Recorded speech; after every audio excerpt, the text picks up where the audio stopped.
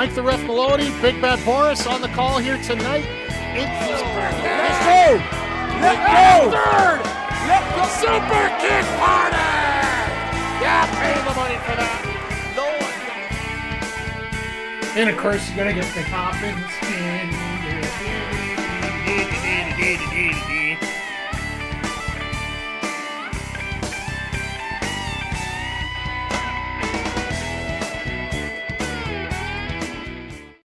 Hey, yo, yo, yo, and away we go. Hello, everybody, and welcome to a Ring of Honor pay-per-view.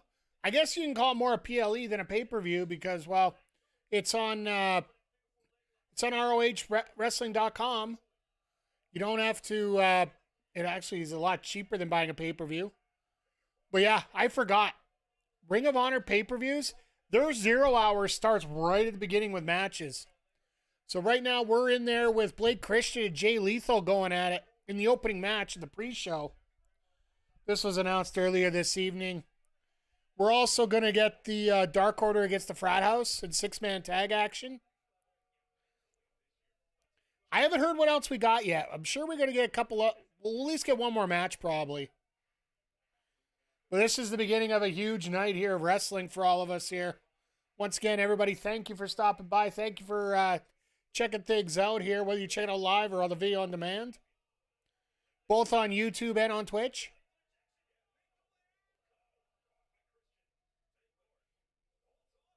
Christian going around the world down the backslide.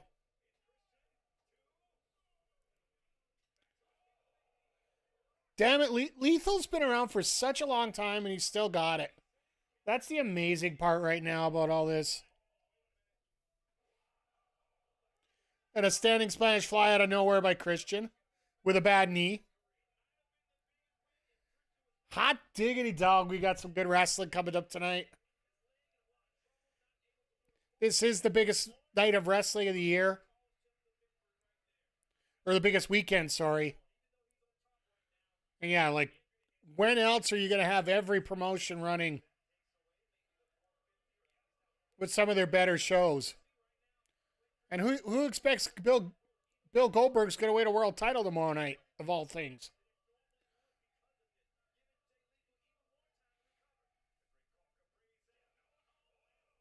All right, well, that sucked.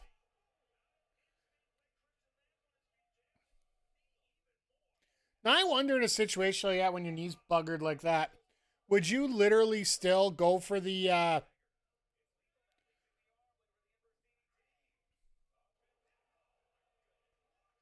That's a move I haven't seen before.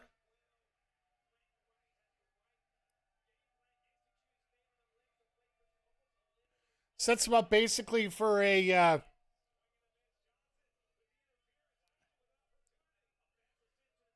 an inverted suplex and just drops him straight down on his face, flips him over.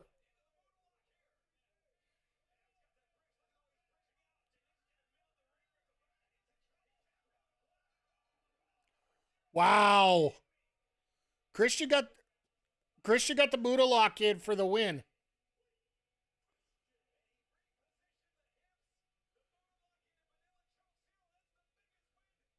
Vanilla Choke Zero, they call it. I will give the rim shot there, but you got to give the devil his due.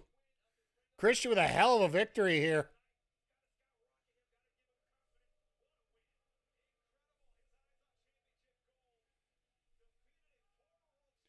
It's going to be interesting to see how the crowd is tonight and everything, with it being in the esports arena versus the big stadium or big theater. Like, for people that don't know, they do record Ring of Honor before and after Dynamite and Collision now.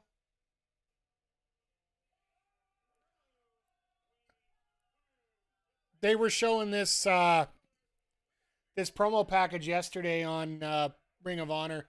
Got a chance to check that out yesterday. Very simple show. Ring of Honor Wrestling, for those that don't want... Like, I'm not going to say that I'm a diehard and I watch it all the time. But it definitely is a product that's worth checking out every once in a while. And frankly, I was watching it for Deonna Purrazzo versus Rachel Ellering. I'll be straight up and simple about that one. But just watching the whole thing, it actually turned out really good card, really good setup for tonight.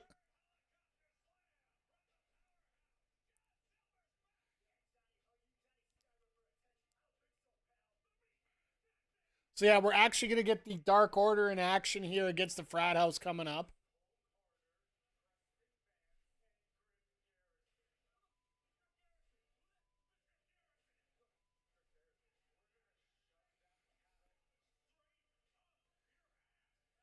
Oh, nice. All right, well. Oh, we're getting it right now. We're not even waiting.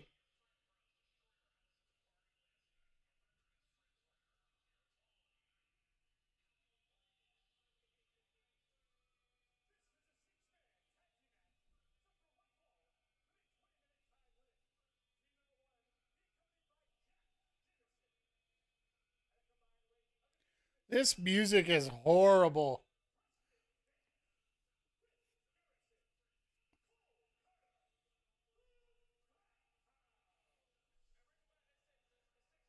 It's been interesting to see Jack Jameson move over to this role here after leaving.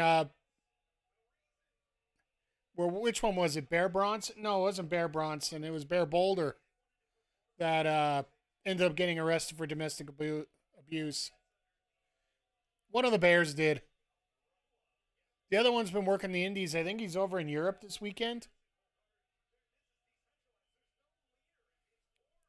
And it was more of a fact that there was nothing really to do with him, more than it was just his contract was up and there was nothing else to do with him.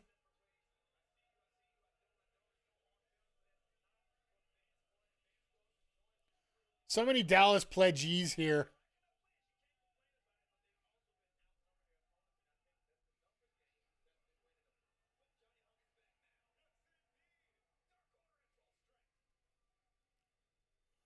Well,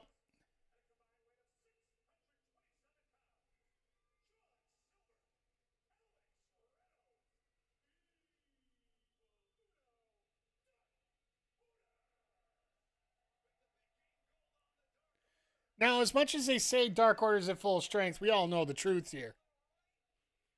But here's something I really enjoy right now, and this is something that's a basic. One team's wearing white tights, one team's wearing black tights. It is a staple of wrestling that I miss because you want to know who's with who. That's the easiest way to find out who's colored together.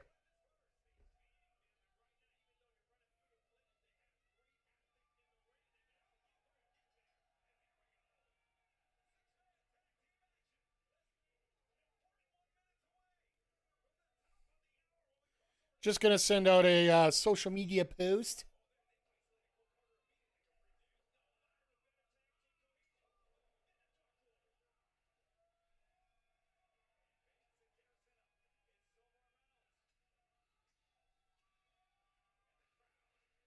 I just hope everybody's having a great week right now. This is a great way to start the weekend. Hey, Nats fan, how you doing tonight? Hope you're doing well.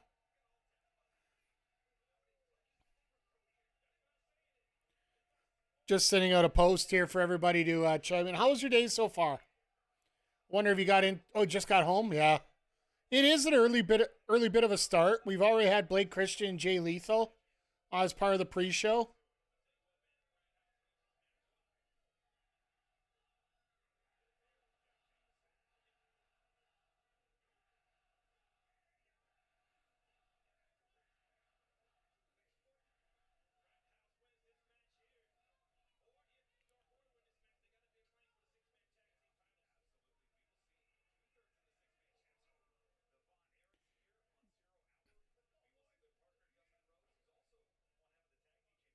Sorry, I don't have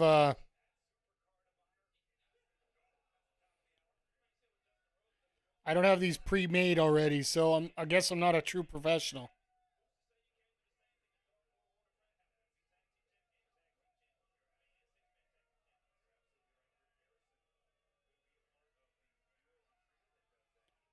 Had a late night workout, late afternoon workout. Hey, you know what? As long as you're getting the workout in. I actually had 2 streams today, so I was getting a bit of a visual workout in today. We were playing Fatal Fury City of the Wolves. I actually had a lot of fun with the episodes of Southtown. It's a Pokemon style. I don't want to say collectathon, but it's a grind up to level yourself up. So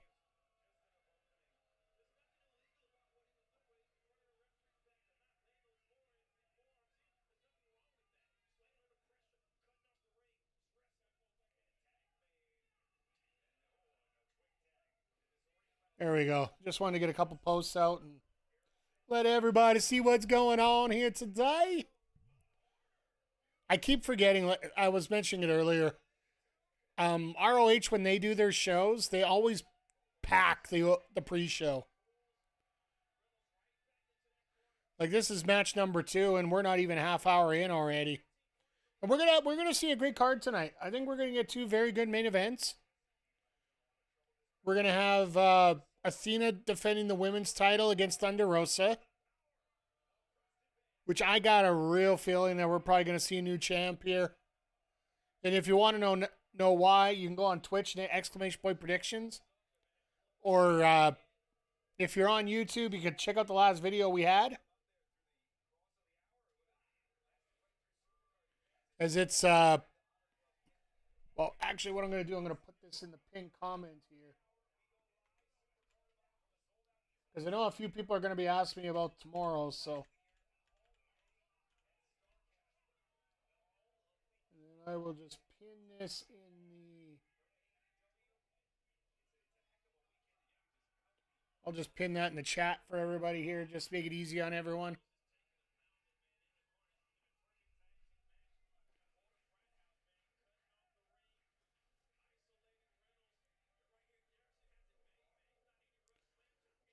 But it's nice to see the Dark Order finally get back together, all together.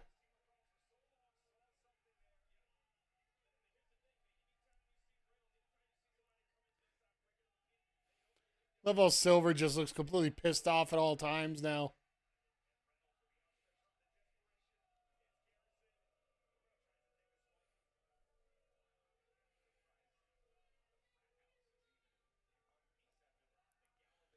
Oh, this is old school at its finest right here.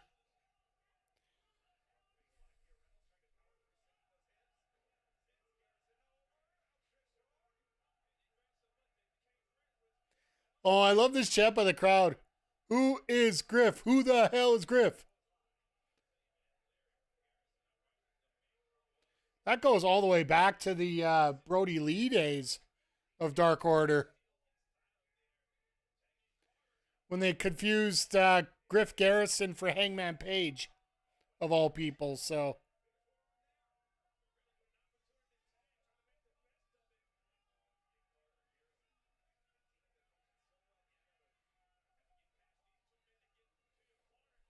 lands on the feet.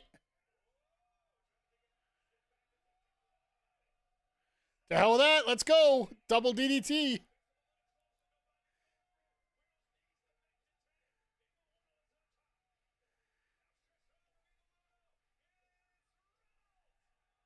Evil Uno with the insane tag there.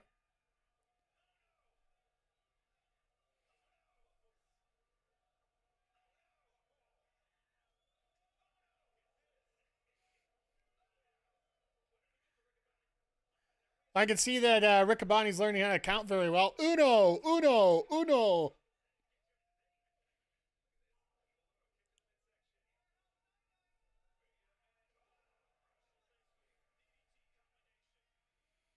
That had to be a rough Russian leg sweep going from behind like that. Did he have the head hooked properly there? I don't know. But yeah, there is a certain feeling coming up this weekend.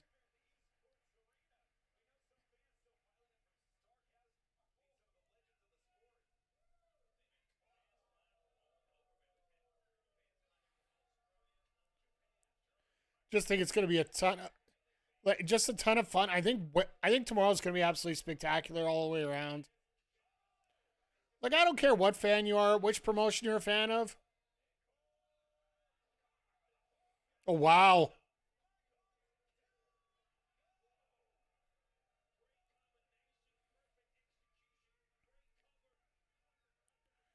All right, great. So 2 finishers got hit and he's still kicked out. That's not necessarily a good sign here. Also, you got to remember, it is Evil Uno, and he's like an ultimate power man.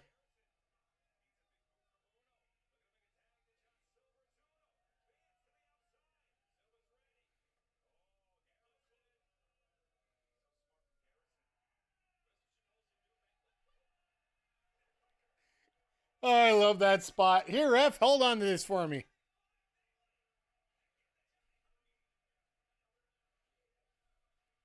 Here comes hot tag number 2. And everybody loves seeing John Silver in there. Just a small man with such power.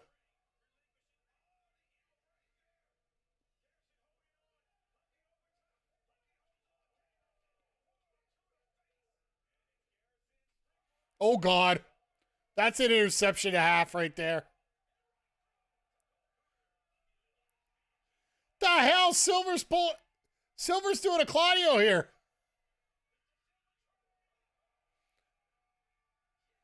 Just line up and go.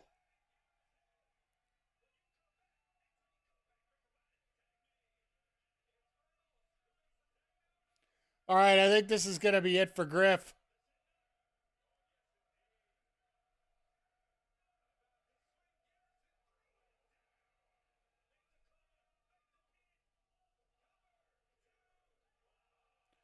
Oh, and there's Jack Jameson.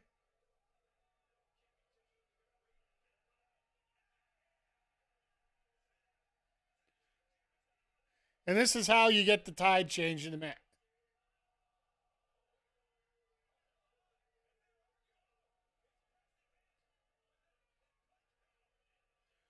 Oh, the good old paddle. Everybody's deserving a little paddling here as we go.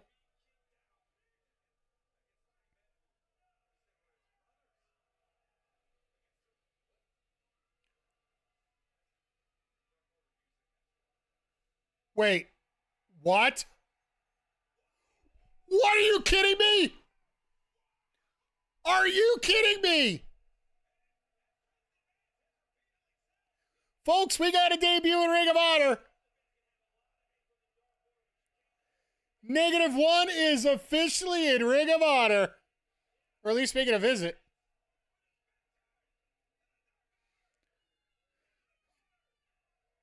Oh, attaboy TK. That's how you pop a crowd to start a night.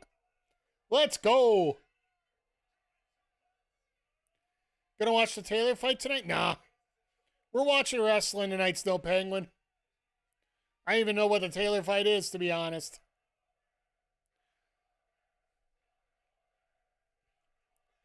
This is a huge wrestling pay-per-view weekend here, so.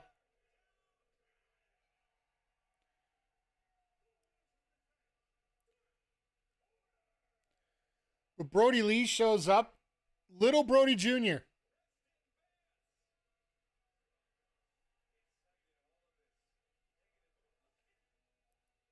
Oh, Katie Taylor and Mace. Okay, fair enough.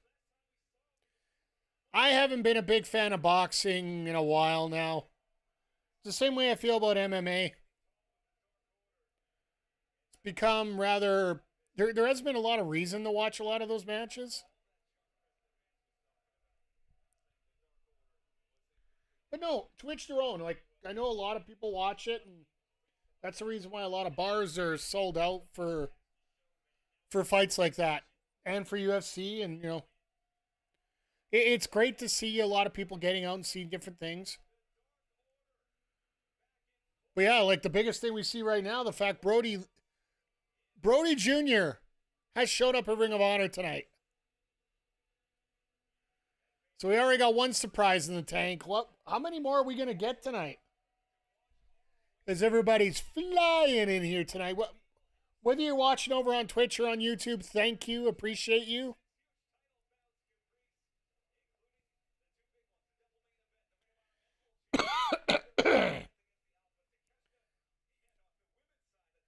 Yeah, I wonder what.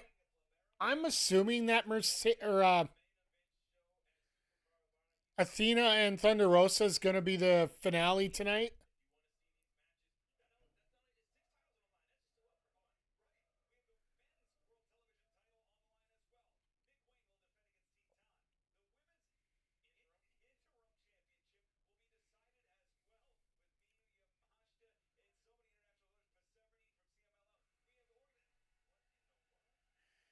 Were they just trying to stall or something? Oh, great. Here we go. MXM. Let's go. MXM collection.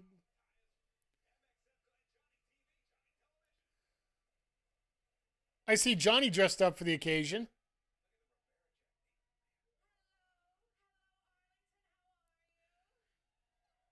Gotta love the Ribera jackets. They just came back from Japan, too, so.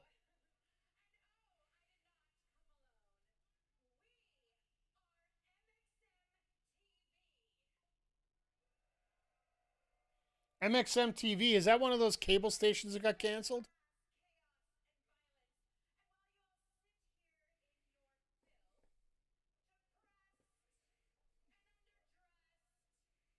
Underdressed, and Taya's talking about that right now?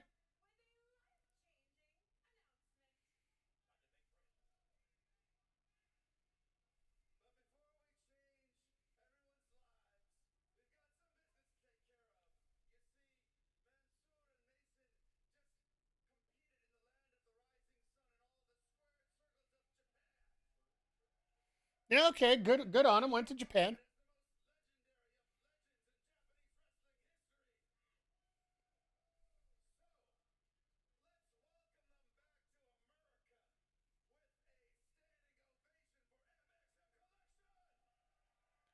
And I don't think there might be 4 people that stand up. Oh, everybody's standing up. What the hell?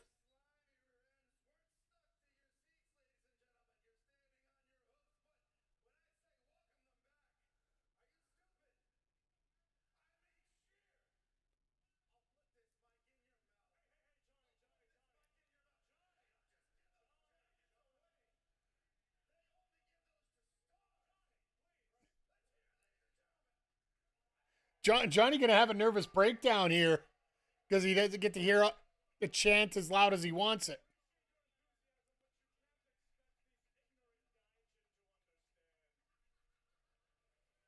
Gaijin. That's what he is.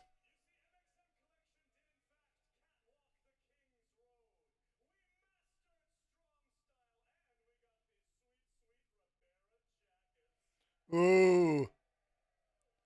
The Ribera jacket is actually pretty sweet. There's a promo pic.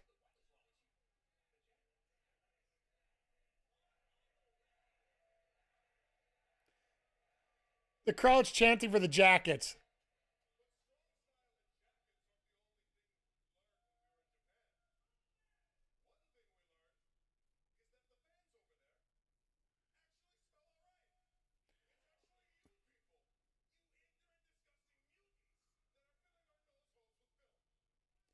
Nose hose with filth.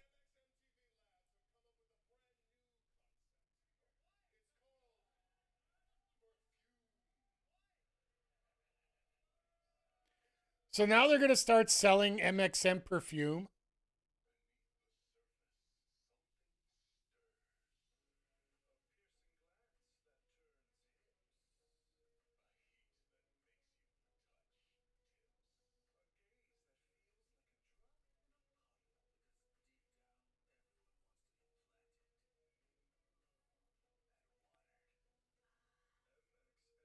Really?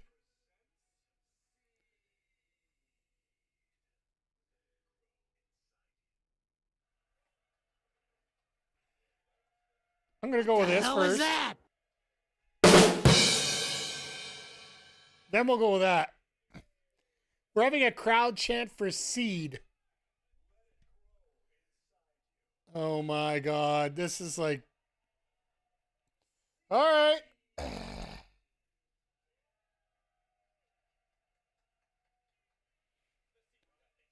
All right. That was one of the weirdest segments I've seen in a while. And that's what you're going to see with an independent. Well, Ring of Honor basically gets treated like an independent sometimes, but.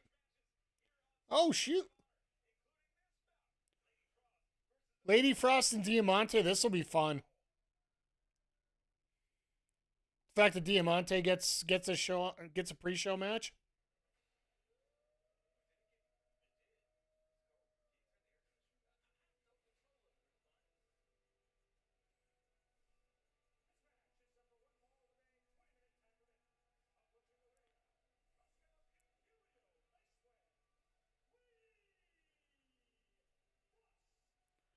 This will be a fun match. Lady Frost knows how to work in there. Diamante's been around forever. Should be a very solid match here going in. Well, we got 20 minutes until the pay-per-view starts, so.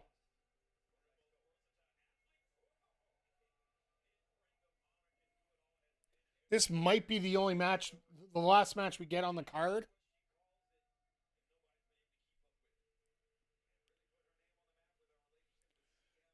But I can't wait to see tonight Bandito versus Takeshita. They've built it over the last couple weeks here, so.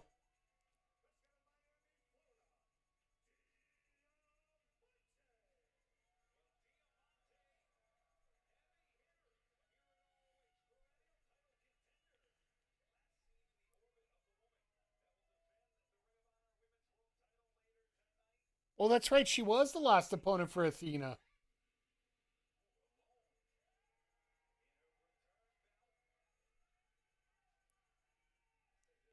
But I wonder, are they going to put Billy Starks in the TV title match?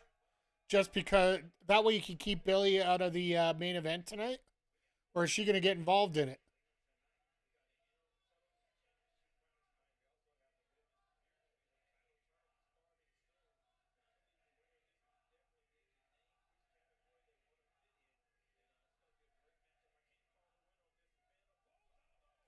Well, there's your handshake there.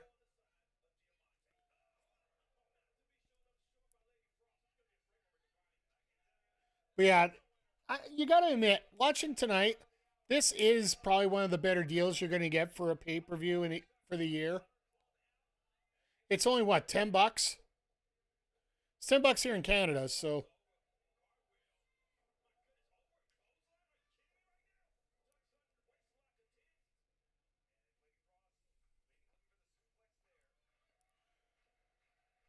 But this should be like all 6 matches on the card should be fun.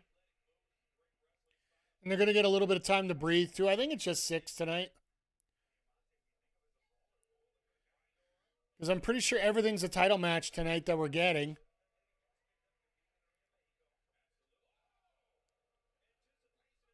And for people that are looking for extra comments and words from Tony Khan about Ring of Honor tonight, there will be no post-show press conference because of the early call time tomorrow. Because what? It's starting at 2 o'clock. Well, it's starting 1 o'clock local time. And this show's going to be done. I'm pretty sure Dallas is in the same time zone as we are here in Edmonton. Shirakawa, Sakazaki, Persephone, and Yamashita. Okay. So it's going to be international champion no matter what.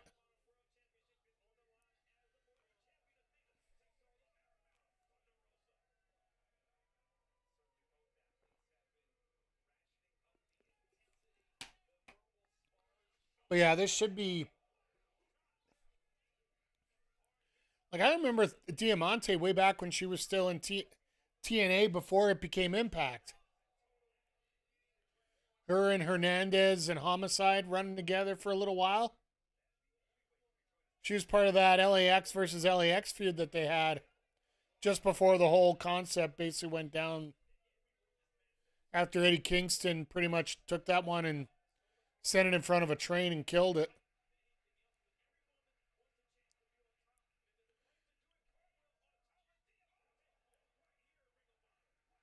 It was a round out, not a cartwheel. Damn it.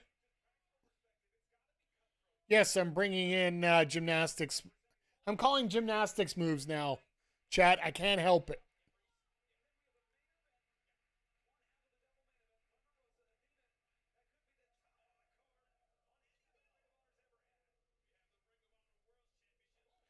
Yeah, I wonder what they're gonna do tonight. Like hate to spoil it to you guys, but I think Athena's winning tomorrow in the gauntlet.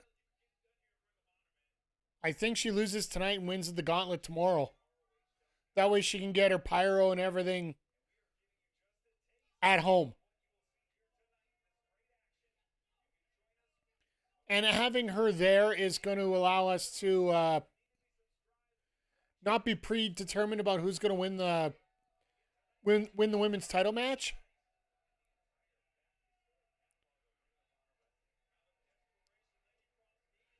Because if you get because she can go with Tony, that's a bit of a dream match.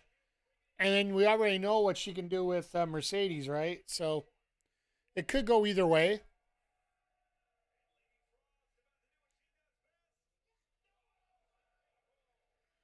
All right, well, that's got to suck, that cartwheel.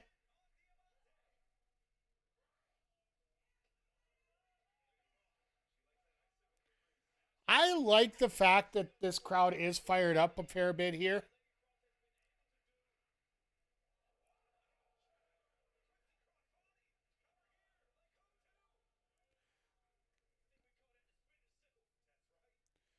Because this is, I think the venue holds like 1,000 people or 1,200 people, something like that. It's a very small number. This is where they held the residency last year for Collision here in Arlington. So one more for the good guys. Farm Boy fan, thank you for the follow. Appreciate ya. Just hit our goal of 650 followers. Thank you for joining the Players Pit. Enjoy the food, enjoy the company. Watch out for the punch. I do believe it's been spiked, so just be careful. No, but hope you're doing well tonight here. We're watching a little ROH. We're going to be here tomorrow for All In. Uh-oh, look out. Lady Frost has been getting some shots on AEW TV, and you could tell that, she's getting a pretty good shot here on this pre-show. And this is a very vital spot for any pay-per-view. This is probably the last match they're going to have before the actual pay-per-view starts. So you're probably going to want to have your most solid spot as your main event. You either need something that's going to be very solid and exciting, get people to watch the show, or you're going to need something that's going to go viral. As Diamante just hits that rolling neck breaker out of the corner. 1, 2, 3.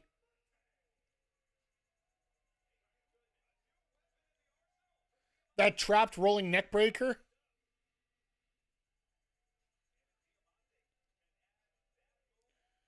Thunder Rosa and Diamante for a feud. I'd take that.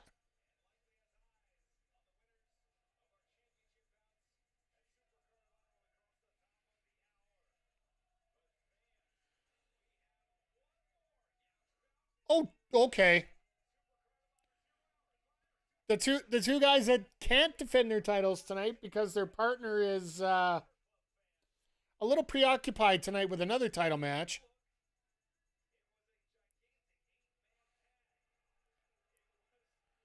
I saw this last night. It actually was pretty fun. And the fact that Mark Sterling, the highlight of the match is Mark Sterling getting kicked in the nuts.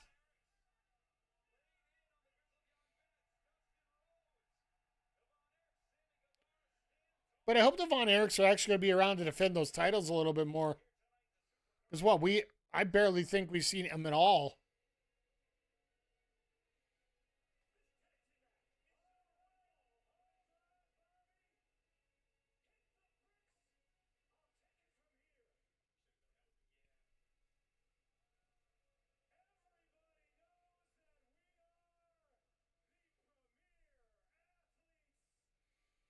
God bless Mark Sterling.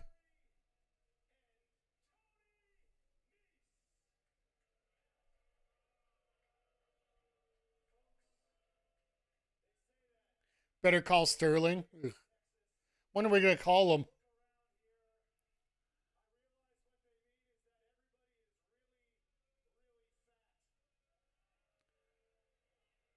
Can't even get the heat over right. Let's go. Come on now.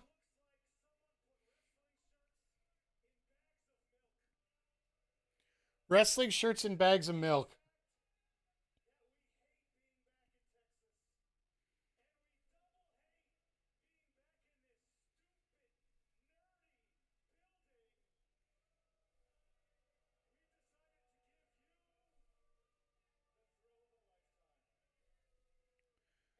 The, the thrill of the lifetime is taking part of a cheer nobody wants to be a part of.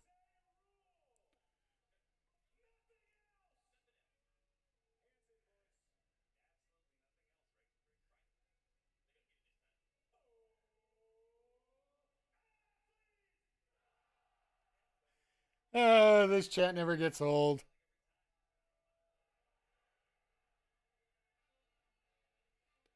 They got to get this going. So, because what, we got 12 minutes to go to the show. So, the more this promo goes over, the less time they get in the ring.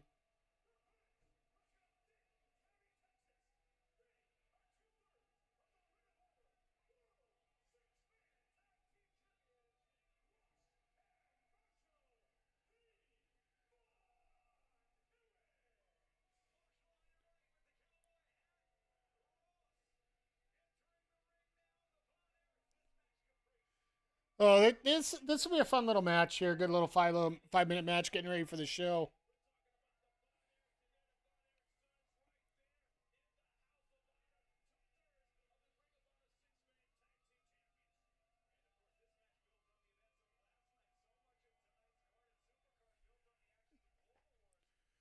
But yeah, this has been a fun show so far, and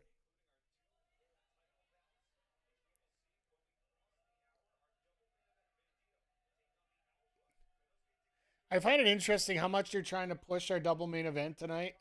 There's a lot more on this card that could be very interesting. Like the infantry versus Sammy and Dustin. I honestly feel the infantry is going to win. More for the fact that they need to get the trios titles going.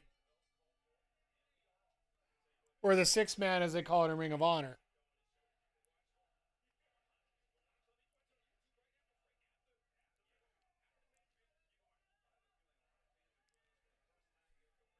It's not the best thing in the world when you have everybody cheering for, like, everybody trying to taunt the bad guys instead of actually trying to cheer the good guys. That's the only thing I'm worried about here.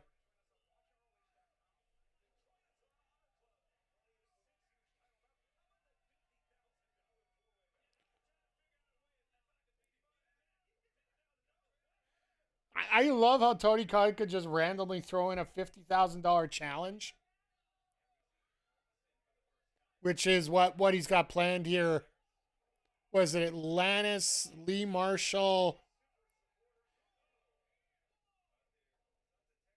I'd have to see the graphic again, but I know there's a 4-way for it.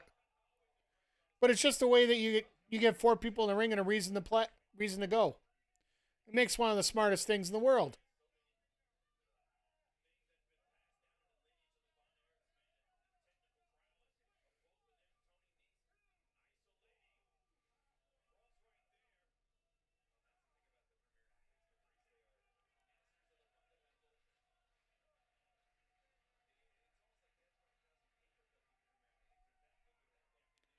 Oh, hold on here. There we go. A little side headlock action going on here.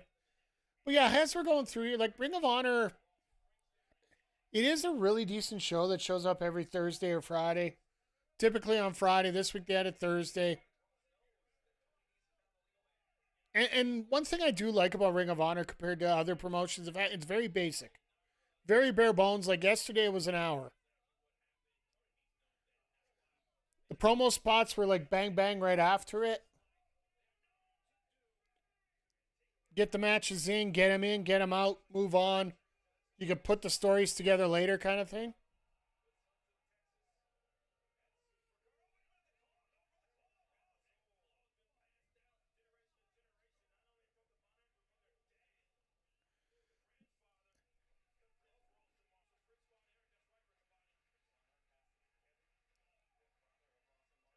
So Kevin, by the way, has signed a Legends deal apparently with AEW. So he's actually going to be backstage helping out every once in a while, which I think is a very good choice. Like,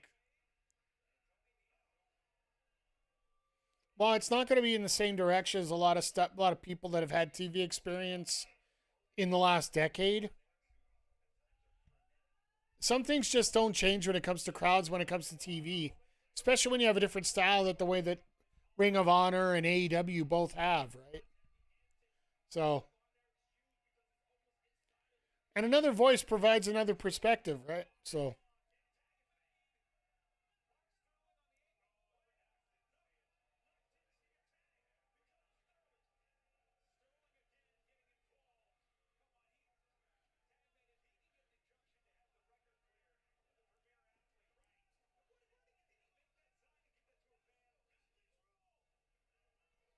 who made that sign up?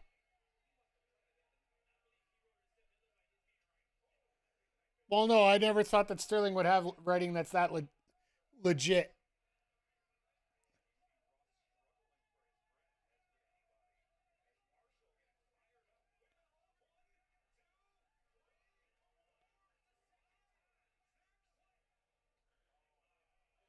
Oh, Rick Knox, the old Bucks referee. I have to say, out of all the referees that have gone through AEW, and I understand this is like a show, but Rick Knox has seriously been one of the roughest referees out there. Like he was part of the Jeff Hardy concussion and a couple big botches that happened. He refused to count properly, and there you go. There's a 2 count right there.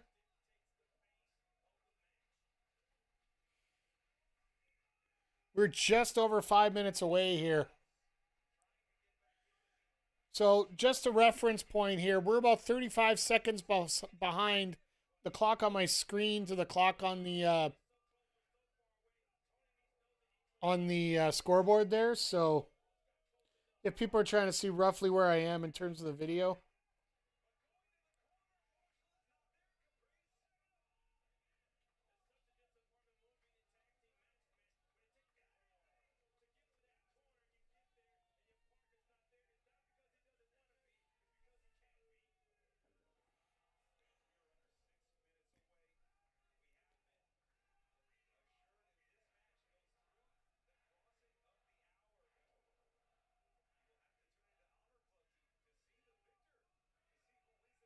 so they're going to let this go overtime if they need to.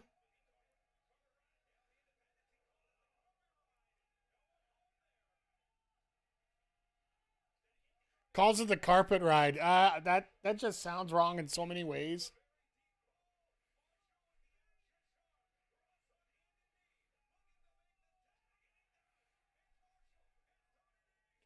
Marshall trying to get that extra peri tag here, and looks like he's using it pretty well.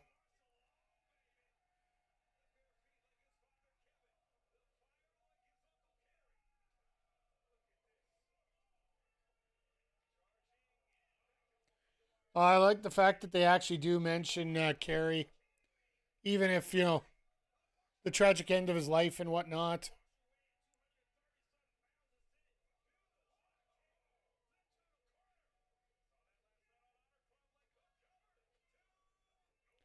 We're gonna have to get to the final here pretty quick here, because I know they said they'll go over the hour, but I don't think that's a real smart move. Tony Khan's got enough reputation of taking extra time more than he's supposed to.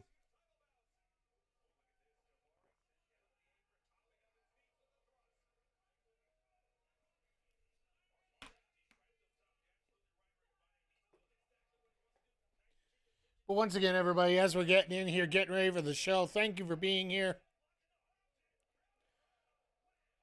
We're an hour into the pay-per-view, and it has been a lot of fun here so far. Just for random matches that have been announced. We got the introduction of Brody Lee Jr. tonight.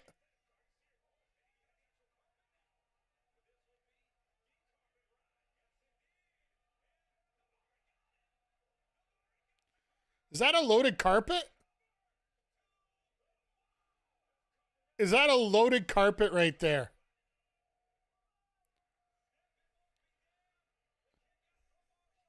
Steppenwolf be damned, attaboy, Rian.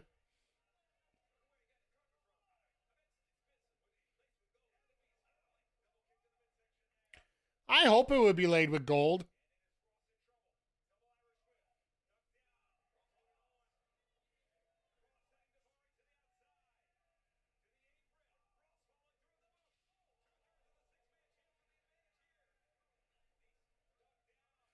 Look out.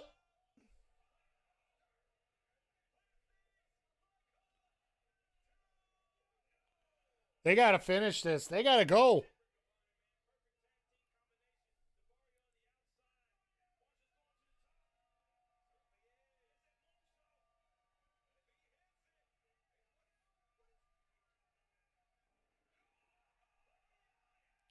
There's the claw on Sterling. There's the moonsault. 1, 2, 3. Why is it that Sterling gets beaten up every single match?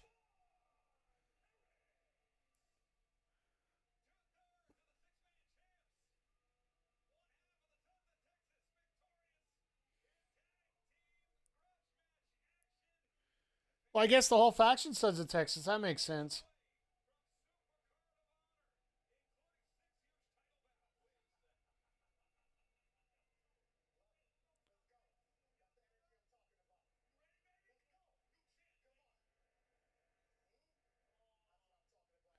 Shane Taylor ready to go.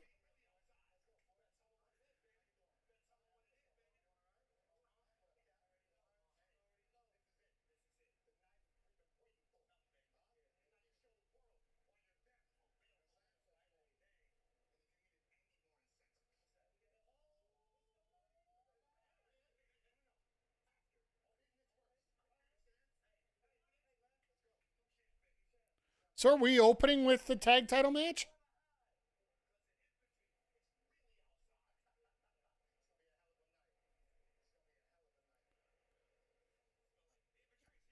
I wonder if Taylor's going to be out there too.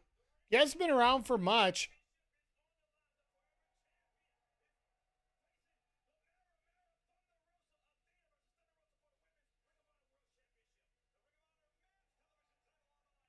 Just checking out the socials before we get going here.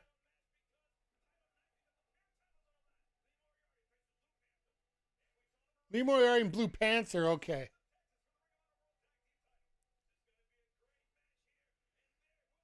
Yamashita, Sasaki, Persephone, and Mina.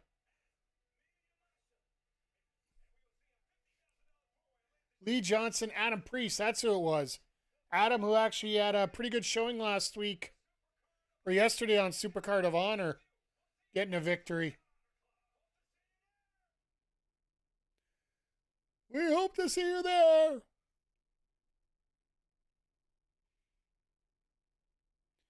Once again, as the pay-per-view is starting, once again, thank you everybody for being here. Always appreciate each and every one of you.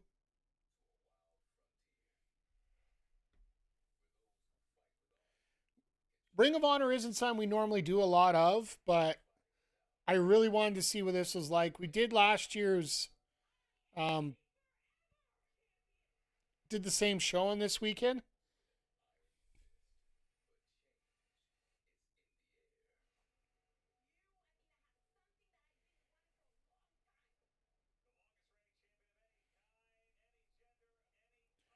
I honestly think we are going to get Thunder Rosa tonight.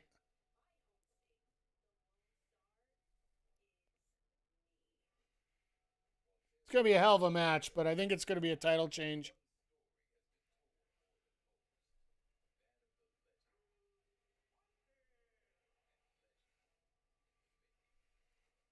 And I'm not sure what to see out of this Blue Panther Lee Johnson match.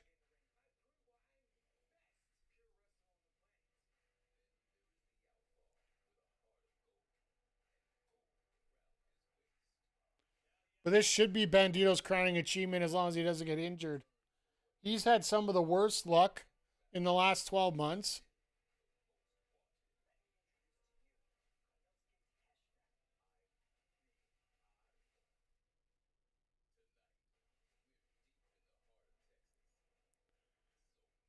Yeah, I wonder what they're going to start off with tonight.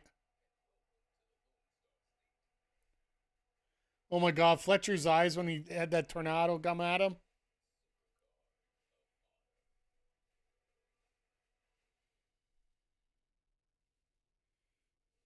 Well, at least they got some good video of Athena in front of a Supercard of Honor sign.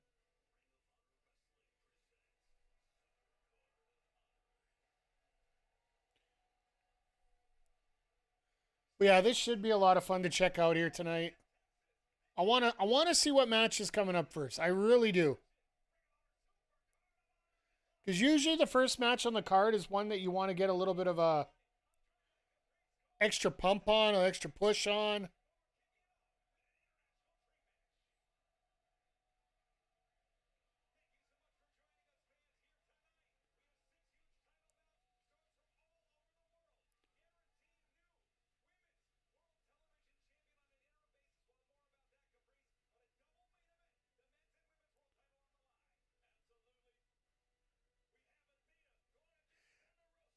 I think TK's in his ear right now and he don't like it.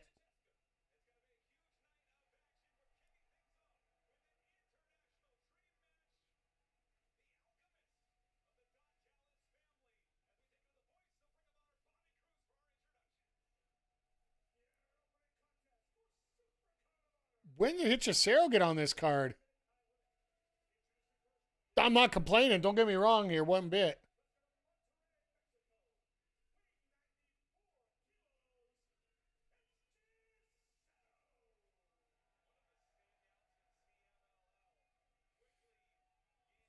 He has been getting a lot of pops here. Oh, look at this crowd.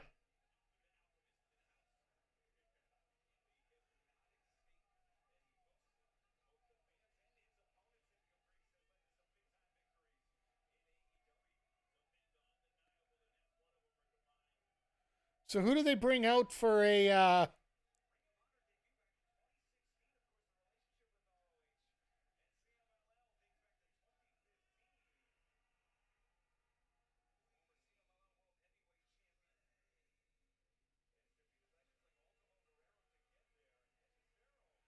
No way!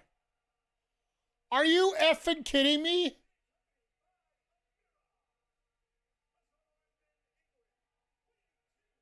Wait, what?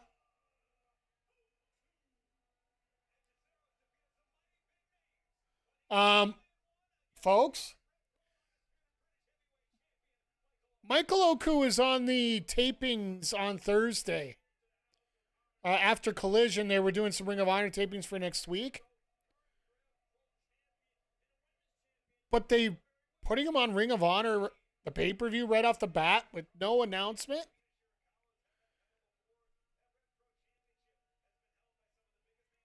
This makes me wonder if he's going to be in the gauntlet tomorrow. I wonder if he could be.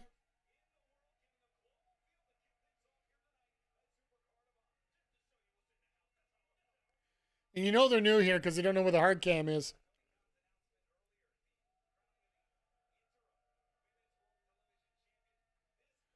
Oh, he does. Never mind.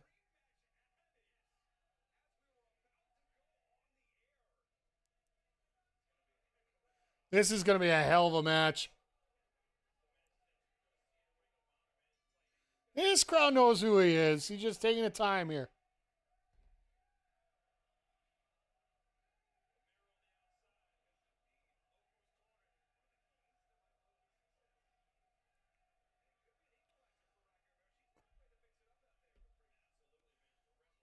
But yeah, even Hechicero here, like, if you want somebody who's somewhat of a high flyer and a guy like Oku who can, do multiple kinds of styles here, straight out of Progress Wrestling here.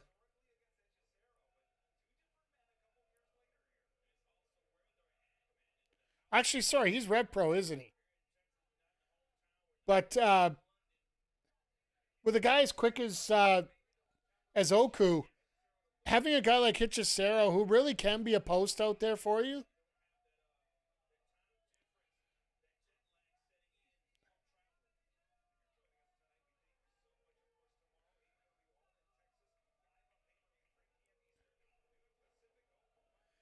Good way to start out the night here, though.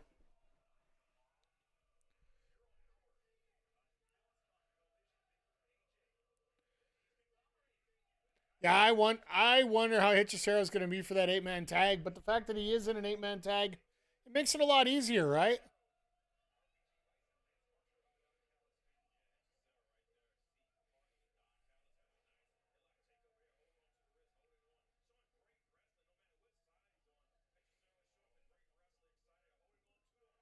Oh, twisting Oku into a pretzel here right now.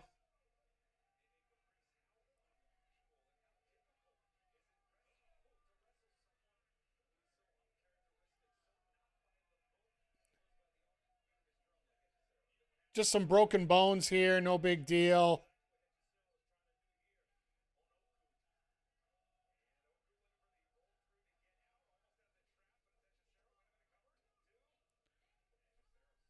Just getting the pin is actually one of the smartest things to do right now.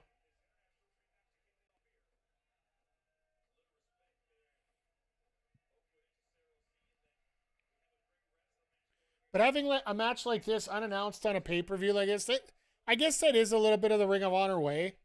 That the undercard is basically come here and watch some great wrestling, which it's an AEW staple now. The fact that you do have wrestlers here that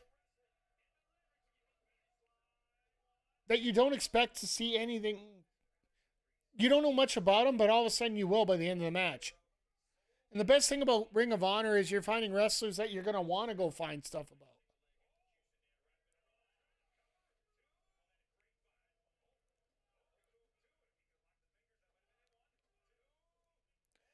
I love that Riccaboni is actually giving, analysis at the same time, even if quick pins like this.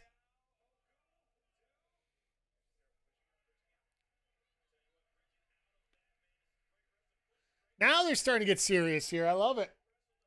Get a little bit angry, a little bit serious.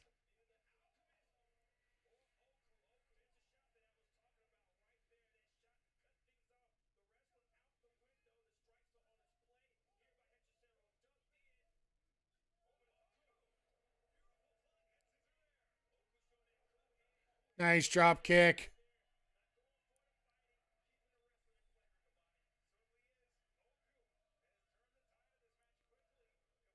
But if you guys weren't here for the pre-show earlier tonight, we had an appearance by Brody Jr.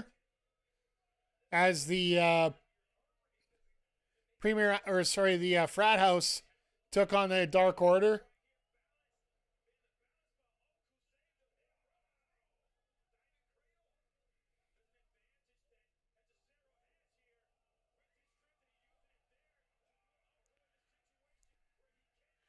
And that's how you get that grapevine in. I like this. Two guys that probably haven't worked a lot together. Just getting the opportunity to work together the way that they are here. It seems like a really. You could see the tiny little hiccups, but you really don't see a whole lot, right?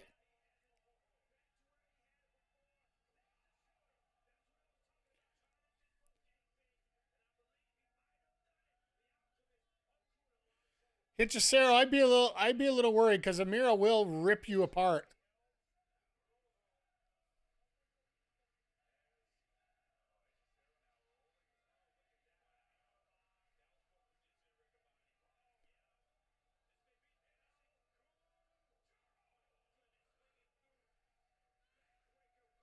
Oku might be dead at this point. He might be done.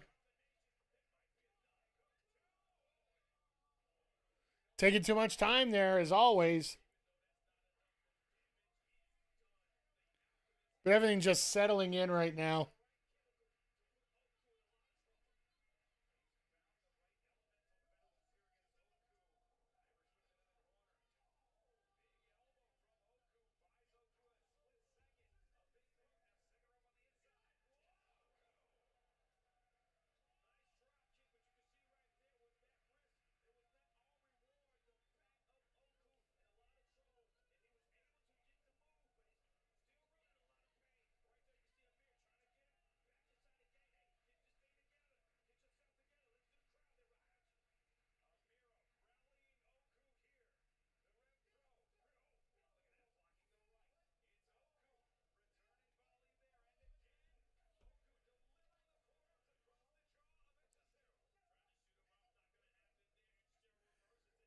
They're going across the road. Oh my God, what a clothesline.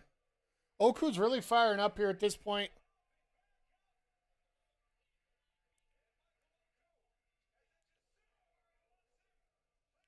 Nice DDT here, setting up here, and just, yeah, we're early here. First match of the night. Having a lot of fun here. Folks, what are you looking most forward to this evening? Or this weekend, for that matter? There's so much all over the place, and I'm not afraid to talk about any of it. Like, I know some people say only WWE, only AEW. I'm really not worried about it either way.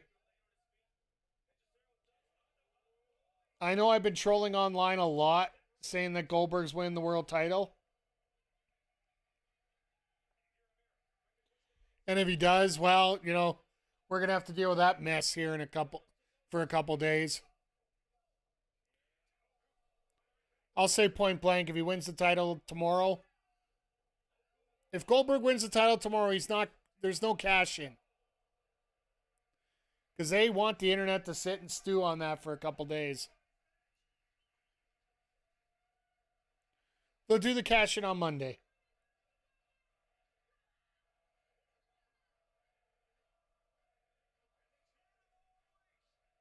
Crowd's already got an ROH chant going. This is awesome here.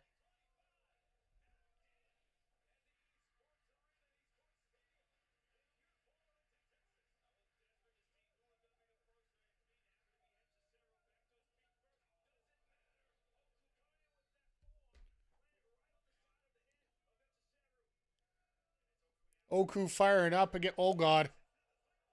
Hechicero just didn't even bother. He just went straight for a sleeper.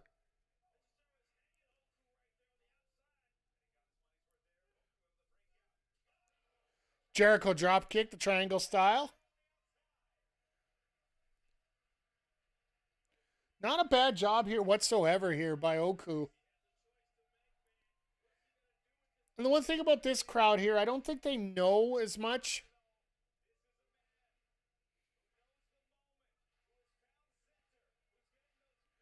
Like, yes, you got your diehards that are down there, but a lot of them are just there to enjoy some wrestling and may not know Oku as much as some of the others. Fosbury flop. Okay, Oku.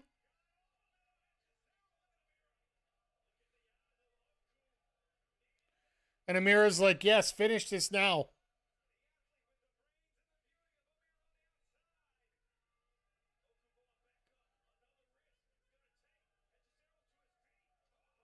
Oh, wow. That was a nice froggy splash there.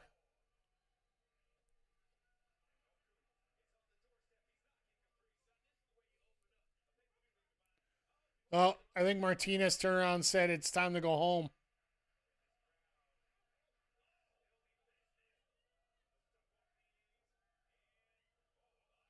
Oh, nice reversal. Caught up to what happened last time.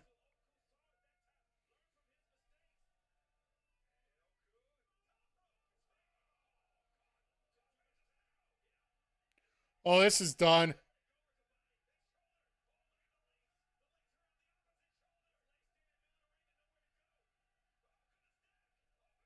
What?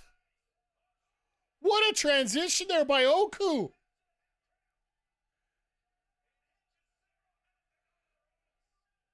That was an excellent little piece of wrestling right there. I thought for sure it was going to be a quick tap out, but no, they just quickly reversed it into a...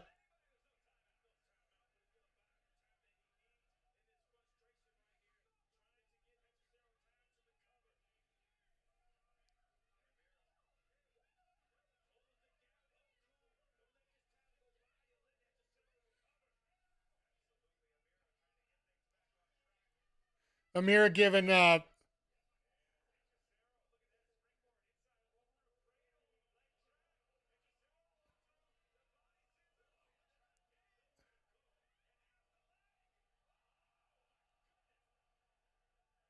oh God, ow.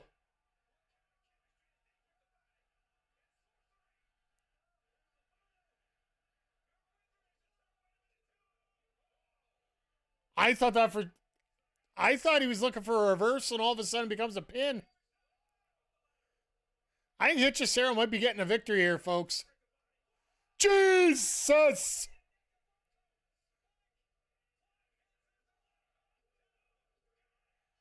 My God, what a finish!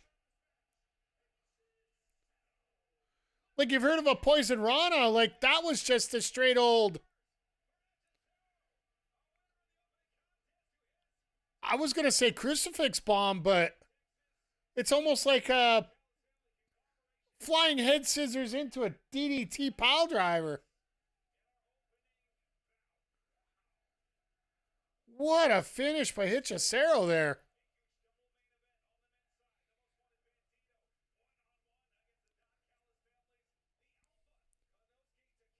Takeshita Bandito, that is going to be a very fun match here.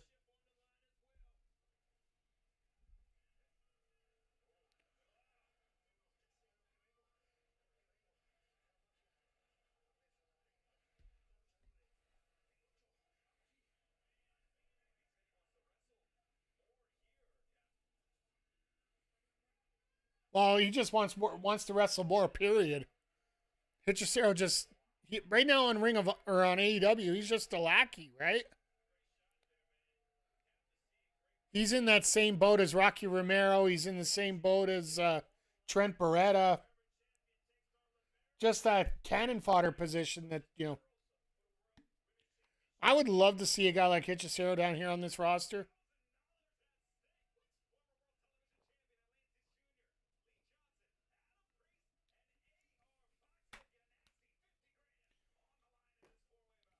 See, and I was talking about this earlier with Tony Khan just being so smart. If you can't book a match with like certain stipulations,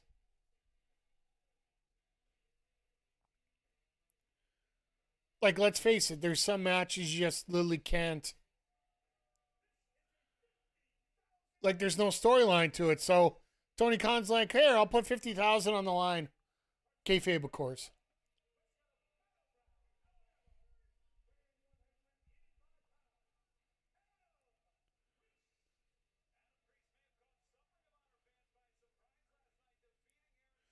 Yeah, and Priest ended up beating, Solo. That was a...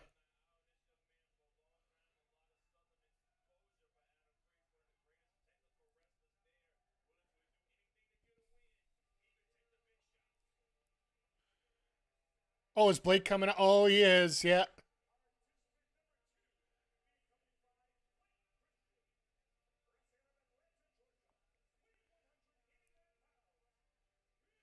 Mr. Julia Hart, folks. He's been doing a lot of great work. Like, don't get me wrong here. And Lee's always been one of those prospects here in Ring of Honor that just seems to be on the cusp of something really good. Like, he was one of the guys that held down ROH AEW during the pandemic.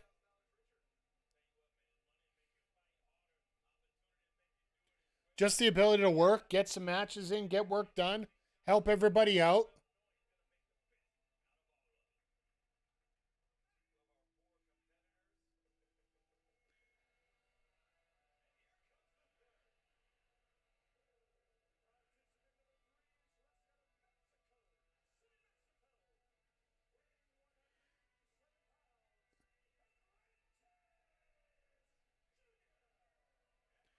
Honestly, the way that introduction went was a little weird. From Mexico City, Mexico. It could also be like whatchamacallit, Calgary, Alberta, Canada. Remind me of the old Landstorm gimmick there.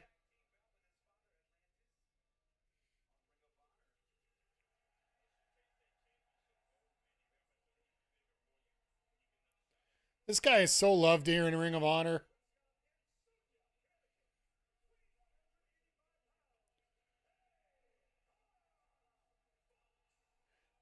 Like when we talk about this during our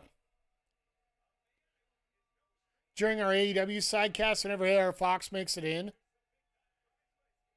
if this was 2019, AR Fox might be one of the headliners of this company.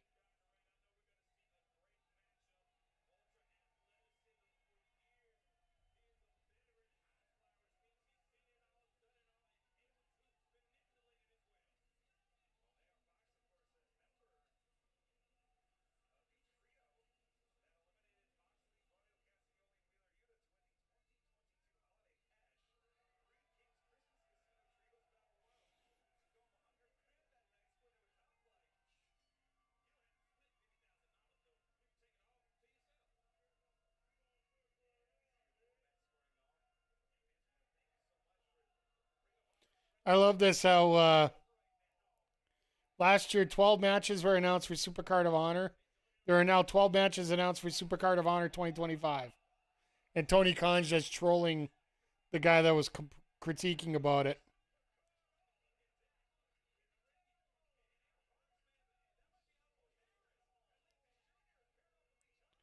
A lot of people saying a lot of positive things tonight. I love it about the show so far. And that's the thing I really do enjoy is the fact that we get to have the positivity here. Because let's face it, there's been a lot of negativity, especially about this weekend. And the fact that everything got doubled and tripled up. And it does suck that you're not going to be able to watch everything live that comes up. But it's 2025. While I do believe that time is probably your most precious resource that you have right now.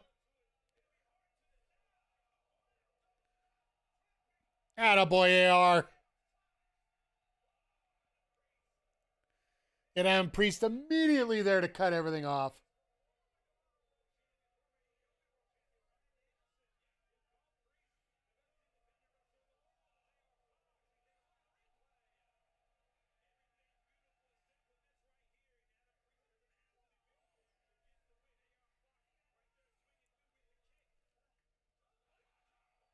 Like, AR is just so effortless. That's one of the best things I like about him. The fact he's effortless. The fact that he gets to do anything. And once again, like I said, during that streak where he was with Evolve and that group there, he probably would have found his way into NXT by then.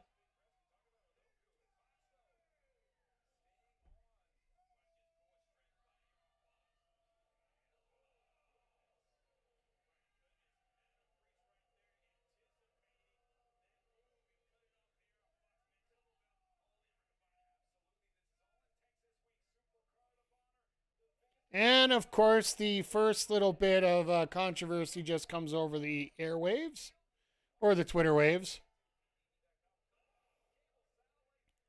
Brandon Thurston reporting that the Kevin Kelly and the Tate twins case is being appealed to a federal court now. Of course, Thurston has to wait until 10 minutes before their biggest pay-per-view of the year to bring it up. This is the negativity I'm talking about here. Like, not only is it about breaking stories, but it's about timing.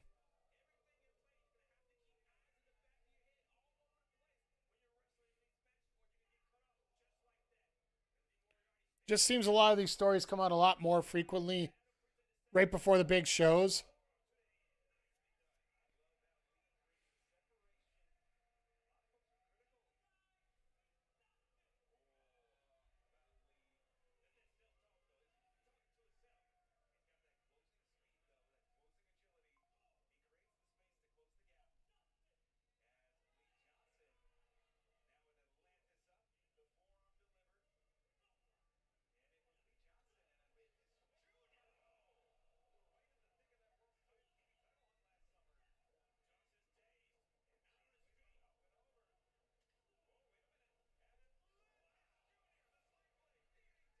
So I was just checking a quick note there. This is turning into a like. The thing about it, ROH, you could literally pop in here. You can. You don't really need to see much of what you're getting for a character. These guys show it really well as they go into it. So.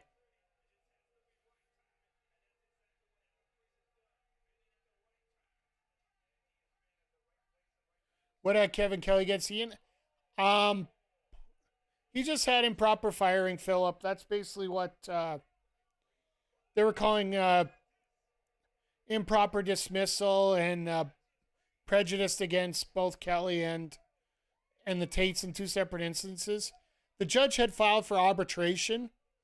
The judge said that this should go to arbitration, which basically is a separate person that basically you're going to settle it out of court. So, but I do believe we are going to have a guest with us here.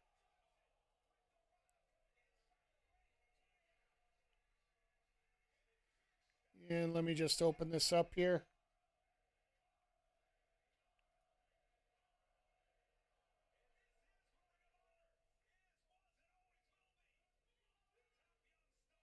Hey, Vic, you there?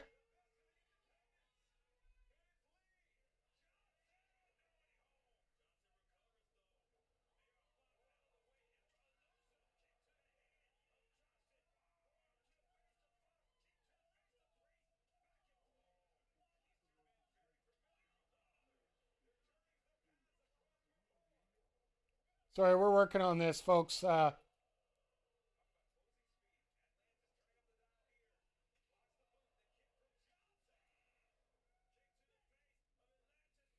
We're going to be joined by HPC bad guys here in just a moment. Yeah, yeah, Vic, just knock again when you're ready to go. So, uh,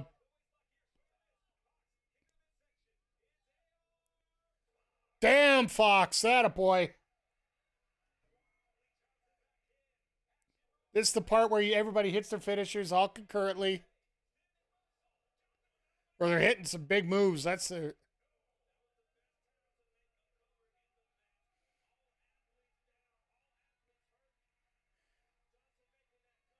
I think one of these guys, if they actually win, they got to. They're going to have to fork up some of that 50 grand over to Vic here, so we can get things fixed up on his end and my end too. Maybe, I don't know.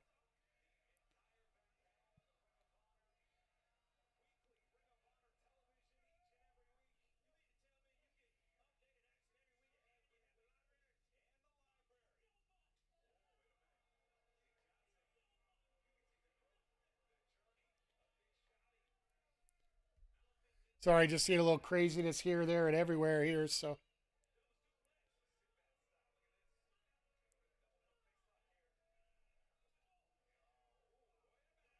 oh,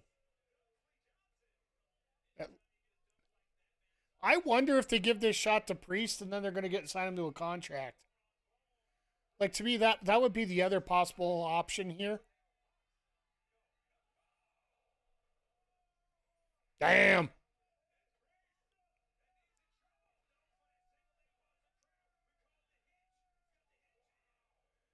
And Priest just gets clobbered by a boot there.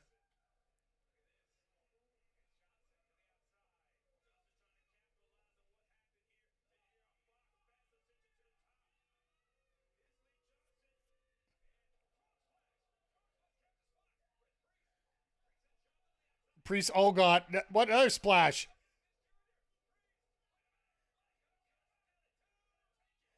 Priest thought he was going to get it after stealing both splashes. This is how you get AR Fox to get that money. Shove everybody else out of there.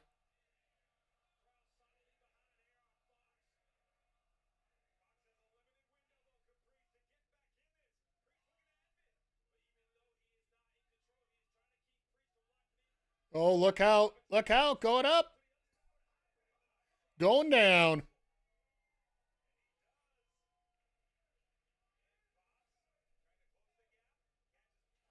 Oh, hard shot to the back there.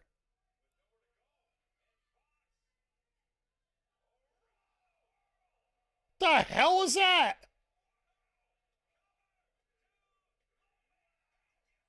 It's like a wrapped up destroyer coming off the ropes. A triangle destroyer of some kind.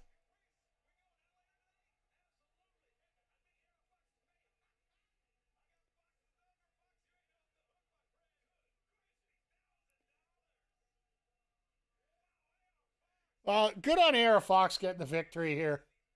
Love seeing it. Love seeing him getting in that spot.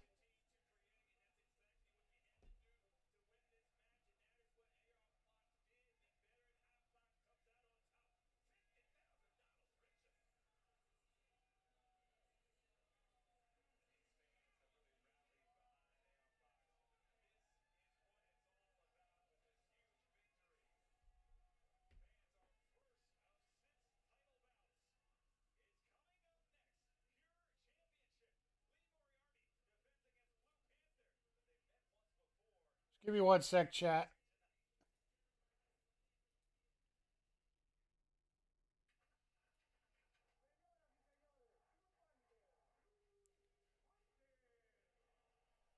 Because, yeah, I think Vic wants to pop in right now, so.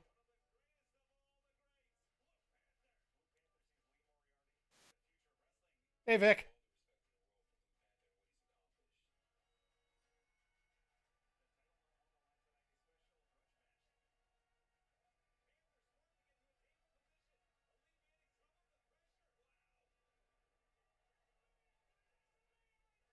I love technology so much sometimes, guys.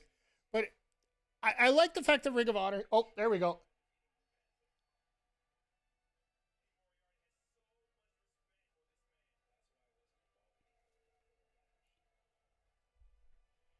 Vic, what do you got your mic set to? So right now, I ain't hearing nothing.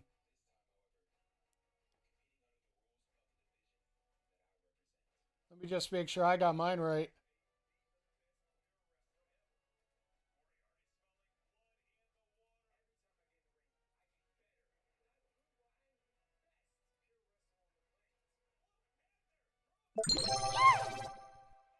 Yeah, it's working.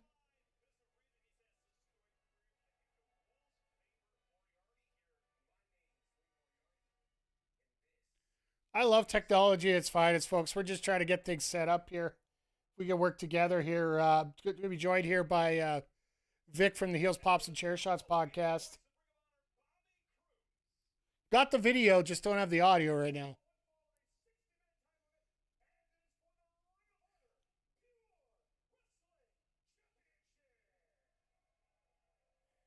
Let me just make sure that my routing isn't screwed up here. Nope, I got it there, so.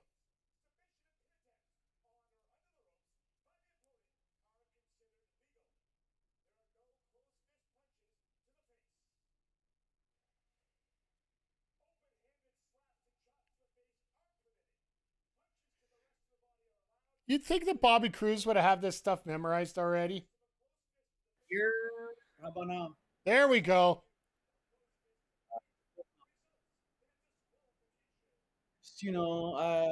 I just go do things without checking and doing things the proper. My apologies. Hey, Good sir. don't apologize. We're out here having fun.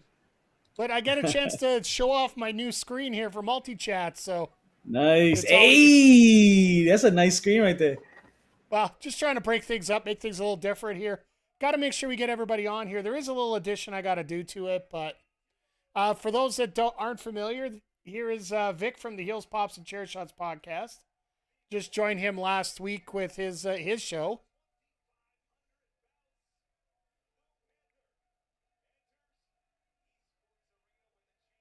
And I think he just went mute again. Yep, you just went mute again. God damn it.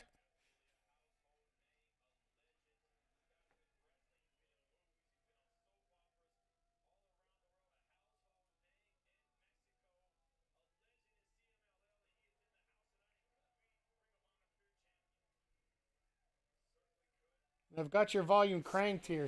Oh, there we go.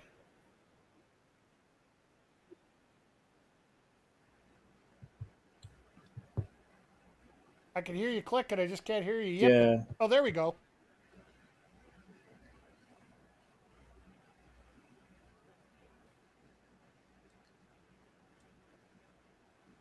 What I missed so far, Mike?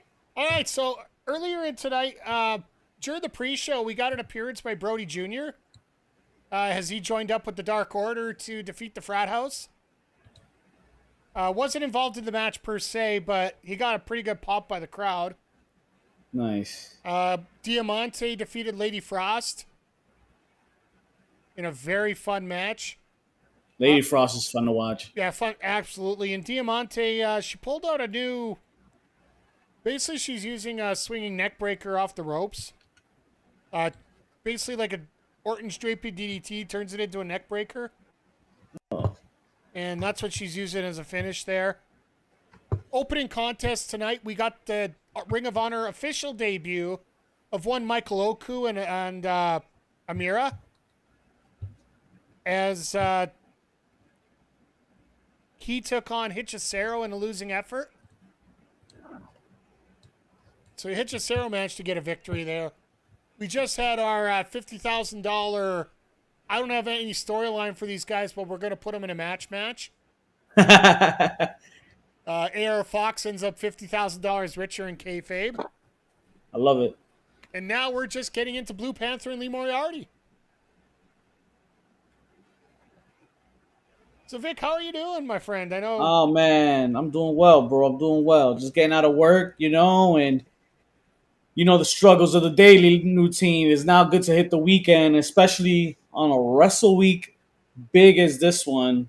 I have wrestling to keep me company this week, and I can't complain, Mike. Well, what? We got four of the biggest shows. Like, but we got this. We're at Supercard of Honor. We got All In tomorrow afternoon. We got Bill Goldberg winning the world title tomorrow night. No. Oh no! And Evolution on Sunday. I'm still calling that. I'm sorry, I am.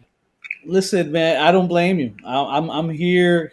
I'm here wishing you're wrong, but I can't lie to you. I'm scared, Mike. I think the whole world's scared, and I'm just looking forward to the chaos. Oh, let's let it burn, right? Well, it's like I was saying on your show. Like, the one thing that the only card that WWE could honestly play at that show that is going to have fans talking about their show all for the next 24 hours compared to anything that AEW is going to do, because that show is going to be nuts. Yeah. Is pull something like Goldberg winning the world title. Like, what else? Like, obviously that's what you have to do here at this point if you want to do anything. Yeah, but then again, then comes the question: how fast or how long do you wait till you have Seth cash in? 2 days. 2 days. Do it on Monday. Yeah. Do it on Monday. Yeah. He wins at home, wins the title at home. Then they get on the road. Or wait, I do believe they're in Atlanta again on Monday. Oh, that's even better. I say still do it on Monday because of that. Well, I just want him to lose it on Monday, if anything. It saves so many storylines and everything, but... Yeah. And it gives him the match he wanted. I feel like they kind of booked themselves into a corner here with this. Yeah, I think the ultimate pick would have been Dom Mysterio, but if he's legitimately injured, then it actually works out well this way to have Gunther there. Dom Mysterio, to me, would have been the easy one, because you give him a few spears, and Dom's not going to lose any heat over anything. Nah. So, getting back to Supercard here, how much do you know about the Pure Rules? How much do you know about Lee Moriarty? Like, I'm sure you've seen a lot of Lee Moriarty in the past. A lot of Lee. I don't know about Blue Panther. I like what I see so far. Yeah, like, Blue Panther is a bit of a staple at CMLL. And I like the fact that they are using quite a few CMLL stars, especially since this is in Texas. Like, I do expect next year them to announce Supercard of Honor to be coming from London.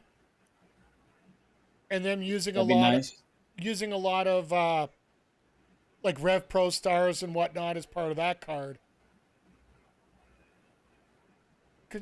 You'd have to think that they would have to try and mix things up that way. If they're going to have All In like Tony Khan's already said that All In's going to be at Wembley again next year. Did he? Okay. Personally, I think it's a dumb move to say that, but I mean, not if it's repeated, I guess, right? Maybe this year, but if the next two are in Wembley, then yeah, it would have been okay to do it this early. Well, he's saying that pretty much it's supposed to be every year. It's supposed to be at Wembley. Yeah, I guess that's why. And the reason they didn't get this year is because Coldplay booked the tour there. Oh shit! Damn, Coldplay. They booked it a couple years ago. In fact, before the original All In, they had Coldplay there, booked already for the show. So. Oh shit! Well, a place like Wembley Arena, you got to book that like 3 years ahead of time. Oh yeah. Look at this. My God, Moriarty turning Blue Panther into a pretzel here. Are you ahead of me? Probably, most What's likely. what's your clock say right now? He just 3:58, 3:59, I'm about 50 4 seconds minutes. ahead of you. Oh, great. Okay, cool. Well, Usual sorry, as usual. it's about 30 seconds ahead. Okay, That's what. that's the usual pace. Yeah, Yeah. because that's the thing about streaming services, folks. It all depends on your internet too, right? Right. Streaming services. Well, yeah, well, that's why it takes 30 seconds to rebroadcast it, right? Because actually, we were looking earlier. Actual time to the time of on the clock was about 30 seconds off from there. So technically, you're a minute off from being live right now. Bro. Nice, man. That rolling armbar was nice. Yeah. But now we got that rope break, and Blue Panther's starting to understand the rules here. All right, because this is foreign to CMLL.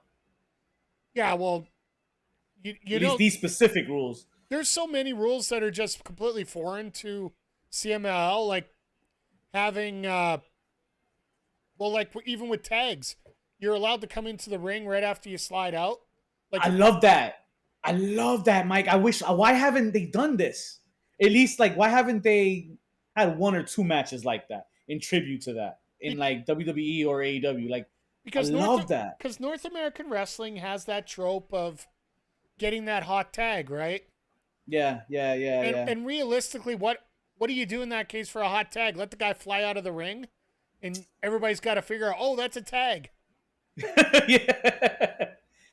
Yeah, I remember being so young, like a little kid, before I understood the business.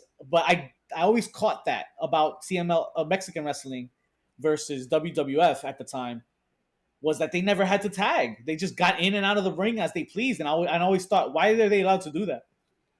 Yeah. But yeah, we are. Oh, look at that leg! Look at that leg! He's got that leg trapped. Ooh, this is going to be interesting. Is Blue Panther going to be able to take advantage of the if Moriarty loses all his rope breaks? That might be the biggest story here. Because honestly, I don't see Moriarty losing this. Is there a limit on this? 60. 60 minutes? Okay. It's a pay-per-view match for a title. It's always 60 minutes for ROH. At least that's what Bobby Cruz said, which may or may not be correct. Right.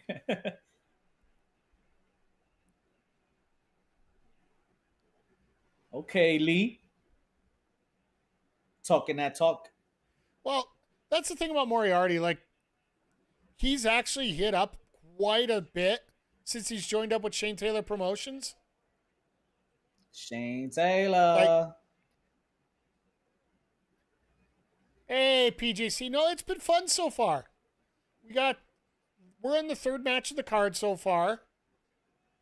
We got, right now it's Lee Moriarty and Blue Panther going at it for the Pure title. Had Michael Oku make his ROH debut tonight.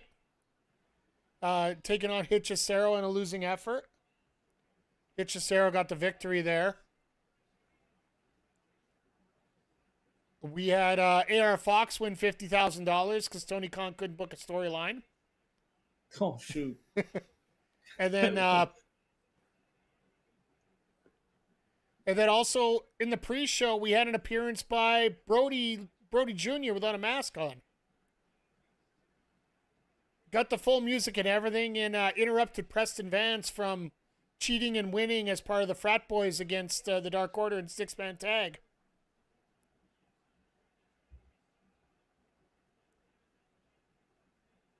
So we're down to 1-1 for rope breaks now. This is where it gets interesting.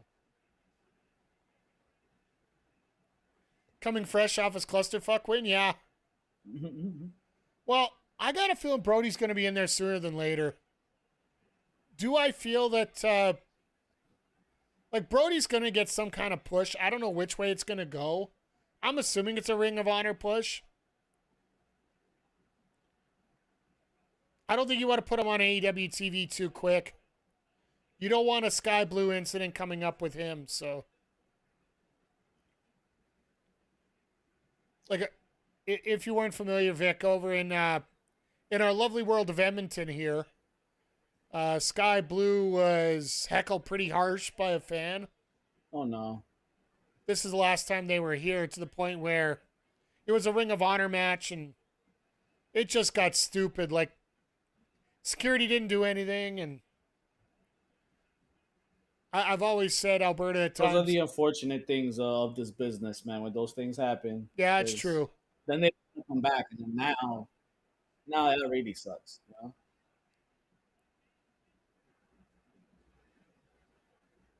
Oh, this is. Uh-oh. Nice reversal to flip through here. I'm mad at these unauthentic rails, Mike. Sorry, you're what up? It's too quiet. Which the The crowd? the railing from the railings outside the ring. Yeah, they're not authentic. They're not true OG railings. They're not making the loud snap. Yeah. Oh, this is gonna be fun now. Oh, but yeah, no shot they book him before he's 18. I think it'll be like a Nick Wayne thing, where he'll be under some sort of NIL deal. Yeah, he's already been on it. Like, he was on it since the week that Brody died. Like, Tony Khan already said, whenever you're ready to get in the ring, you are more than welcome. And Amanda Huber was actually taking care of the Heels event last night. Did you see some of the footage from the karaoke yesterday? Damn, no, I gotta catch up with that. I love that Brody Jr. is getting his shine though, and his reps already. Well, yeah, it's gonna be a matter of time once he does reach the age what is late 20s and stuff like that, when he's prime. Oh my God, he'll be absolutely. I can't imagine how big. Yeah, it's gonna be crazy. Hey, Jade Simpson, no title changes yet. We are in our first title match right now with Blue Panther taking on Lee Johnson for the Pure Championship. Yeah, if you didn't see the karaoke, Takeshita looked like a natural. You had Will Ospreay and Bryan Danielson doing Backstreet Boys. Well, Sting's there. Oh yeah, Sting's there all weekend. Oh, that's Sting, yeah. In the front row there. There's actually been a guy online taking a lot of photos with everybody. He's got this. It's that guy there. He got an actual picture with Sting too. So those ROH shows are fun, man. Let me tell you, yo. Back in the Hammerstein, oh man. And that's the thing about Ring of Honor. It's a little different vibe than anything else, right? Oh, most definitely. Most definitely, man. Everybody knows their wrestling there. Everybody appreciates their wrestling. Yeah. Hangman moonsaults from the balcony right next to you. It's awesome there. Yeah, the best things happen in ROH shows. Just randomly moonsaults off a balcony. Jesus. Oh, let me move out the way a little bit. Oh, you're right, Hangman? All right, don't mess with don't spill my beer, bro. Good times over there.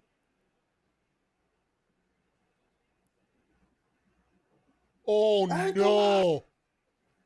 Just wait for this. Uh-oh.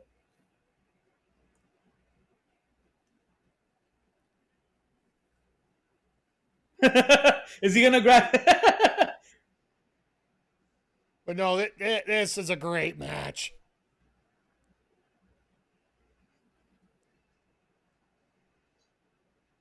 See that finish? Oh man.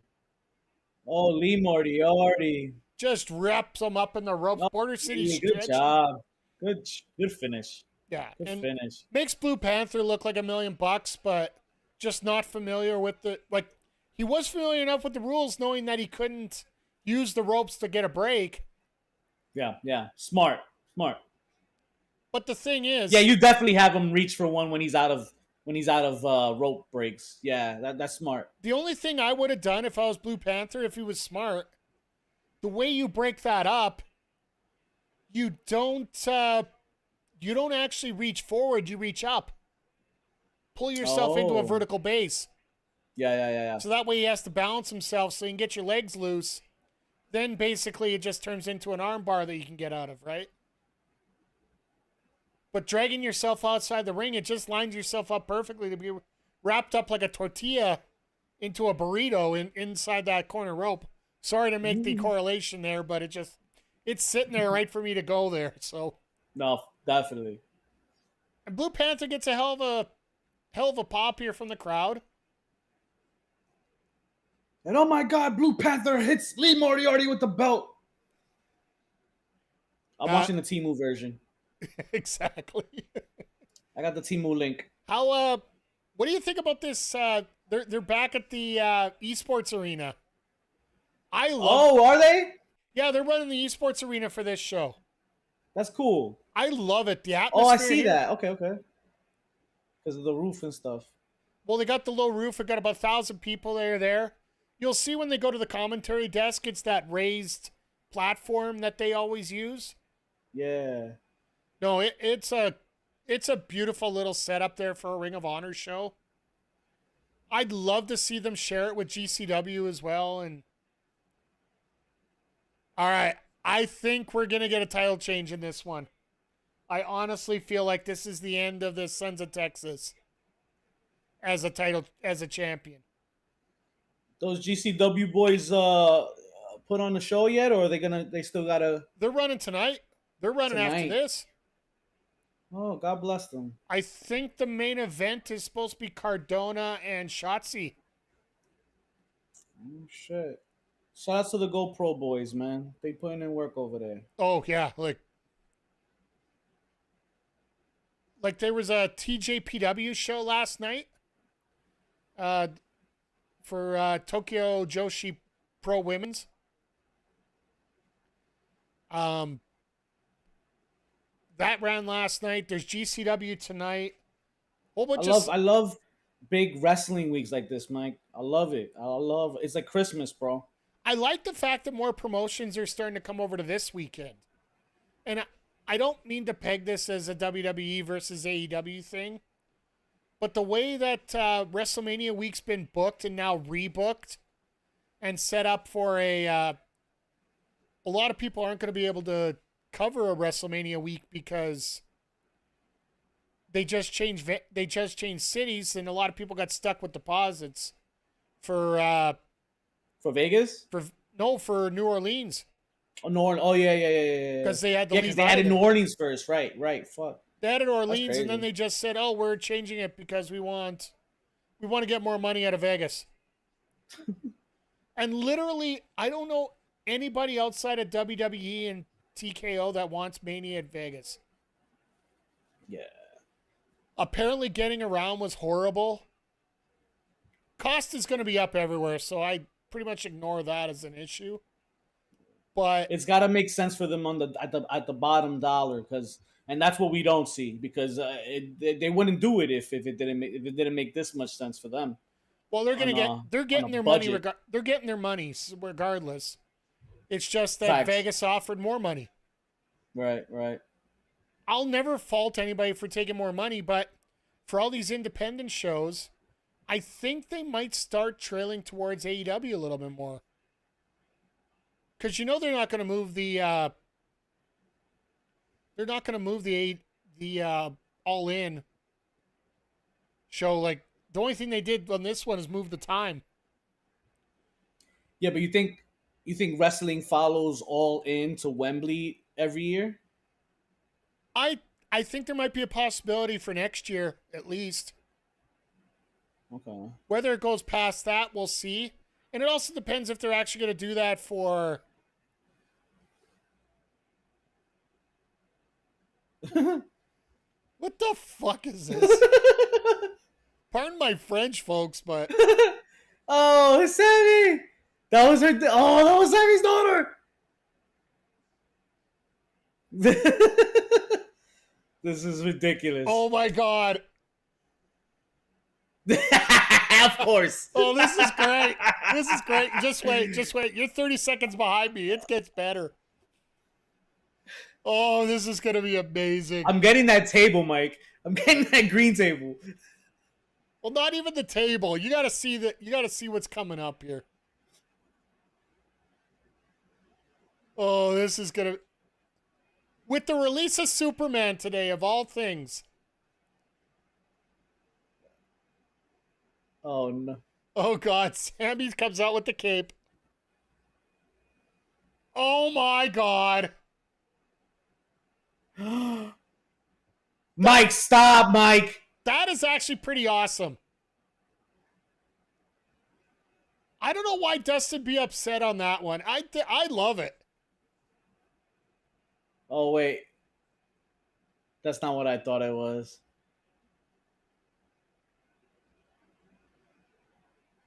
The green natural. Oh! The green natural. You know what? It's perfect with Superman coming out today. From what very nice. From what I've heard, it's a very polarizing movie, but every movie is polarizing in 2025. Okay. I think it's a lot of fun from what I've heard.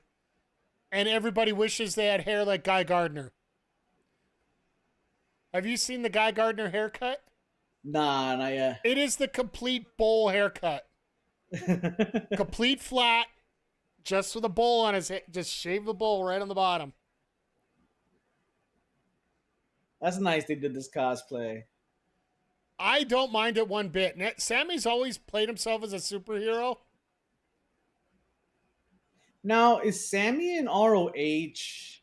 I'm assuming for schedule purposes. Well, really, right? Because I can't fathom it being him being sent there for anything else. I just had a kid. So. I think it's the fact that he wants to work with Dustin, and Dustin wants to work with him. Okay, and also think about it. For all the issues that they've had with Sammy, whether they've been true or not, and the fact that he's just coming back off having a kid, it's a good opportunity to have him down there and work with somebody that's a little more experienced and actually set up some of that other maturity that he needs. Like, don't get me wrong, fatherhood will bring the maturity into you. I don't know that personally, but I've heard it from many people. They say. I've heard that from many people these days, but they say. I still can't confirm, but yeah. But also that just as you're setting this all up, you need to have some veterans down in ROH, right? Yeah. So having Dustin down there, allegedly, attaboy PJC.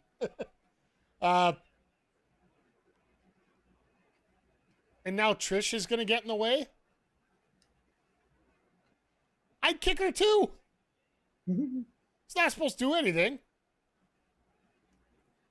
Double nut shots coming right up.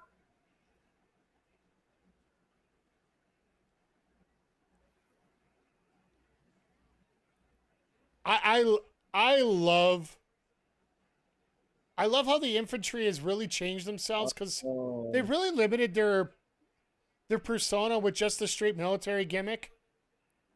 But now going with the Shane Taylor promotions and the in a way, both these teams are somewhat alike. With the fact that Dustin was always considered the forgotten son in many ways. And the infantry originally were basically feel like the forgotten sons of ROH when it comes to the military too, right? The hell is Dustin doing? My fellow Ohioan Shane Taylor, so I'm biased. Hey, Jay Quick, good to see you here tonight too, my friend. As you can see, I'm joined here by HBC Bad Guys, Mr. Vic here. We're just chopping it up. By the way, doors are open if anybody else wants to join in. You just got to be following me. I'm following you. And just hit that little knock button on the front of Twitch. I accept the phone call, and I got room for 5. Let's put it that way. Hey, it's a party. I set this up today, so I'm hoping that it works out okay. Yeah, it's easy. I thought I was doing it with a complicated way. I first started my stream up, and I thought I had to like start my stream, and then do all that. But no, it doesn't. I don't have to. I just literally just click the button. So Vic, and I'm in here. What this is actually meant to do, it's meant for you to stream on your stream, me stream on mine, and we essentially we combine our chats and combine our videos. Oh, so I didn't even do that. I just because I had it first, but then my camera wasn't working because I guess Slobs was using my camera, so I'm not Yeah, able to join you have to set and up do that at the same time. like I'll go through this with some other. I'll talk to some other people. There's a thing called virtual camera. Okay.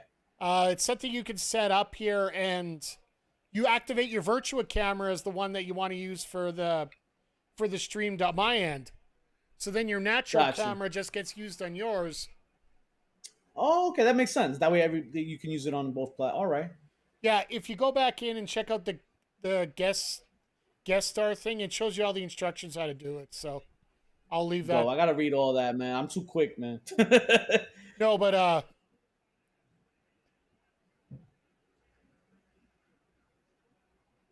yeah, and also yeah. So what's supposed to happen is both our chats are supposed to be combined, and we get higher up on the board because say you have 6 people on, I have 4. The computer tells everybody on Twitch we have 10, so we move up the directory that for. Nice. So that's a good collab. It's a little collab thing, yeah. That's why I've been trying to push it on a few people and see if they want to do it. So yeah, we gotta do this more often, Mike. We'll figure it out. I'll figure out lots of other people too. But yeah, Jay Quick, getting back into it here. Woo. Somebody on X said, "What if Athena wins the gauntlet and wins the title tomorrow?" A lot of people are getting misconstrued about this. The winner of the gauntlet does not get a guaranteed cash-in, money in the bank situation. They're guaranteed to be the next contender. It is not a briefcase. It is not a guaranteed contract. It is a future title opportunity. Now, for anybody that's wondering, you could go check out !predictions or check out the pinned comment over on Twitch. I do have my video for my predictions of what I wanted for All In and what I think is going to happen at All In. I did predict that Athena's going to win the gauntlet tomorrow. But she's not going to cash in that night. I think it's going to be saved for later, but that's why I think we're sort of going to get a title change tonight. And I got a feeling the women are probably going to be the main event tonight.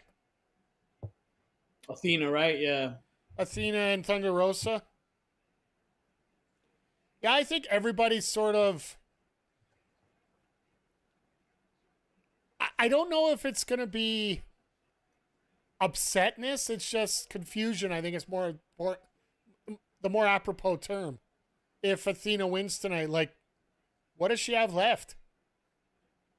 She's literally run the gauntlet of the entire roster, I think, twice now. I don't, like Jay Quick, I don't know if you actually need Billy to be in a position here where you need her to interfere to cost Athena here. Vic, what do you think? If Thunder Rosa's going to win, do we need like Billy to cost her the title, or is it just going to be a legit victory? I think with both of their names already established, I think they don't need a run-in. But I wouldn't blame them because run-ins, they make it more interesting if done, of course, done correctly and done well enough, and they usually do that. So, well, but does she need it? No, I don't think she needs it. Definitely not. What I think will probably end up happening more than likely is Billy will be out there. Like Billy's one of the cornermen for Athena, so Billy will be out there. She'll get caught. She'll get tossed halfway through. Right. And then there'll be like a settle down moment and things will settle down a bit. And I think it'll be a one-on-one. That way Athena can sort of say Billy cost the title without actually saying that. Billy's heel, right? Both of them are. Athena and Billy are both. Billy's more of a heel by association. She's the heel that everybody wants to cheer. Right, because she's over. She is. I'm thinking if a run-in is definitely gonna get a pop, so it's gonna be worth it at least on that end, for that aspect of it. You'll get the pop. I'll guarantee it's not a run-in. She's already out there.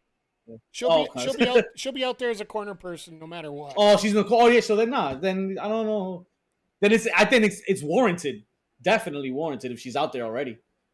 Yeah, that's where it comes in where you think Billy might cost Athena. I don't think if it's anything, it's not going to be intentional. Because I don't really think you need to go that card, especially if Athena's going to go on to the quote unquote main roster, go on to the AW roster. And if she gets to walk right into the title picture, the biggest thing for me is I think Athena wins tomorrow night because she's going to get all her pyro and that after her match. Just about to walk through the cage. And that's one thing I'd really like to see when it comes to Athena for all the hard work she did. Are we doing this spot again? Damn it, D'Lo! I don't know if you ever heard the damn it, D'Lo moment. From his producing? Yeah. I get it. It comes back from his TNA days. For those that don't know, this is something I learned from OSW Review, one of the great classic review channels. They originally started by covering every single Hogan era pay-per-view right from the beginning, from the Hulkamania area. But eventually they got into, I think it was like season 3, they did TNA. And D'Lo Brown was famous for being the only producer for a night. And he would always forget that every match would have the same spot in it. And you always want to make sure that, you know, if you're going to have an effective spot, you only do it once a night. And yes, PJC, I am always good to make sure that I shout out OSW. Get the coin in there. By the way, Vic, with this old mixer, you do get to hear the sound effects too. So I'll let you have sir. This is dope, man. This whole experience is the best. I love it. I appreciate you doing this because this is a lot of fun. Oh, please. I'll do this any time of the week, Mike. You don't even got to ask. Door is always open. That's all I can ever say. Now that I got this lovely graphics set up here, I threw this together in about 20 minutes after my stream today. So. Oh, that's good. That's good. You don't spend too much time on it either, man. Because when you do spend too much time, it's like that's me, yo. Sometimes I'll go crazy on overlays and lower thirds. I'll spend an hour or two. I'm still my stream time doing it, and then I wind up not even streaming. Well, I ended up doing 2 streams today. I did. I was in doing City of the Wolves earlier today, and then I just wanted to get some fighting games in because Lord knows I haven't touched my fight stick in a while. And you know how important it is to touch your stick on a regular basis. Hey, don't I know it, man. But how many days until Goldberg wins the title? We are looking at minutes. We're several minutes away. 24 hours and 34 minutes. 34 minutes. Okay. Because I seriously think it'll be done 1:45 at the show. Maybe even, let's even push it a little further. 24 hours and 49 minutes. We'll go right up to the clock. I'm going to need a lot of raw cones for all those minutes. Oh, I cannot wait to see the internet burn down if that happens. Seriously. Like, I want to see people throwing phones. I want to see people bashing TVs. I want to see the whole works here. But it goes on last, right? I would think so. If it goes on first, Gunther's winning. Oh, yeah, if it goes on They're first. Not that dumb to make that happen first and piss everybody off and then have him sit for the whole show. You can't do that. Oh, my God. Sorry, just... Right, 30-second delay. Oh, my God! Oh, my God! Dude, just wait! Oh, the suspense, Mike! I'm 30 seconds ahead of Vic, so I know what's coming. This is going to be insane here. Oh, tell me there's a payoff to this setup. Nut shot! Okay. So we got that. Just wait. Oh, wait, I think I saw something right now. Oh, no. Trish Adora shooting the Ish alum, doing only the best she can to distract, and Shane Taylor has just, even up the odds, so to speak. And Dustin has cut himself open here. Oh, nice. It's Christmas on his face right now. Well, it always is at every match, is it? Like everybody talks about Moxley cutting himself open. Yeah.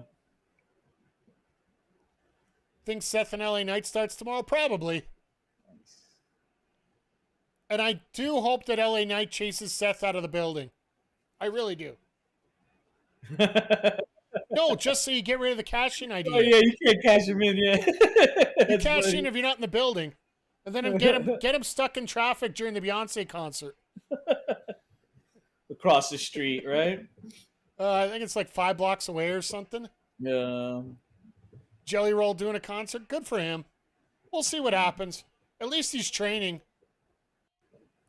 I know everybody gives him crap for getting involved and possibly getting a spot at SummerSlam. Well, Taylor taking another bullet.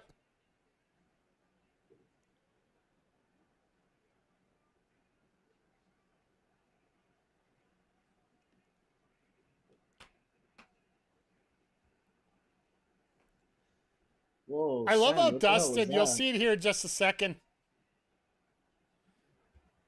Guevara's getting pinned. Dustin literally is just walking in. He's not doing anything. Oh, Sammy with that moonsault was nice. Damn.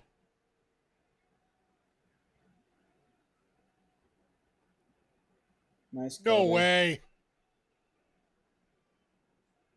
Wow. Oh, and just I'm not doing this for the match. I'm doing this for the word in the chat. You do not put those 2 words in the chat, sir. Do not put those 2 words in the chat. Unless you have the word F in front of it. Yeah, so, yeah, the Sons of Texas still come out and pull out the victory here. I'm actually very surprised at that, to be honest. I thought it would be automatic that they'd have the title change here. But Dustin just did sign a 6-year contract.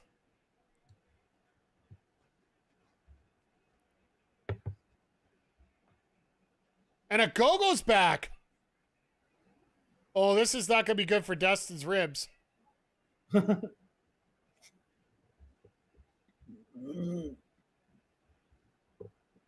Of course, they got to do the spot. They got to do the spot.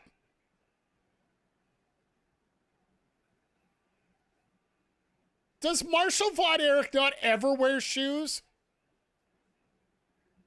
Like, seriously, if you're not in your gear, maybe put some damn socks on. God damn it. I was thinking the same thing when I saw him. Like, come on, man. Or do you wear flip-flops everywhere? Which for a cowboy wearing flip-flops, that's even more blasphemy.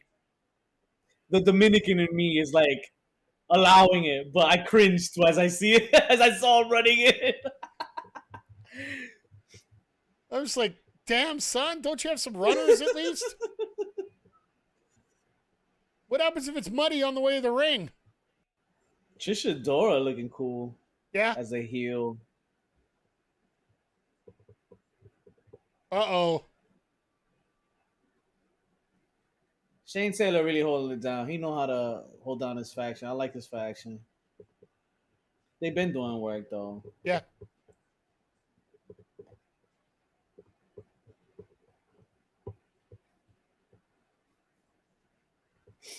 What?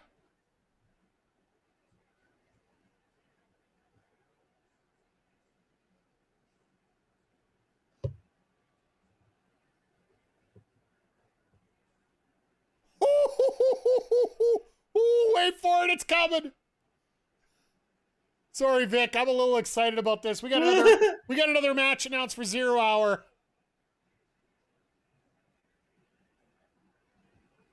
So we are going to get a 10-man tag tomorrow.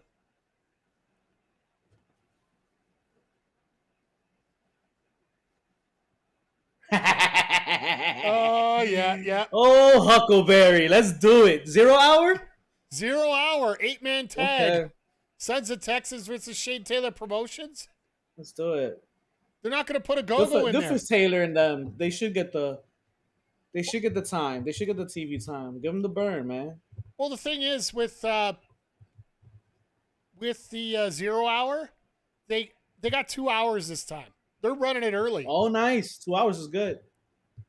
When you got a 4-hour pay-per-view, what are we, WWE Yeah. WrestleMania 35 here?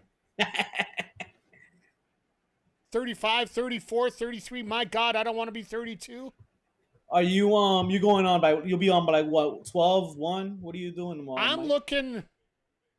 What time's the pre-show at? Starts at 1 your time. I think so. Yeah, so I'm thinking about 2, but hell, what happened tonight? We ended up first match was like 3 minutes into the pre-show, so I said it was going to start at 8. I started at 7. Oh, smart. Well, no, as soon as I turned on the pre-show and I'm seeing halfway through Blake Christian, Jay Lethal, I'm like, oh shit, you were late. I'm late, damn it, let's go. It's one thing that's how I be working sometimes. It's one thing I've really liked about ROH shows, though, now that I remember. They only have a 3-hour show, right? Like, this is only a 3-hour pay-per-view. Their first hour is literally just matches, too. Because there isn't a lot of story to go behind a lot of these. With Ring of Honor, the story booking is very simple, very, very quickly put together. I don't want to say quickly put together. That sounds bad, but there's not much to have to think about when you get into these. So how many promo packages can you actually do going into a pay-per-view? Yeah. Just literally, this guy's fighting this guy for this reason, let's go. And then Just watching these Nick Wayne highlights. Nick Wayne just so good, man. Jersey stand up. This man. And I'm watching he did his thing in Japan, man. Yeah. I'm watching everybody clean up the remnants of dust in there in the ring.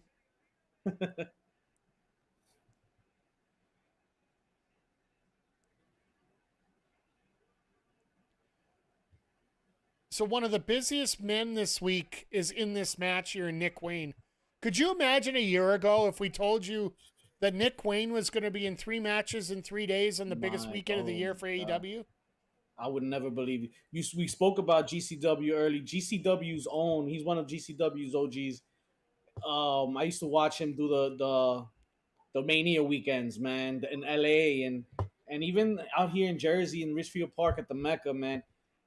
To see him do all this and still make it, and I still out like doing this thing in Japan is hard. For him to do that was crazy. Now he's killing in AEW. Oh man, blessings upon blessings. The best of Super Juniors, I think it's like what, 10 matches over 12 days. Facts. That to get through what? And yeah, PJCA with it. I believe a kid's going to go down as one of the best ever. It all depends how it goes, because I do think, like, I hate to break my predictions video. Like, I keep telling everybody, go check out my predictions video, but I keep bringing it up here. I think Nick's going to have a huge part to play in the next month in AEW wrestling here. I think he gets pinned in the tag match by Speedball or Kevin Knight. Almost called him Kevin Durant. Oh, whoops. But I think Jet Speed gets the title, and Wayne's the one that gets pinned. And Christian berates Wayne to the point where they basically come to blows. And the next pay-per-view after All In is there's Forbidden Door, but there's also All Out in Toronto. Featuring Drake. Let's not forget that, Mike. Drake's going to be there. Thank you, Ricochet. Is he going to get worked over just like that rhyme or whatever? But no matter what happens, Christian's going to get over in Toronto. And Nick Wayne will be a heel there. He'll start it. Whatever happens at the end there, you're going to have Nick Wayne and maybe a returning Luchasaurus, maybe Kip Sabian attack Christian Cage. And that's when you get the return of Adam Copeland. for the save, the hug, and the beginning of the tag team run to finish off the careers. I like that. Yeah, that's good. That's good. I'm a damn booker. What can I say? I didn't know. Send this man the check, TK. Hey, we have had a reputation here, and I think Jay Quick can verify it. There have been multiple times where I've mentioned something here on the stream, and 2 weeks later, it seems to magically pop up on there, and it's something irrational and weird. Like, nobody was talking about a women's gauntlet, and then all of a sudden, I was basically pulling the Bobby Heenan with Hulk Hogan coming down when they announced the gauntlet after the women's match. Oh. But as soon as they announced the gauntlet, like, if you remember, they showed the graphic for men's gauntlet at the end. And I just basically turned around right away, and I'm like, yes, but which gauntlet are they announcing? Is it the men's or the women's right there? Instantly, 2 weeks later, oh, we got a men's and a women's gauntlet match. There it is. That's just one example. We got multiple here. And Jay Quick, I missed your joke here. I got to get that back in here. I didn't know Kevin Durant wrestles now. I owe you the rim shot for that. If the price is right, you never know. Durant just wants a check. Well, he sure as hell ain't winning anything. Where'd he go now, by the way? Where is he now? He's in Houston now. Oh, that's right. They made a historic, I think 17 trade. Never the most ever. They made a crazy trade, but they got Van Vliet there, so they'll be okay. Yeah, no, they have they're contending. They're contending with him there. Well, in the West, like, but it's the West. The West is just like crazy. So they have so many contenders. The West has so many heaters, and the East, it's like you just got to go on a good run at the end. You just got to beat the Knicks in the East. It's so easy. Yeah, that's like, yeah. The Pacers made the finals last year. Come on, let's be serious. You got to beat the Knicks. There's no competition in the East. No, the Knicks just have to wait until the Knicks beat themselves. Right, pretty. Well, they took care of that 2 days after they got eliminated by the Pacers for this year. Yeah, that's crazy. Firing Tibbs. Crazy work. Oh, it's just dumb. I'm just looking at that. I'm like, what the hell are you guys doing? Yeah.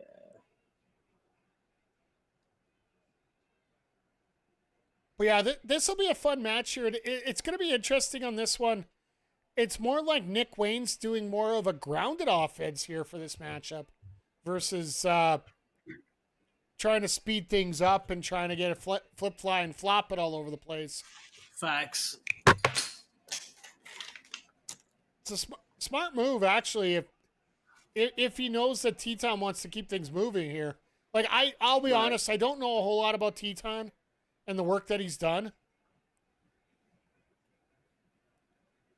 But did you hear about that announcement for the women's TV title, interim title tonight? Nah, what'd they say?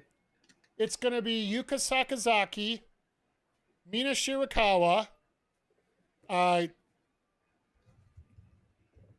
Yamashita, and Persephone. Yo, what? I hear you. It's going to be a four-way for the interim. They wanted to make it an international, but they put three Japanese and a Mexican. For tonight? Yeah, it's for Red Velvet was supposed to defend tonight, but she's out for a while. That's crazy. She was good enough to sing karaoke last night, but apparently not good enough to wrestle. Oh! Of course, my camera falls. Never fails. Hey, it's streaming. What do you expect? Yeah, right.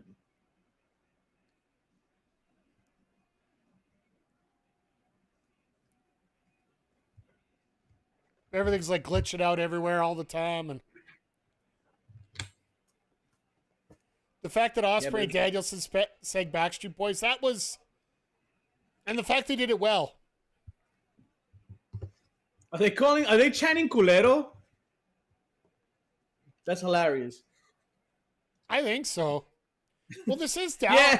Yeah, they are. What is that? Culero. Forgive me. It's like asshole. Oh, okay. It's like asshole. Yeah. That's now hilarious. you're getting a happy birthday chant for Nick Wade. Oh, nice.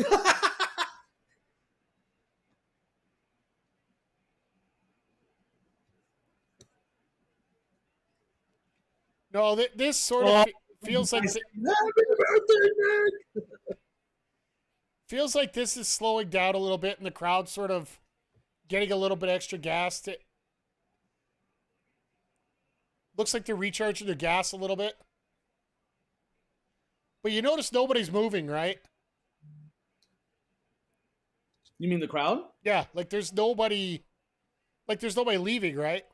Oh yeah. No, they're definitely they're seated and focused right now on this, and this is with good reason because this is a banger right now. Absolutely. Oh, So- that clothesline to the corner when he fell out the ring was nice. Nice effect with that. I Yeah. hope he didn't get hurt, but Luchadors do a bit of a 12 dives a match, so it's all. So, Jay Quick. they know how to fall, Mike. How do you know how to fall off a 12-foot ladder? Come on, that whole McFoley fall, 90 whatever. They know how to fall. The ever famous Jim Ross with that call. So Jay Quick's asking in the chat, did you see the video of Swerve and Hangman, that promo? Oh, From gold, yesterday? man. Like, I don't know if I've seen movies with a better segment than that.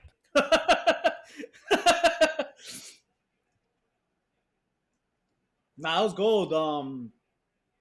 I see what you're saying with Moxley too. Afterwards, Mike. Oh, and the predictions But there? Yeah. in the case, no, when he came out and he was just like, well, he could have saved it. Then he didn't have to cut that promo. Yeah, like, what was the point of it being there? He's like, no, I don't believe a word you're saying. Yeah. What else And were he you kind going of to like say? shitted on. He was like kind of low key shitting on that segment. Yeah. Because he came out, the first thing, if you watch it again, the first thing he says is like, what the hell was that? Like, I got it. I took it as he's like saying, like, what the hell was that segment? Like, Yeah. I don't know, I could be wrong though. No, I'm with you there. It's like, what the hell is that video? Why do you need that there? And it's almost like it would almost be better to think of what Moxley was doing rather than actually hearing it. Okay. Oh, Jesus. I see what you're saying. I think there's about to be a murder of Nick Wayne here. Whew, super kick was nasty. Oh, no, just wait. Oh, no. Move, Nick! Nick, you're in the drop zone! But the fact that both will get injured on this. Somebody's got caved in ribs. The other one, his ankles are busted. Sheesh. His ankles are I love the busted. bedazzled. Yeah, I love the bedazzled Bret Hart boots. Teton's ankles are broken worse than somebody tried to guard Steph Curry.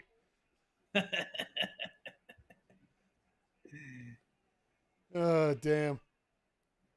I'd say Luka, but you just gotta go cover the other four guys. He'll miss his shot.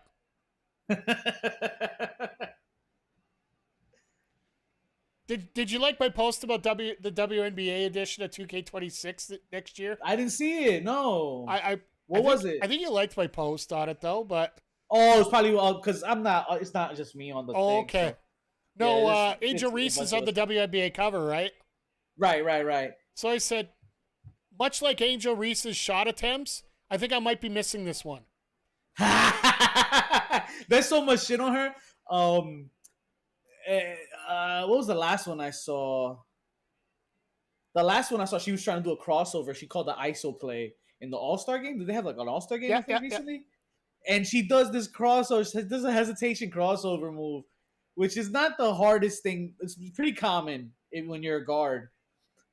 And especially in an All-Star game, she should have gotten it, but she messed up. She lost the dribble, and then they steal it, and they do a fast break and score on her, which is kind of in the wrestling world is, I guess, the equivalent of a botch. Yeah, pretty much. It's a botched move, and they're giving her so much shit for it. My favorite thoughts about my favorite videos that I see right now. There's a bunch of guys that have gone online, like on one of those online betting sites. Yes. That have bet for. You think it's real? I actually checked the odds. It is real. Oh my god. There are So actual bad betting odds for her to miss her first shot. The first shot, yeah. I have a theory on a lot of like gambling pages that we see on social media. So that's why I asked if there actually was those a ones thing, were but actually that was actually legit. I actually did check the odds on them because I was even thinking of taking some for that. But for real, man, why did I jump on that? Damn. It's like Apple stock all over again. Now, I do have to preface it with this: the odds are correct. However, Yeah. the odds are you have to bet that consecutively days. Like, you have to say she's going to miss her first shot for 5 games in a row or something. Her first so shot. that makes sense because that's kind of hard. You can't. She could probably make one. She could hit one. You would think. Yeah. Unless she's working in the burbs of New York and just trying to lay bricks for a living. Well, that's the fine print, right? So I guess that's where they make their money. Yeah. But no, those online gambling sites, they'll do anything to get her over. But I guess that was a bunch of podcasters that did that video. So that's tough, man. That WNBA, man, it's crazy. I tell you. I love watching it. Don't get me wrong. But it's just some of the craziest stuff that you see out of it. I feel like they don't have a chance, and a lot of it is they should have more support from. They should. From people. And hey, it's you know sad. what? I hate to say it, but because of that last election, you know why they're not getting support. Yeah, I hate to make it political, but woo, that was pretty They're sweet cooking right now. there. They going fast now, Mike. Yeah, this is fourth quarter time here. Jesus! Nice to roll through on the inside cradle. I love how Super kick. Mama Wayne borrowed her suit from the Honky Tonk Man. Oh, I think I just saw what you saw. That DDT? No, just wait. There's a kick coming. That tornado DDT was scary, man. Yeah. I'm glad he got it because that shit looked bad. But that super kick right after. Woo-hoo, I just saw it. Yeah.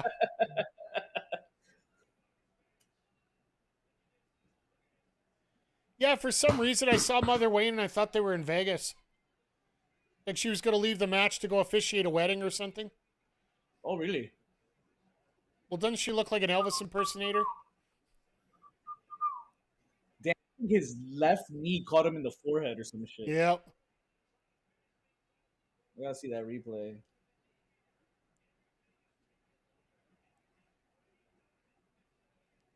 Oh, I guess it was his thigh. Another stomp, and Mother Wayne's right there. Let's go, Mama Wayne.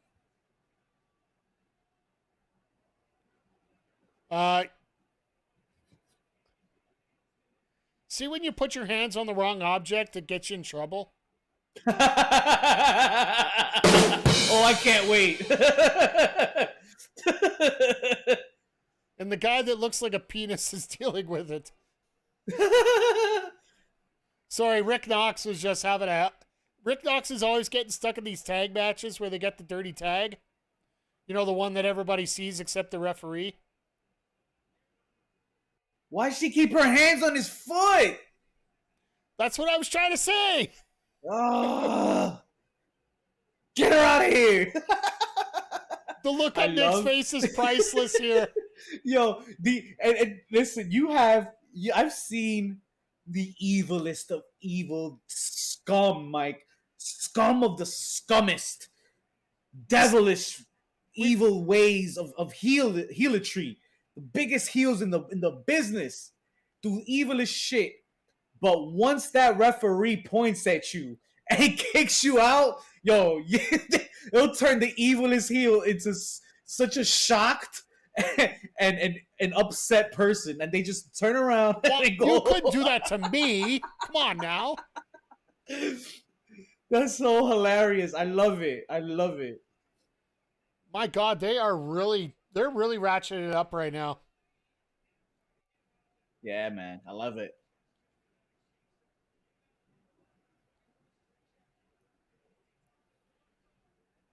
So Bellinger nailed 3 home runs tonight for the Yankees to beat the Cubs. Oh, nice. When's that All-Star thing? Home run derbies on Monday, games on Tuesday. Oh, wow, already. Shit, okay. Yeah, they don't get any time to relax, really. Last games are on Sunday, and then, yeah, the home run derby Monday, game Tuesday. They're off Wednesday, Thursday, back at her Friday. But I guess for a baseball sense, 5-day break is like a lifetime for them.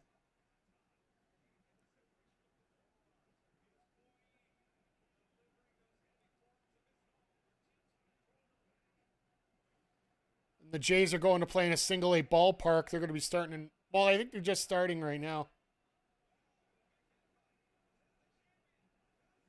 That's what reminds me. I got to get the score bug up here. How many matches we got left? 3? 3. Women's. Oh, and there's Kip. Yep, there's Kip. We got the women's TV title and the 2 heavyweight titles, I do believe.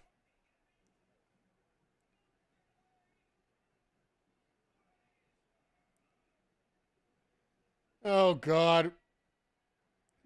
What was that, Nick? All the steam in the crowd is gone. Yo, is Nick hurt? Oh, that was nice. That was nice. He got me with that. He got me. Because he got up first, and then he went back down. I'm like, what the fuck was that? Nice cutter.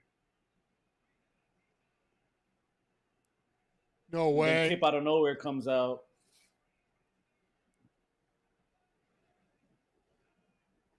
Maybe it's just me, but the crowd seemed to die the second Kip showed up. They what? The crowd just died at that moment, it felt like. Oh, when he came out. Like when he did that shot in the crotch, like crotched T-Time in the corner. Yeah. It just seems like the crowd just like, there was a little pop-up when he kicked out of that first, Wayne's That World. means they didn't need it.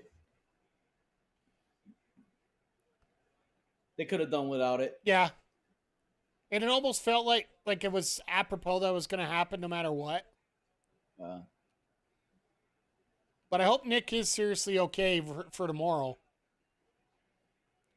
But this could be part of the story too, right? No, yeah, he looked fine after that. Because after that spot, he kind of did a little mini Hulk up thing. Oh, and we're being blessed now. We are being blessed by the head of the patriarchy. Oh, are we? Nice. I was going to ask. And the crowd is going nuts. As they should. Well, no, he's just coming down to check his partner for tomorrow, right? He don't give a shit if he feels good or not.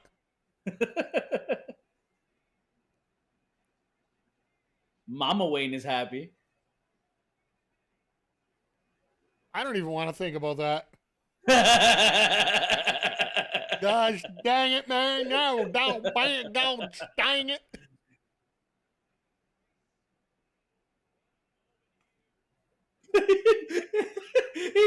Ian, he's hilarious. And Wayne's just as surprised to see his father.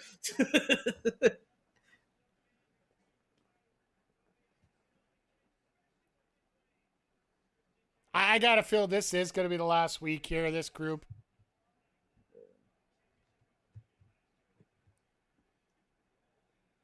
And Teton's just in the ring, just furious because he got screwed by 3 people.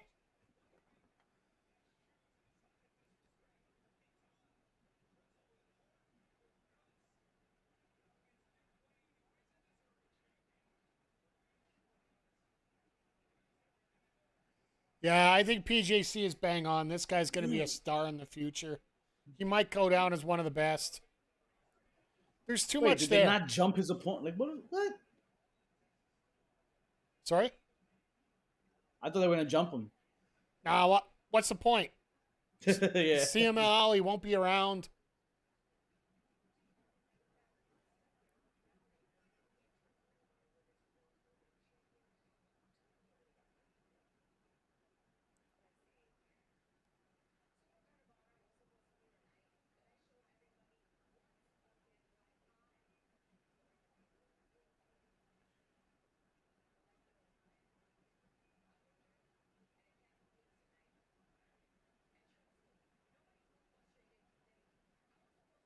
This Red Velvet's in here just...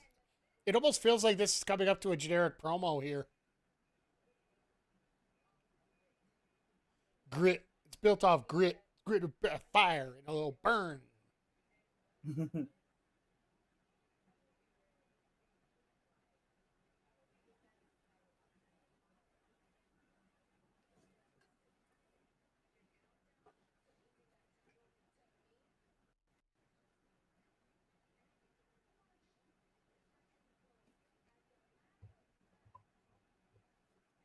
It was built with grits.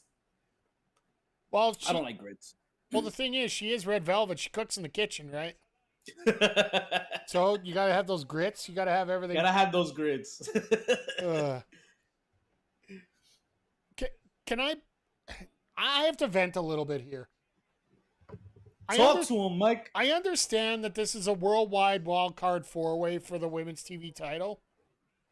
Why do you need to bring in so many out of AEW talent when you have a plethora of AEW women that deserve a spot in this match? You think so? Oh, but it's ROH, no? Yeah, but still, the ROH roster's loaded for women right now. Yeah. And like, how many people do they have on that roster that could be part of this? Like, there's anybody that's in the Pure tournament that couldn't be involved in this too? Like, if you go up and down the roster, I guarantee you there's like, well, hell, we saw Lady Frost earlier tonight. She could have been in here. Diamante could have been in here. I would have forfeited a pre-show match for putting them in the title match. That is interesting. Because think about it. Yamashita maybe gets the title here tonight because she's sticking around in the U.S.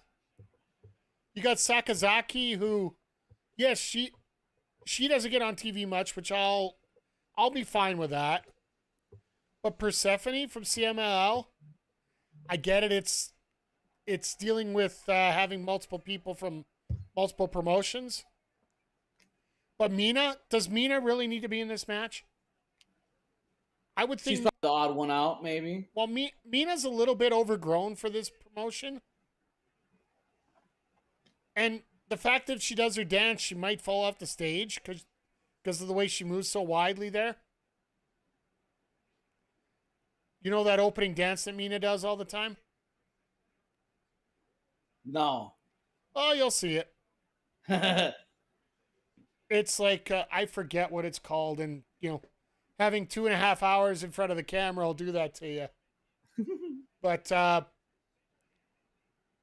now that she's got her old music back after TK pulled the quickest music face turn that I think we've ever seen in our lives,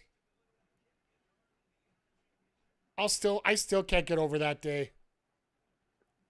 Do you remember that match where Mina came out to new music and she instantly got hated online about it so much that TK changed it before the end of the match? No. Yeah. That's crazy before the end of the match. Mina's first match back from like live on Twitter, they were giving her shit? Yeah, online they were just unloading on this song. Like, what the hell is this BS? And it's good to know that he has his eye on Twitter like that, though, for him to do that. Apparently, social media was so piled up with how bad the music was that he literally changed it before the end of the match. Like, she was picked to win, and he went to the sound guy and said, change it when she wins. Audio issues. Yeah, we just call it that, right? Tony literally said, yeah, I had new music for her. It didn't work out. We went back to it. Yeah.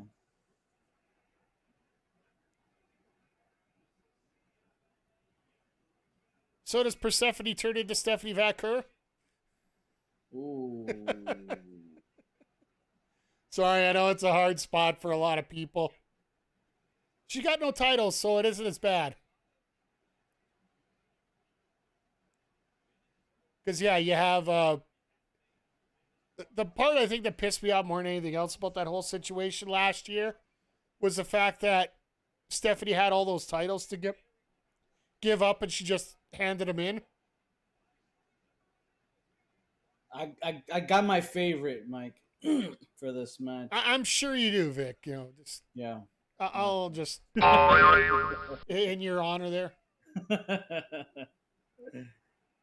CMML. Woo! And I'm just getting Mina's introduction out here. And you got guys in the crowd trying to do the Mina dance and just failing miserable. Just what's the phrase I'm looking for here? No, please, no. I think that sums it up perfectly, sir. You're right. It is a short entry. I honestly thought that entrance ramp was a lot thinner too. I honestly wanted this to be a survival of the fittest match, like they do with the men for the TV title. Like, well, the fittest are in there. Well, no, the reason you say survival of fittest is it's always it's your traditional, like the old school fatal 4-way, but it's a 6-way. One person in every corner you have to tag in. Oh. And then once you're eliminated, you're out and somebody else comes in. That's dope. Like, I love that survival. Ring of Honor does so many unique things that just you can appreciate after a while. Yeah. And Persephone's like, no, I ain't touching your hand. I know where it's been. I know where Tony Storm is.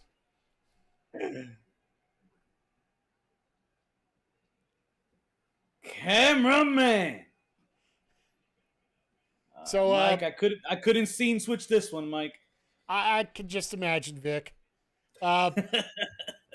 So I gotta ask you, who do you got tomorrow for the Battle Royal and for Mercedes and Tony? Damn, I kept going back and forth with Mercedes and Tony, but I think you got to give it to Tony, man. As much as I think Mercedes is there to win that match, because isn't that the one belt she hasn't gotten? Yes. Right. So it's literally there for her, right? But damn, I can't see them take it. Damn, you're gonna take it from Tony? It's crazy to see them do that. I'm going for Tony. I'm pulling for Tony. My heart's gonna go with Tony, but I think I know where the booking shall lead. Well, let me interject my thinking. And once again, if you want to get the full details of all my predictions, there is a pinned comment in the Twitch chat to my predictions video. It's about a half an hour. Gives you a little detail, not only into who the winners I think are going to be, but how the storylines are going to play out on a lot of these. When it comes to Mercedes and Tony, I think of it this way. Mercedes is, while she's going to gain that AEW title if she wins, other than that, I don't think she gains much of anything else out of it. Right. I don't think so either. Toni Storm, while she has been the face of AEW pretty much for the majority of the last 3 years, 2 to 3 years, since she's changed her gimmick over, I do feel that a win over Mercedes here on the biggest stage of AEW, I think this makes Tony into another level. And that's why I think Toni Storm's going to win. What I think is going to happen is there's going to be a descent into madness from Mercedes. And she goes absolutely bonkers to the point where we get Mercedes putting every title on the line up against Tony's AEW title. She wants one more shot, and she's willing to put all her gold on the line against her title at All Out Toronto. And that's where Mercedes wins the title. Damn. That would be a fun story to run through. I love it. And I think I definitely agree that Tony is the bigger win here with both involved. Like a win for Mercedes here, agreed, doesn't do as much as a win for Tony does. Like maybe in the public eye, it maybe legitimizes AEW a little bit more.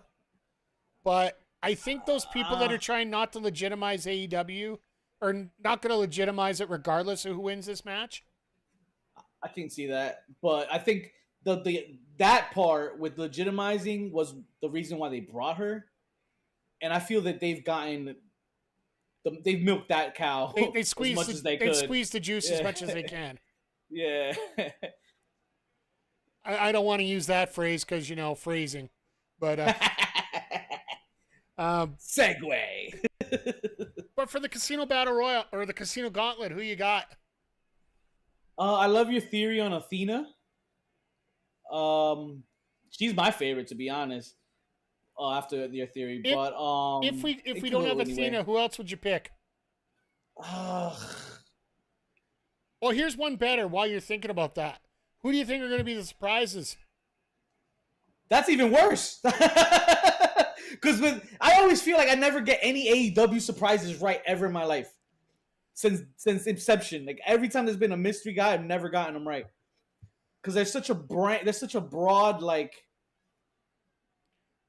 There's so many options. They can be from anybody. Anybody can come in there. That's the reason I love AEW. Yeah, it could literally be anybody. That's why I love That's why I love ROH, because look who they got in this match here. Like just CMLL, former Stardom, and people that just all around the world that want to work. And the fact we got Michael Oku in the opening match tonight, when nobody was expecting him, other than the people that watched the taping last night, but that's okay. I'm gonna call Elena Black. Elena Black. I'm gonna call Elena Black on this one. And I think there's an opportunity there. I know it's weird, but we're going to get a heart, a black, and a blue together eventually. What do you think about that connection right there? That works because if you're gonna book it like that, I think it works for everybody. And with the surprises, man. Anybody that they put, to be honest, is gonna make the match better. Yeah, like my personal pick, I'm picking Elena Black to come in. I'm looking at possibly maybe an Isla Dawn. Oh, because Isla Dawn is available now. There might be a slight chance it could be a Nixon Newell.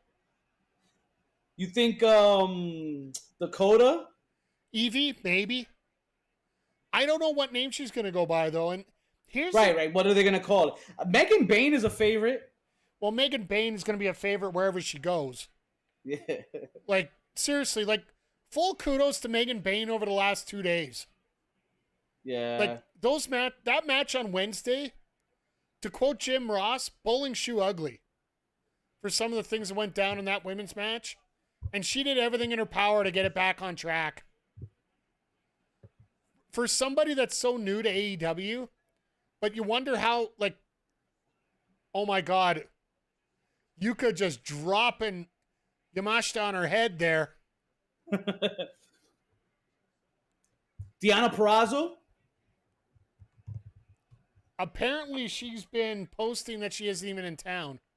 No? Okay. But I would love to pick. Can you imagine a Ruby Soho? The pop for her would be pretty huge. I think it's too soon, though, right? No, she's been training. No? Oh, yeah? Oh, okay. No, she's been back training since she popped the kid. Oh, shit. Okay. So, yeah, there's a possibility of her being in there. Also, maybe her, yeah. Yeah, you could have a Ruby Soho. I'm thinking, well, pretty much you could have anybody from, well, another one that is in Texas for TJPW, Maki Ito.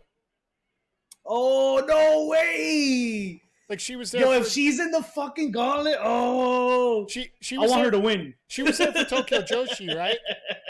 I don't know. Was she? Yeah, she was there for the card last night. Yo, I love her. I love her crying spot. Because if I do, it's my favorite shit to watch. If I do remember, I think it was Maki and Yamashita last night. I'm not 100% sure. Don't quote me on that. I'm not 100% perfect on everything here. Yeah, Maki Ito's my favorite, man. But there's a possibility of having it. We'll talk about the men during later on. Any debut or return for the Casino Gauntlet match? That's what we're going through here, Jade Simpson. You got any ideas? Feel free to throw them out in the chat as well, because that's what we're talking about here. I'm personally I think more than anything else, they want to talk about returns more than introductions. Because AEW has got such a full roster. Yeah, you're going with Ruby Soho and Jay White. Yeah, that's a good pair of picks. Jay White. Well, yeah, we'll talk about the men's a little bit more later once we get. I think we'll probably talk about it during the main event here. Or hell, we could talk about it right now too. Who do you got for the men's? I have Jay White now. Is Ricochet in there? I'm sure Ricochet will be in there. I like Ricochet, man, because he's making a lot of noise, especially for All Out. The reason I like Jay White as a very solid pick there, he's got history with both Adam Page and Jon Moxley. The winner doesn't get you said he doesn't get a guaranteed shot. He gets a future titles opportunity. He doesn't get an automatic cash in whenever he wants. Oh, so they just announce when he does it. It's not a shot. It's not a briefcase. It's like the Owen Hart, right? You just get another shot in the future here. Right. And it's not really announced. It's to be determined. Yeah, like you got to book it and all that stuff. Yeah. It's just your guaranteed shot. What about the Briscoes, yo? Mark Briscoe. Mark Briscoe running from one, maybe. Jay Quick's peaking either Darby or Kingston. I think you save that for the title match. I do not think either one of them get involved until the very end of the night. And if you want to get the very elaborate booking that I did for the main event, go check out my prediction video. Because I went for about 5 minutes describing exactly how that ending's going to finish. Right up to the point where Hangman gets the pin right off of certain shots. So, you think it's safe to say that the winner of the gauntlets get the next shot? I would say more likely All Out Toronto. If they might do it sooner, they might do it at Forbidden Door, depending on who the winner is. Because that changes my pick. Because if regardless if they do it sooner or not, it's just they're the next one. That there's not going to be somebody else in front of them ahead of the line. Yeah, basically they're supposed to be at the front of the line. Okay, so then I like MJF. And yes, PJC, we are talking about that. You're thinking MJF? Yeah, I like MJF then if it's like that, because something tells me he's closest, at least hype-wise. Personally, I think MJF is going to be like third in line. Third? He's gonna get his shot. It's third, fourth. I think he's gonna win it by the end of the year. I just don't think he's gonna win it now.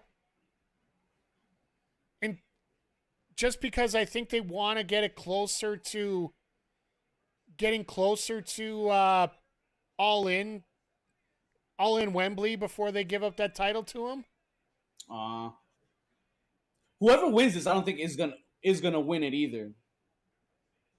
Like, I think Moxley gets the throne, and then Hangman's gonna run a little bit. Yeah, maybe.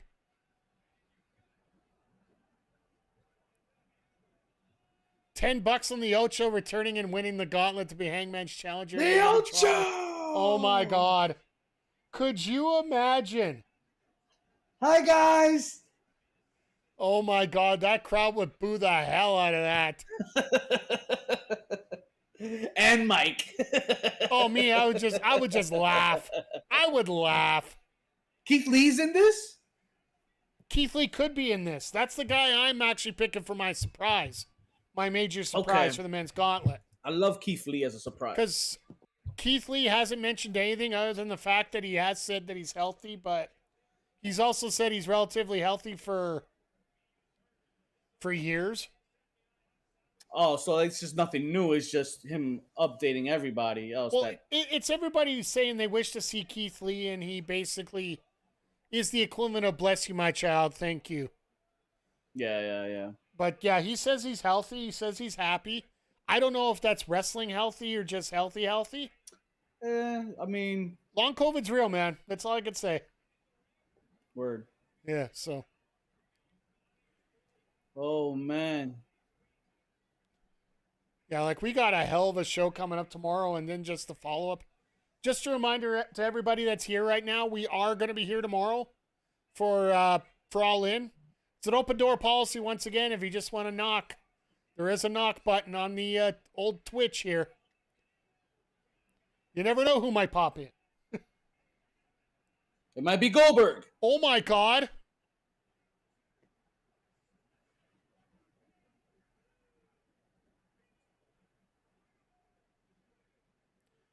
I think Keith Lee says he's healthy in the same way that Big E says he's healthy, unfortunately. That very well could be the case, PJC.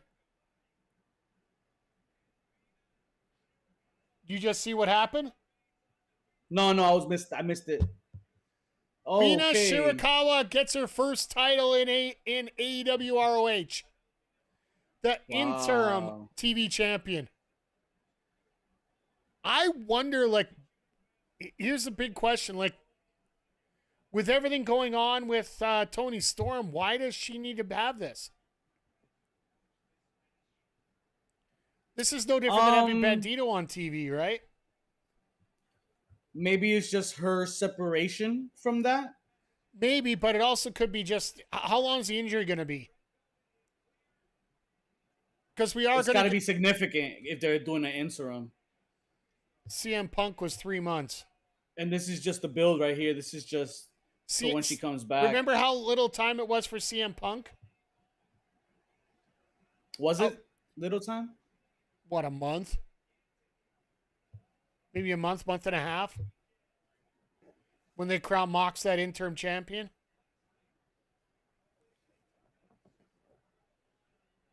But yeah, either way, like, we have... Hit her with the belt, Reverend Sky! I mean, Red Velvet. I said Red Sky.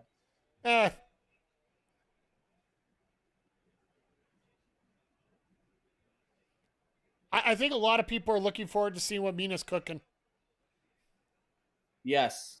Especially yes, those. the answer is yes. Especially those 3 fat guys in the crowd. The answer is yes.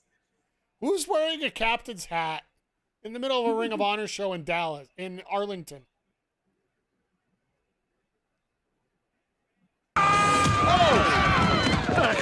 Call this a sucker riot?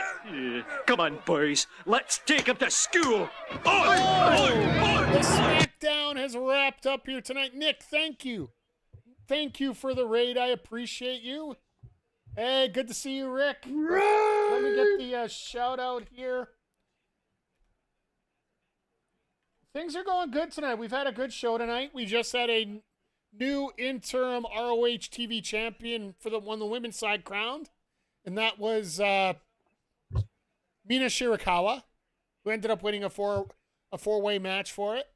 Thank you for the Yeet Raid, Nick. For those that are new here, my name is Mike the Ref. I am a variety streamer.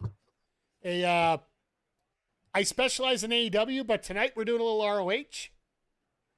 And yes, it was Mina in a 4-way match.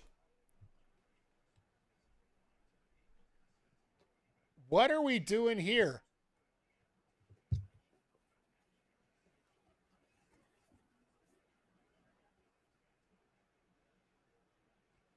Oh, no. Statlander? Well, no, Statlander's number 1, but they're showing a brand new wrestler that's being introduced this weekend. But yeah, folks, if you aren't following Nick, please do.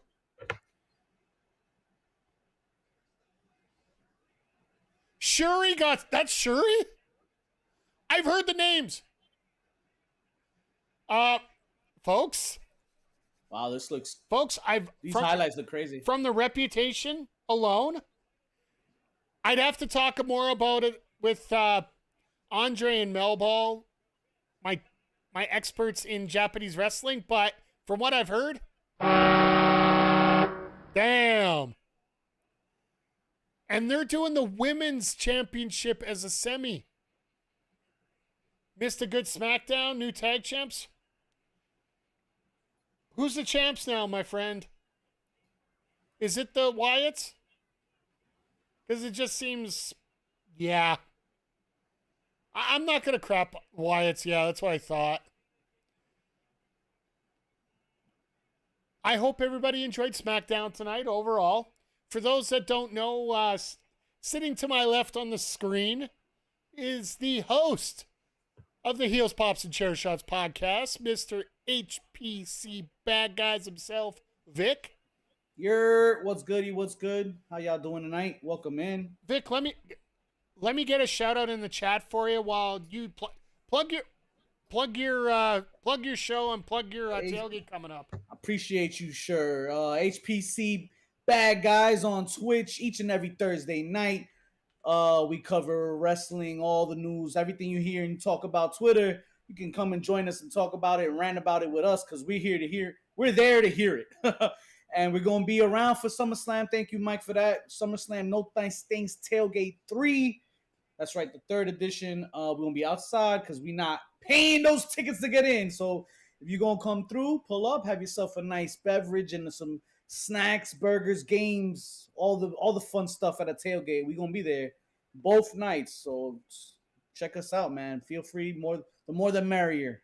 And Damias okay is saying nice to meet you, Vic. And hey, like I said, folks, hit that follow button if you haven't. Vic is a hell of a great guy here. Just popping in here. We got our open. Mike. You're too kind, Mike. You're too kind for popping in here. Just a reminder, tonight and tomorrow we do have the open door policy here for the Ring of Honor, as well as the as AEW All In as well. All you got to do is, if we're following each other, just hit that little knock button on the front.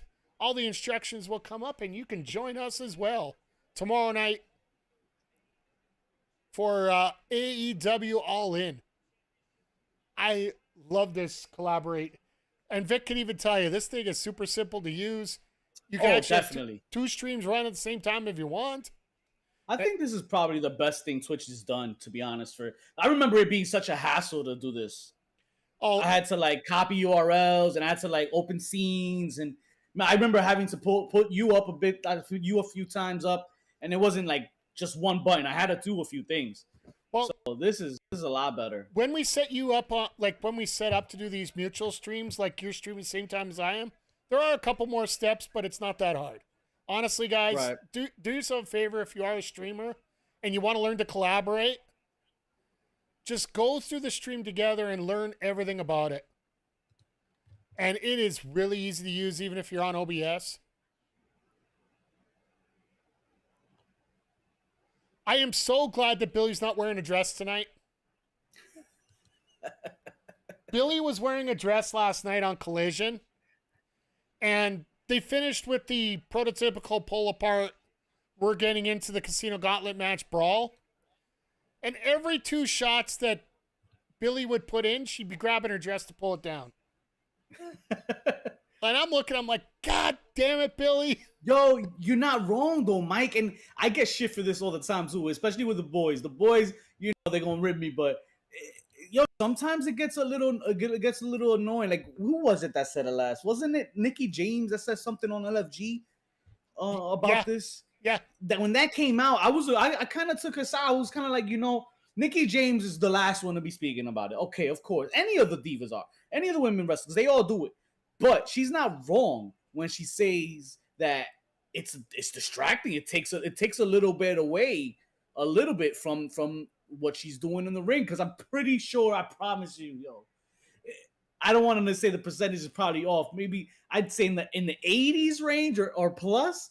80+% of people are not gonna remember those matches when when they're dressed provocatively like that, or specific spots, unless it's a crazy spot. Don't get me wrong. Yeah, but you're not gonna remember the techniques or what move sets she's used, or that's gonna pretty much highlight her talent in the ring, right? The T in NXT is not for technique when it comes to outfits like that. Sorry, I had to. But no, Rick, to answer your question real quick, yes, you can use Stream Together when you're not online. Vic's not online right now. Yeah, I'm not on right now, yeah. So. But the one advantage of doing it when you are online, like say, for example, Rick, you and Nick want to do a SmackDown or a Raw together. What it'll do is say you have 5 people in your chat and Nick has 4. On the directory, it'll show 9 for you and him. So it'll get you guys further up the directory, and everybody knows the further up you are to the top of the page of the directory, the more likely people are going to click and come see you. So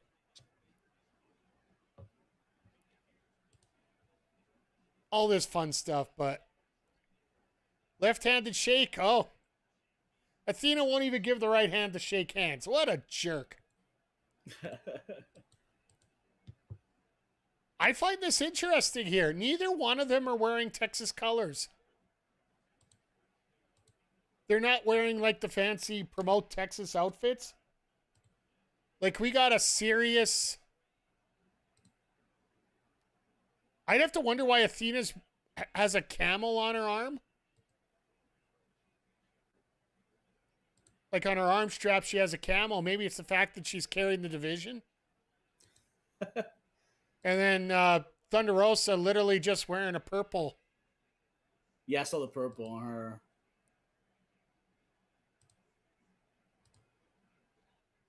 This just feels different. This title match right here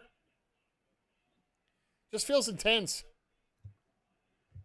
Maybe. Always possible, Rick. This Athena and Thunder in the ring right now is good. Yeah, no, this will be a fun match here. I see a ton of K-tape on Thunder Rosa, though. Like, the back of that outfit is not... that black part's not part of the dress. That is K-tape. Yeah. Yeah, that's not part of it. Yeah.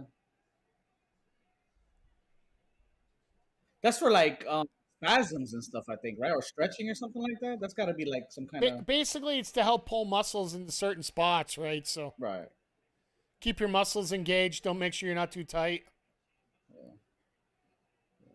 Definitely distracting. I'm not gonna lie. Tonight. You know what? Thunder Rosa the one thing, well, the one thing you could say about these two is you are gonna see good wrestling out of them regardless. Like definitely all the other side distractions, whatever, you're gonna see a good match regardless. Maybe it's something to say. Because she's a vet, you kind of get over it with a wrestler like that. Like for her to dress like that, you already know she's talented, right? So you're gonna see it regardless, right? Yeah. You're not really looking out for those things. But for a up and comer, like when Lola first came out, she was feeding me that gimmick the whole time. I didn't pay too much mind to her at the early stages. I'm thinking, oh, that's all she does is shakes her butt. But literally, I used to troll. I used to troll a whole bunch of people like Ed Fries and Astro. Right. I used to go on their streams all the time and troll Ed that hashtag Lola for champ. I think we all knew that Lola was not good for champ, but it's a hell of a good pop for the fact that we can put that down. Yeah. Jay Quick's asking, must have missed it earlier here. If Athena wins, like Mike said, where do they go from here? If she wins, yeah. I don't think she wins this. I think Thunder Rosa wins this. I think Athena wins the Casino Gauntlet tomorrow. And I think that's why they're saving the Texas gear for tomorrow. And that's... So she's from Texas, right? Or Tennessee? Athena's from Houston. Houston. I don't know why I thought Tennessee. I think I've seen her wear Houston or Texas Longhorn colors once. Yeah, that might be it.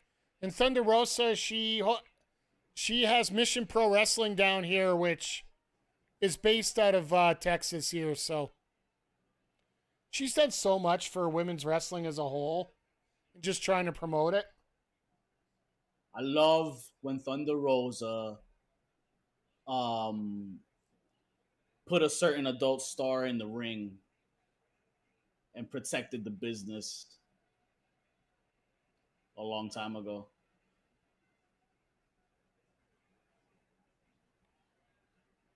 Which one is that? Khalifa. Oh, Mia Khalifa. Yeah. There was once much time she said she was like wrestling's fake or some shit.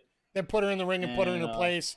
She gave her a chop, and that was it. Yep. One chop, it was a wrap after that. But she did put her through train. Like she hit the ropes and shit. She did a couple spots, took a few bumps, and she learned. She learned about the business. She taught her. She protected the business and she defended it. You know what? As much as that's a shit talk, I do give the respect to Mia for actually going in and doing it.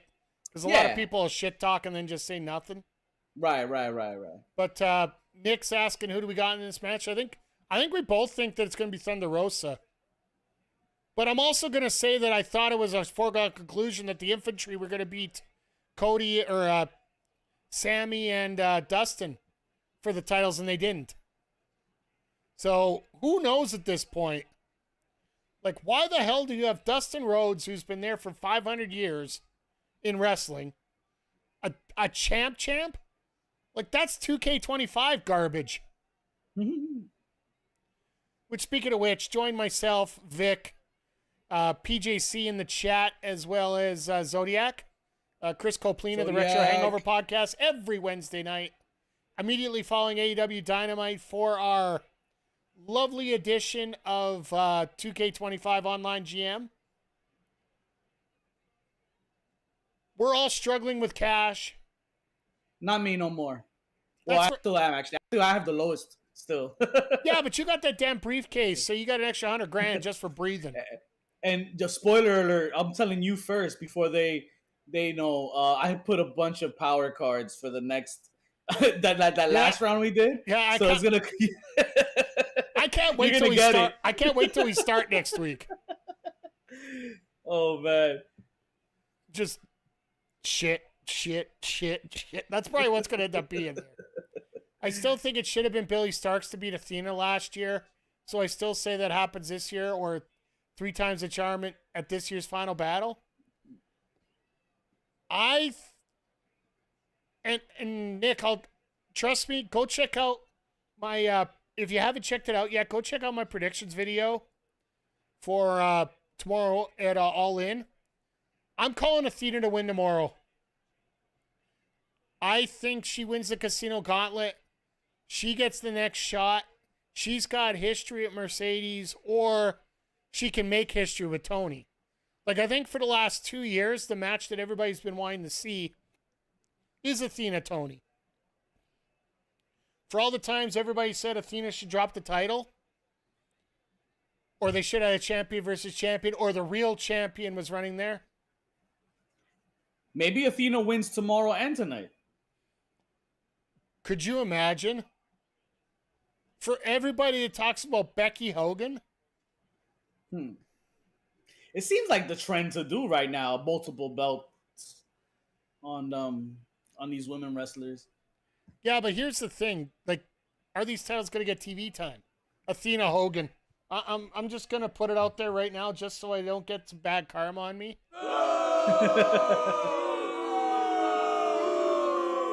And for the record, Nick, we need to get it straight. Mercedes corrected it on her live. It's Athena Omega.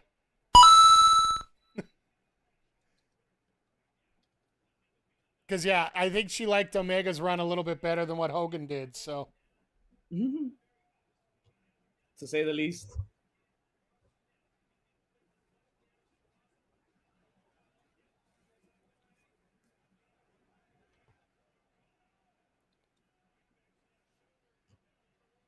I think it retains because they want to make 1,000 days as champ. You know what? It wouldn't surprise me, but also at the same time, you can always get that total. Because the thing is with Ring of Honor, they talk about cumulative days. They don't necessarily talk about in one run. And most cumulative days, Athena could get to that 1,000 rather easily. You could spin it whatever way you want in terms of what championships you get. Like, let's put it this way. She ends this reign. She starts another one later. They'll bring it right up that she's working this many matches, she's got this many here, so. Hey, Loco Coco. Thank you for popping in. This is her first run as champ? Yeah, I do believe so. When she came in, she got the title almost right away, right? So, what are those eyes on Billy? No, like she's got like red contacts in Ooh. tonight. Like, is she trying to imitate Mercedes crying tomorrow or what?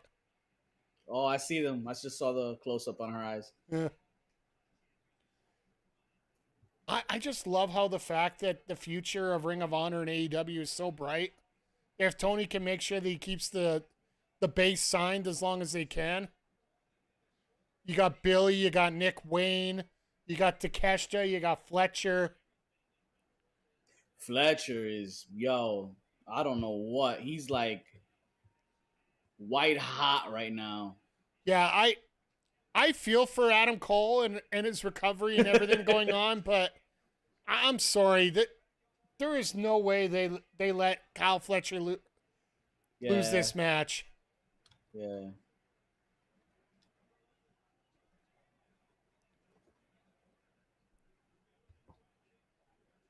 Tomorrow's the downfall of Monet. Very well could be. I think it's not going to be the final chapter of the feud, though, Rick.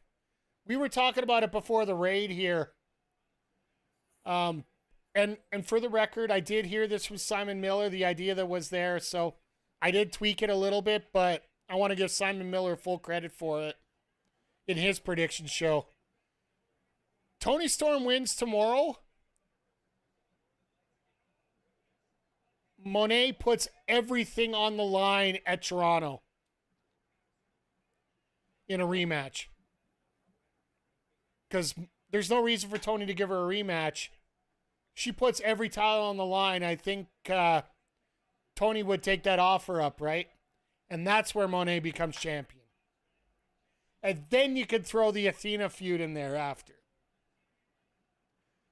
Because I think that instant title shot's going to be put on hold with the with Forbidden Door coming up in a few weeks. So one thing I hate about this time of year for AEW, like after this weekend, they basically have to put feuds on hold for a little bit because of Forbidden Door. When's Forbidden Door? The 24th of last weekend of August. Just look up the NXT schedule, the next PLE after this. Because they have announced that they're doing NXT Heatwave the same night as Forbidden Door. Nice. So shocker. Expect No Mercy to be the same night as All Out Toronto. The only advantage we have right now is there's no bigger venues in Toronto that they could hold NXT. Unless Speaking they want of bigger venues, is All Out? I mean, I'm sorry, All Out, All In. Is All In a stadium show? Yes, they almost got.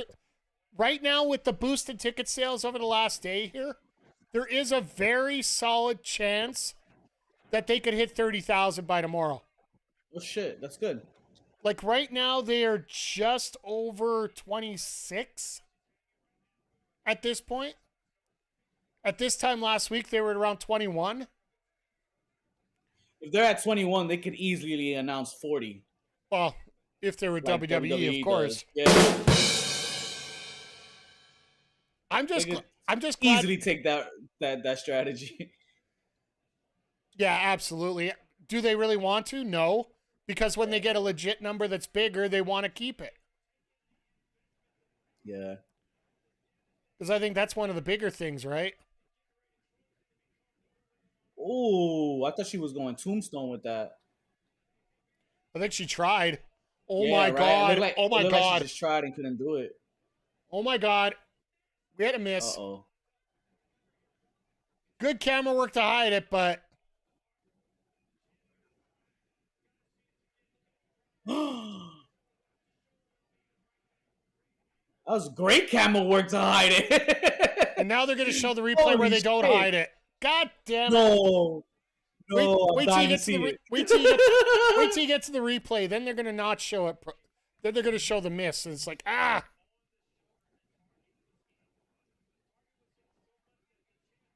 She got 1 foot.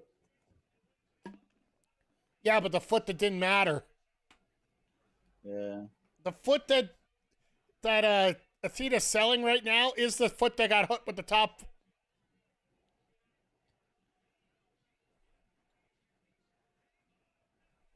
Cameraman.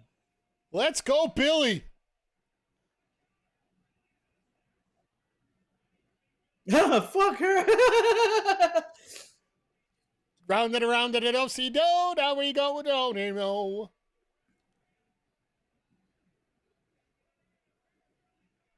Wow, like 3 counters for that flip. And I thought Will Ospreay was the king of the Y button. When you watch the streams, for anybody that's new here, I call Will Ospreay the king of the Y button. Yeah, Thunder Rosa's dead. Will Ospreay is known as the king of the Y button because every time somebody hits something, he reverses it. And if you play 2K25, which I heard everybody's stopping it these days. Yeah, she is dead. I'm 30 seconds ahead of Vic over here, so that's why I'm trying to keep my comments rather generic here at this point. Oh my god. What a great table spot. I loved it. The sound was everything. Yeah. But no, it just seems like that certain spot, it was just like everybody's hitting Y exactly at the right time there. Now Billy's just lying outside. So Athena's got a separated shoulder, but the doctor's going to check on Thunder Rosa. Like, huh?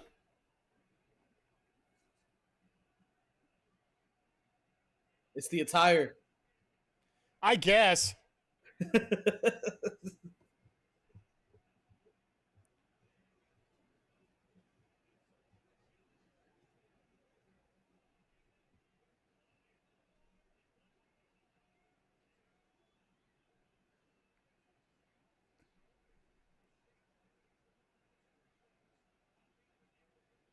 I wonder if Athena's going to do the Alexa Bliss and just push her arm into a corner and just pop it back into place.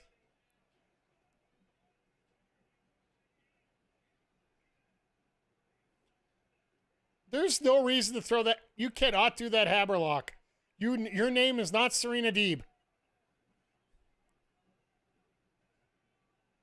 That Serenity lock there that she was trying to do there, just ugh. Once again, everybody, just thank you for being here tonight. It has been a blast hanging out with everyone. And Vic, it's always been a pleasure having you on here. And oh man, likewise. you know what? Just like I said, once people start understanding how easy it is to collaborate, it's just so much fun to do it with shows like this.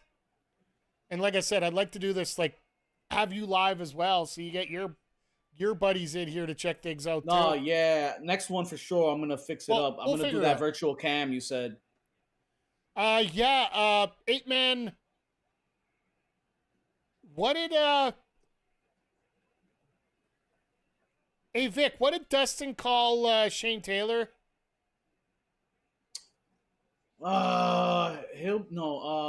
Huckleberry or yeah, that's right, a Huckleberry bitch. Yeah. That's what Dustin referred to Shane Taylor as. And they're having a good old shootout at the OK Corral tomorrow, right around noon. Which actually works because the time that they're going to be up, Jesus!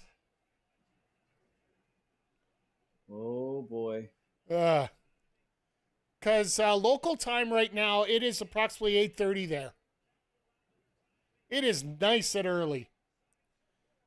Dallas is on the same time as I am right now, so.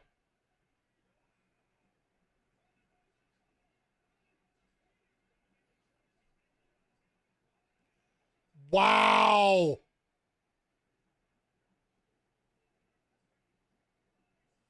Under the category of I didn't expect that to happen. No way. Does she? Oh my God! She wins, and she's gonna win tomorrow. She's going for 1,000, folks.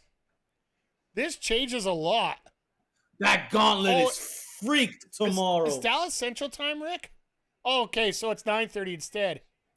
Yeah, good call. Good call, Nick. I didn't think there was a way of it happening, but once again, Vic, you had a very, very valid point. This seems to be the era of the champ here. Yeah, yeah. Don't take that belt off her and then send her to Monet. Send her with that belt, or to Tony for that. Yeah. It don't matter. Send her with some gold. Maybe bring Shuri out here right now. Yeah. After that promo that we did earlier before the match. We need a camera on Thunder on her way up to the ramp. No, we don't.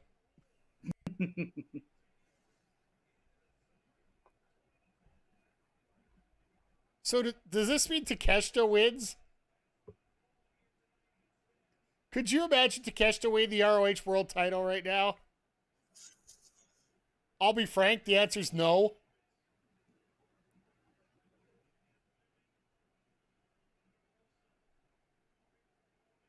We got 2 more, right?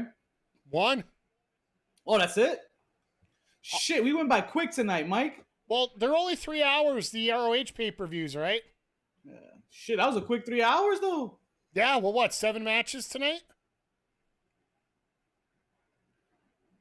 Yo, we be doing those. Shout out to STF Media.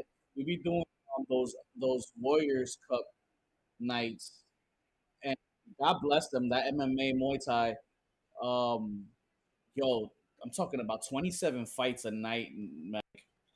Oh, it's That just shit insane. is hard sometimes. Yeah, and some of those matches just carry on, and yeah, no, Like I never watched MMA and hoped for so many knockouts in my life. Dude, I don't blame you, my friend. So as we get into our main event, as per tradition, want to give a quick breakdown here. What we're going to be doing coming up tomorrow. Once again, we're probably going to be here close to 2 o'clock Eastern, maybe a little earlier, with all the matches scheduled for 0 hour. Might pop on a little earlier. AEW All In, going to be a hell of a card. Sunday, we're going to be here exclusively on Twitch with the MLB The Show, with the All-Star program that's come up right now. And then next Tuesday, we'll be back at the Fight Club. We'll probably do City of the Wolves again. And then Wednesday, back here with AEW Dynamite and WWE 2K25. Next Saturday, we are debuting Season 2 of the solo run that I do. The one where I play against the computer for 2K25 My GM, where we can sit and talk wrestling the whole time.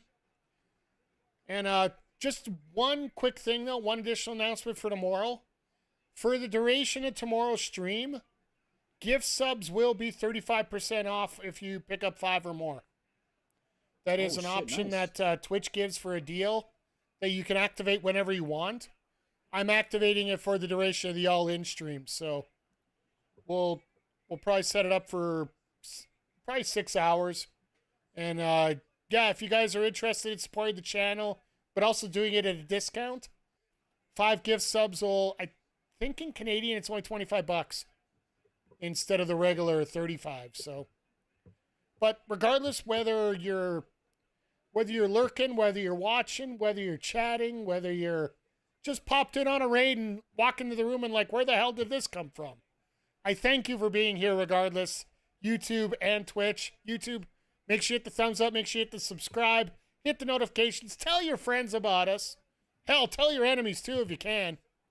And for those on Twitch, make sure you hit the follow button if you haven't already. And if you really want to support us, feel free to hit the subscribe button. No obligation whatsoever.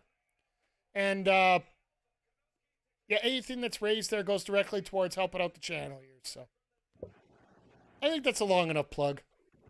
Haha, it works. Can you tell I used to do commentary on wrestling matches? The Bucks and Swerve tag match. If the Bucks win, Swerve and Ospreay cannot challenge for the AEW World Championship until next All In. Wow. So I'm calling it right now. Ospreay eats the pin.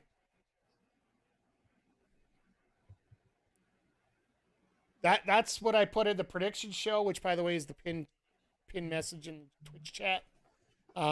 It's the last video up on the YouTube chat, so I'll be right back. all right, we'll see you in a few seconds here, Vic. But no, I got a feeling that Swerve is going to go on a. He's not going to go on an immediate tirade, but after the main event, which I'm not going to spoil and I'm not going to describe again because it's way too convoluted. Go check out the video. It's the last 5 minutes of it. Give you a description of everything going on. I think Swerve eventually turns heel and he ends up feuding with Ospreay. But the one qualification about the whole thing is there is provision there that they can go after the unified title. So it very well could be Swerve versus Omega.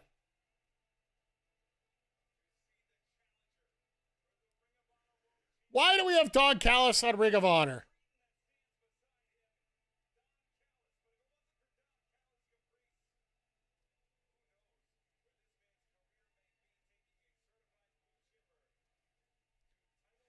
I will give him full credit in the world here that Don Callis has turned Takeshita into a bona fide boss here.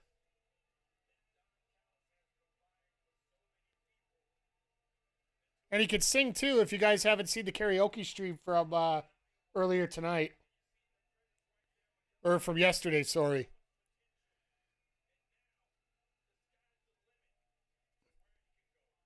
The one thing about AEW and the one thing I see here, it looks like everybody's having fun. Like there's no garbage, there's no BS. I think the biggest BS that we've seen is, once again, like I said, that report from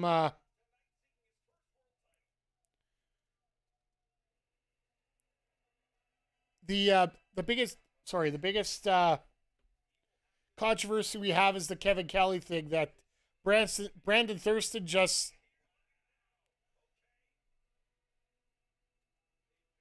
You know what's bad when Bandito's wearing a helmet that is too big for his head that he can't carry?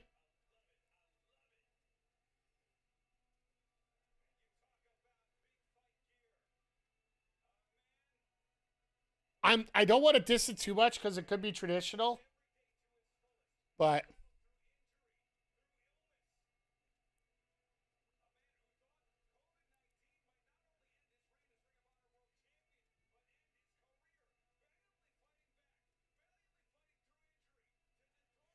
I feel bad for him. Like literally the first day back that Bandito had was that night at Hammerstein where he gave himself a self-concussion.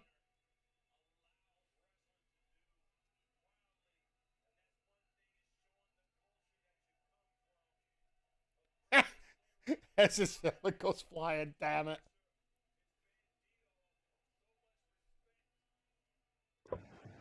So Vic, did you get Bandito that helmet?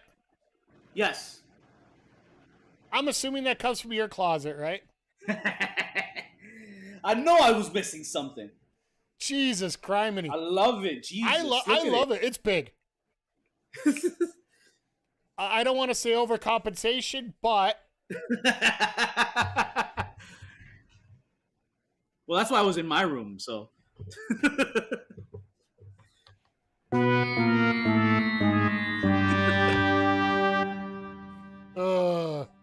But folks, this is going to be a lot of fun. I know we're in the ad break for Twitch right now, but for those that are subscribing, once again, thank you for being here. I'm so glad that Dodd's getting the perpetual booze that he deserves. He's actually here tonight. I don't know why. He's never here for a Ring of Honor match. Like, even when Fletcher's down here, you do not see... You don't see Don Callis here at all.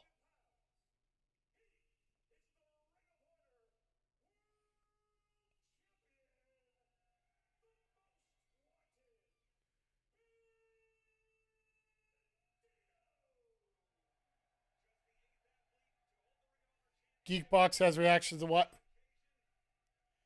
Good on the Wyatts. I hope the booking goes well.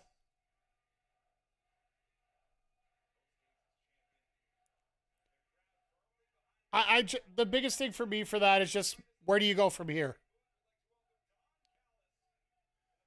Do we really want to welcome Don Callis to the booth?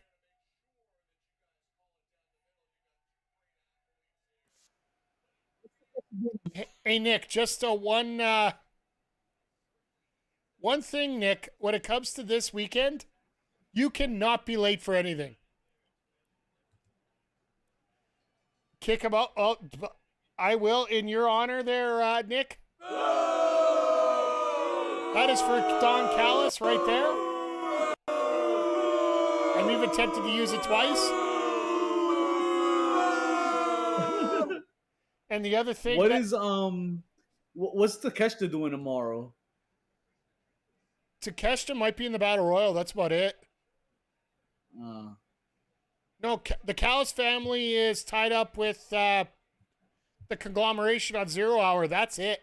Fletcher's got his match with Cole, and yeah, everybody else. Well, Alexander's free, but that's about it. But he's probably going to be in the gauntlet.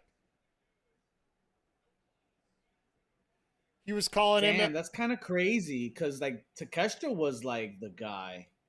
I am assuming that Takeshita will be in that gauntlet too. Yeah. But it's just funny to see Kyle just shoot up into the card like that, representing the family, instead of Takeshita having a marquee match. But where do you on the card? Tony's got to stick where, go where the iron's hot right now, right? Yeah. No, you're right. And it's just crazy that happened like that. It's not like Takeshita was hot. It's not like Takeshita's going anywhere. No, definitely not. Like hell, anytime he really wants to, he can throw Pro Toshita together. You tell me Pro Toshita versus Jet Speed won't be a fun match? Oh yeah. Like, by the way, there is something I do have to bring up here because we are talking about Don Callis. There's one sound I haven't been able to play for a while, so I want to get it in here. You told some of the biggest lies that I've ever heard of in my whole life. That is a tribute to Don Callis, my friends. But yeah, we were talking about it earlier, Nick. I do think that Fletcher does win. This is a bit of a coronation point. As much as I love Adam Cole. It pains me too, Mike. It pains me that Kyle's going to win, but he's going to win. I almost think that they're going to start refocusing on the trios division after Double or Nothing. Because the Ops are seriously a trios team. And they actually might defend the titles more than once every 6 months. And once they get through this Death Riders conglomeration here. I love Adam Cole. I've been such a fan of his, but I'll be disappointed if he wins. I think that's a lot of us in many ways. The more thing I'm excited about is what kind of gear Adam Cole's going to have. Like, is he going to have like a Liza P set of gear for tomorrow? Because every pay-per-view gear that he has is based on a video game. Whether it be Halo. Halo was the last one, right? No, The Witcher was the last one. Oh, Witcher. At the last pay-per-view, it was The Witcher gear that he had on. I remember that Halo gear that he had against Hangman. Yeah. Like, that was insane. Like, he literally got to come out with the music and everything. Not that Halo is... I hate his... Sorry, I just hate his faction name. The Paragon? I hate the Paragon. Well, it almost feels like the Paragon should be an MJF one. I don't know. Like, I didn't... Well, it's you were because... Undisputed Era. You were... what else was he? He was Bullet Club. Undisputed Kingdom. I think they want to get away... I like the Undisputed Kingdom. Yeah, but the thing is, they don't have Taven and Bennett in there anymore. Yeah. And I'm pretty sure that Taven and Bennett are both no longer signed with the company. Damn. Well, you sort of saw the writing on the door when Maria got, she's now she's become a florist. Or she's going to college. Oh, no way. She's going to college to become a florist. Oh, good for her, I guess. Yeah, so. Like, I'm pretty sure those two just had their contracts run out. Or if they Yeah, have that it, they're makes going sense. to, like, I think Bennett's the same way right now. I hope Taven's still with Northeast because we just got them for a few shows. Yeah, well, Actually, you know those guys aren't going to give up wrestling. yeah. And that's not too far. That's like by Connecticut, so that's not too far of a drive for me. Yeah. But the fact that that's why you don't use the Undisputed Kingdom. It's more of a respect thing to Taven and Bennett, right? And I think they want it to be known as something completely different. Like, you know, you don't want to. One company's riding the coattails of the other right now. You don't want to give them any feedback so that they could go say, well, you're doing the same thing. Yeah. Not that wrestling has an infinite different kind of setups here, right? It's like I was watching. Everything's borrowed. Well, it's funny, and I do highly recommend it. If you go check out my X feed from earlier today, just before I came on here, I watched a video from Minnie Portable. She's a watch-along streamer as well, and she talked about it perfectly with just talking about the toxicity and the excuses that people use in wrestling, like, oh, somebody's bored, somebody's doing the same thing. Like, they were talking about the Death Riders and the Bloodline being the same thing. Right. And it's like, I mean, a lot of similarities, right? I mean, they're not all related, though. like everything's friggin' the same in wrestling. Yeah. You got a faction, you got a leader, you want to get rid of the leader. Good beats evil. Evil beats good. And then you want to split them up so that they all go successfully individually carving their paths. Yeah, like, for example, I think tomorrow, honestly, Claudio, after the trios match, is no longer part of the Death Riders. Is like what he got contract issues, or you just think he's got something different coming up? No, I think he's going to be out of the group, not out of AEW, just out of the group. Okay. Because I think somebody's coming back to replace him. It's somebody Replace is a strong word. Hate is a very strong word. And I think that's the only way that you're going to actually get that to work properly. So if you want to know all the details, like I said, my predictions video is the pin comment in the chat, folks. The last 5 minutes is some epic booking, to say the least. Because I think I booked the main event down to every last run-in. Makes WrestleMania 40 look like a startup program. It's like a Saturday night main event. Well, I'm pretty sure that I think there might be fighter jets involved. Jesus. Well, how do you top a flamethrower? Right. Like, bring in a fighter jet, maybe open up the roof and have Danger Zone start flying out there. Watch the first 14 minutes, go watch the rest after tomorrow, get ready for... Hey, you know what? I appreciate it. I don't do a lot of pre-recorded videos. I want to get started to do a little bit more of that, but just having the time to sit down and having more so the focus to sit down. I got a couple ideas I want to do. Plus, I owe you guys How the Ref Would Book challenge. We've been talking about that. I think it's been about 2 years now. The challenge has been made, and I just got to... Focus, so am I? Yeah.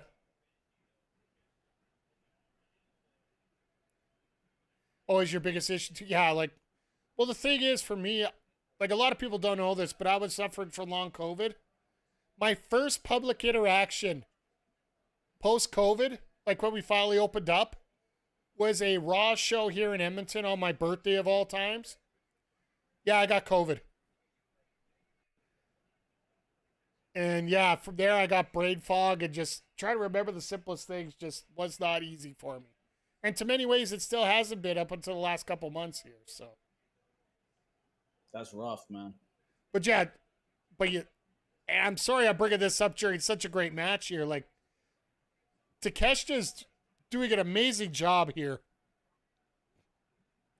making Bandito look like $1 million because, well, let's face it, to a casual viewer that doesn't watch a lot of wrestling of this style with AEW and at ROH, they'll recognize Takeshita if they've watched any AEW. Bandito, maybe not so much. Right. Plus, also, has Takeshita been involved in a serious Jericho feud? Jericho? Yeah. I don't think so, has he? I don't remember him fighting Jericho. Well, no, because if Takeshita hasn't involved in Jericho, you know automatically he's better already.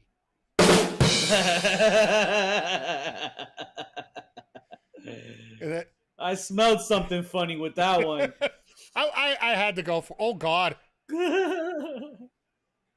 You'll see it in a sec here, but... Nice. No, this has been... These guys are just throwing out the kitchen sink and everything tonight, so...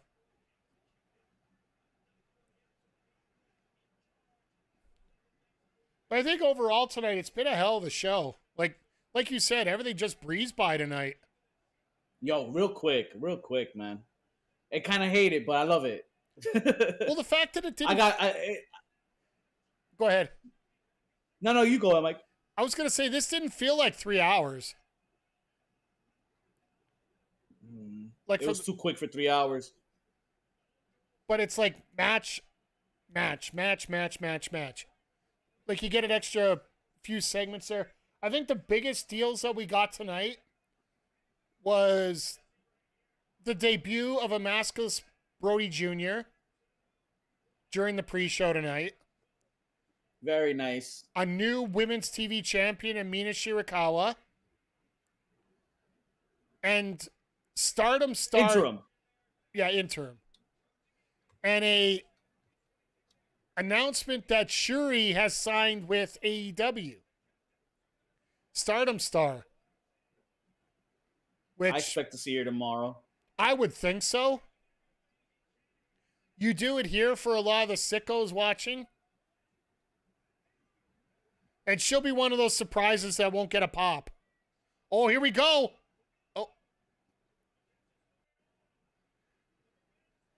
Oh, Takeshita with a hell of a break there.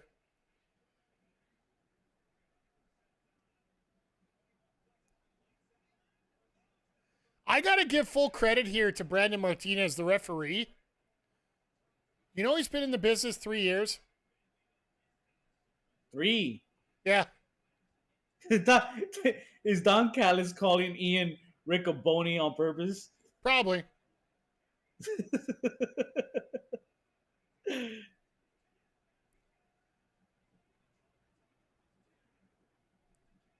So, yeah. The referee's only been involved for 3 years now. And he was basically hired as a DEI hire for more than anything else. Because they were bringing in all these CMLL wrestlers, they needed somebody who was fluent in Spanish. Oh, shit. So, Brandon Martinez... That makes sense. Like, he got... Who was he... trying to remember who he was trained with. Takeshita, hold the damn chair the right way so we at least think you're going to hit him. God damn it, hold. That's one of my biggest pet peeves of wrestlers. He did it again. And this time it connected. He held the chair the wrong way. For those that don't know, the actual seat part is supposed to face the person making the impact because it will fold down and it won't impact as hard. Sorry to break the fifth wall there.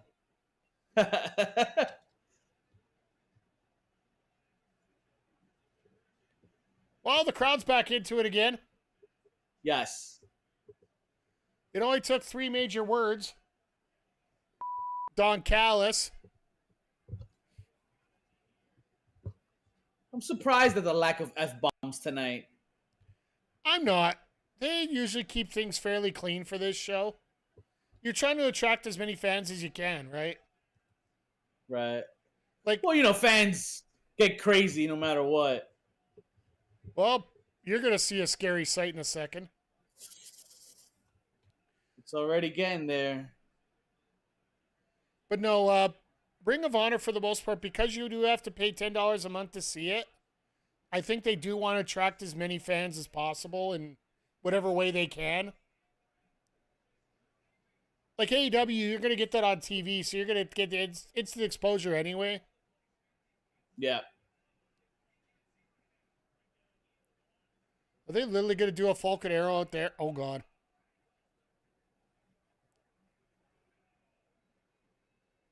So a brainbuster on top of the stage, and he's got to drag him back to the ring.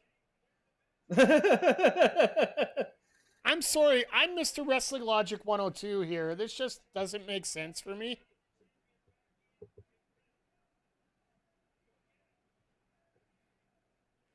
And the worst part is, you got a manager right there who's supposed to be the smartest man in wrestling.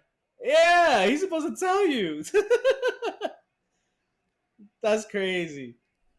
Like, this could be one of the worst spots to one of my smartest spots in wrestling. Because what you do is you get your opponent to do everything they can to get into the ring. They just beat the living crap out of them as soon as they come in. And he doesn't even want to do that.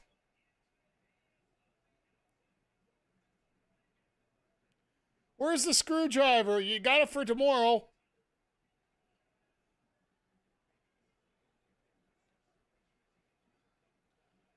Forgot to ask you, who do you got tomorrow, Okada or Omega?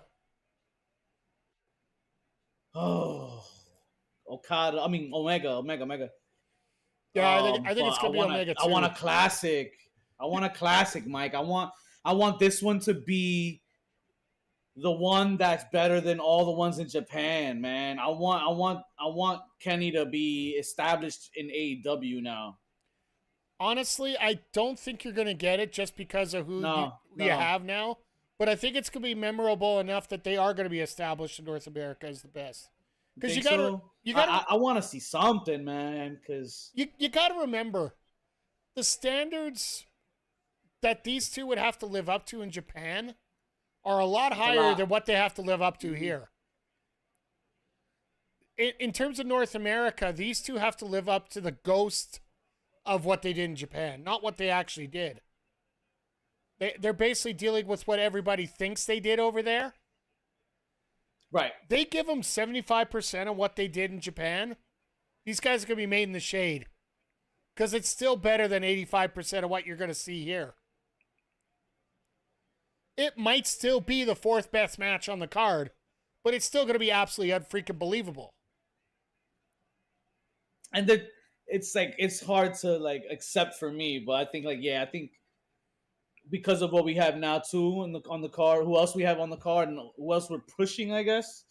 I think though the Kenny's not the thought right now, or at least he's not going to be the priority.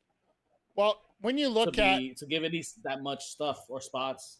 When you look at it, that should be the technical match of the night between Okada and Omega. The story of the night should be Hangman and Moxley. Because this is like Avengers. Well,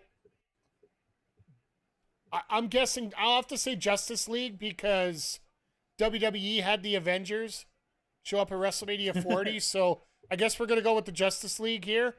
And it's going to be the Justice League. It's going to be the Snyder cut. Ooh. So it's actually the good one. That deadlift was nice. Yeah. He's doing everything he can right now to stay in this match. You got Mercedes and Tony, which very well could be the emotion of the night. I hope they steal the show. I hope everybody steals the show. Like I want. There's only one show to steal, Mike. They can't all steal them.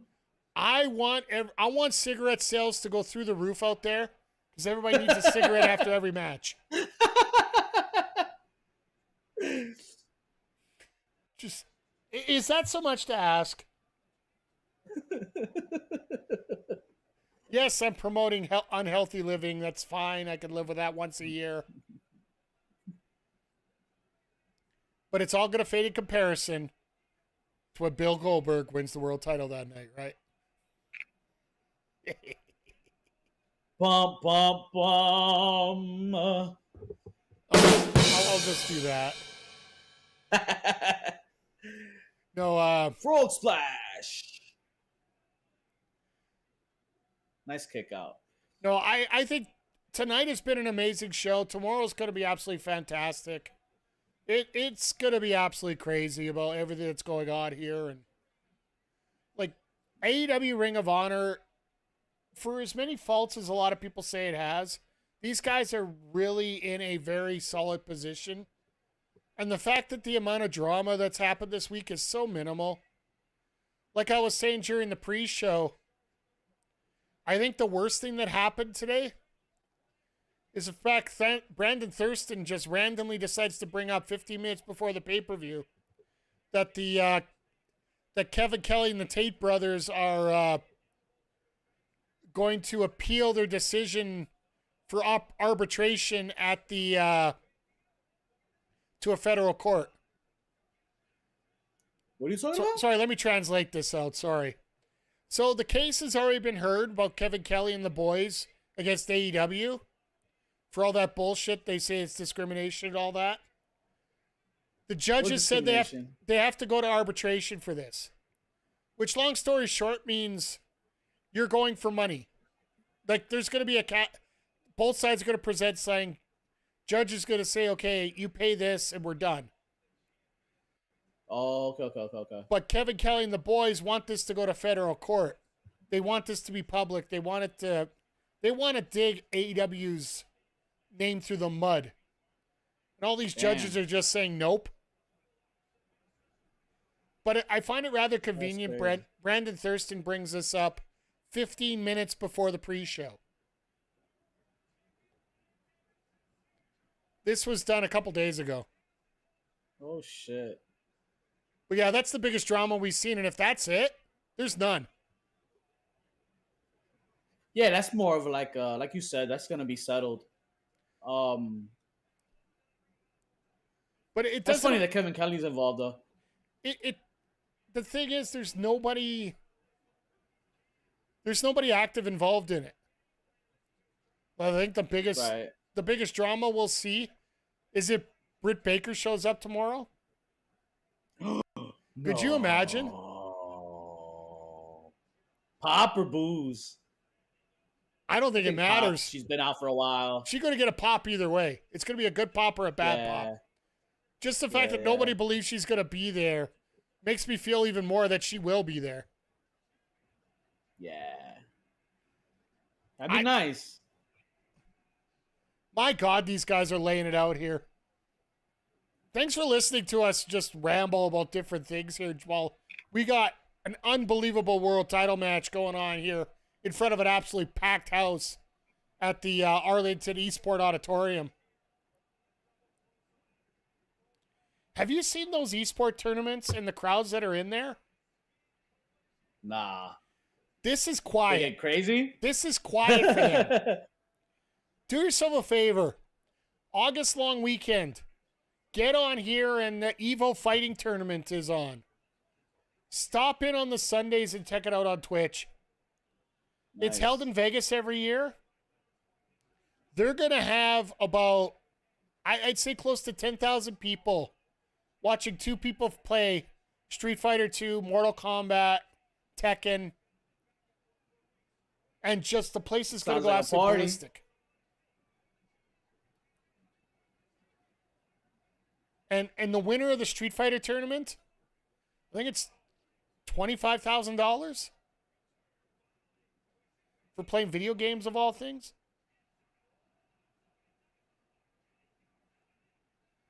I know the Capcom World Cup as well. Yeah, these guys are unloading bombs. I'll talk about esports later. Jesus criminy. These guys are just literally holding shots out. You see that meme with the guy that goes into a restaurant and fucking licks his finger before he smacks the shit out of some other dude? Yep. And one hands him, backhands him. That's what that Bandito Oh my looked God! Like. Sorry. Just wait. Ooh, oh, hold on. This is getting good. Nice. Super kick. Oh, you ain't even close yet. This Y-a-thon over here. Oh, here we go. Ooh. I ain't gonna bother there. Oh my God. Oh my God. Got him. 2. And he's sitting up. He's sitting up. We got the holy chant. Even Callis is like, wow. I did not Great expect that. sequence.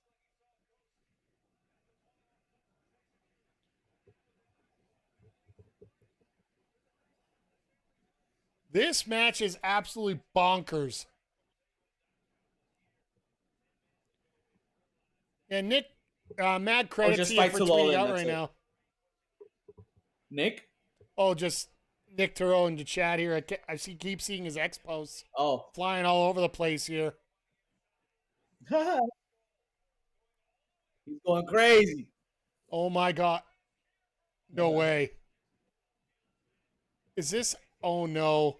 Spanish This could fly? go so bad. Power slam. Jesus! Oh, wow. No! Moonsault slam.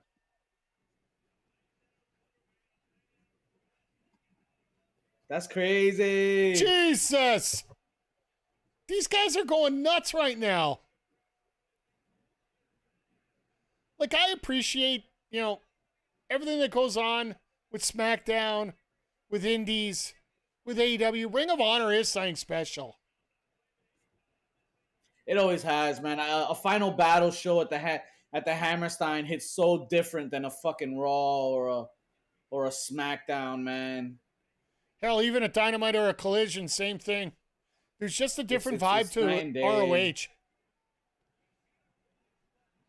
Like, a lot of people piss on it because it's, like, taped after SmackDown and Collision or before, whatever. Yeah. Oh, my God. No way. Ooh. Okay.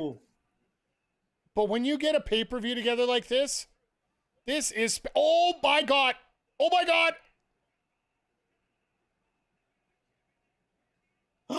Jesus.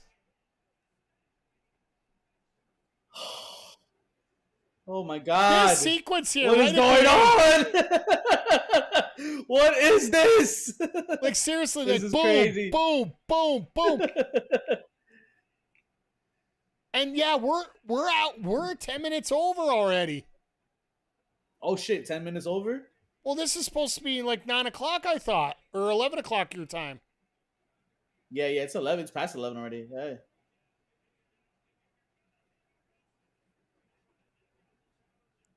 It's taking He's the got pad those off. tapes on This his is going to be knees, good. too.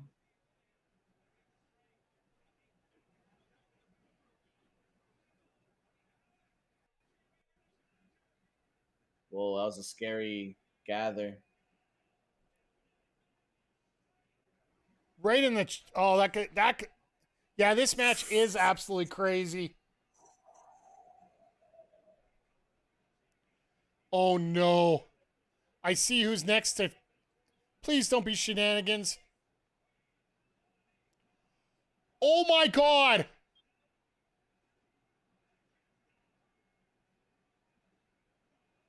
Oh! No way. Jesus. No!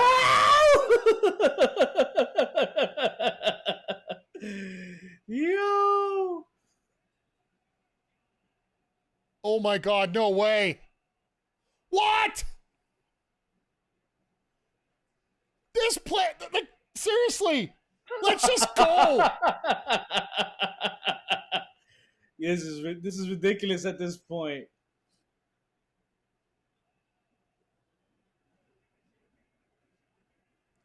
Oh, he got his one last. Oh my God, no way.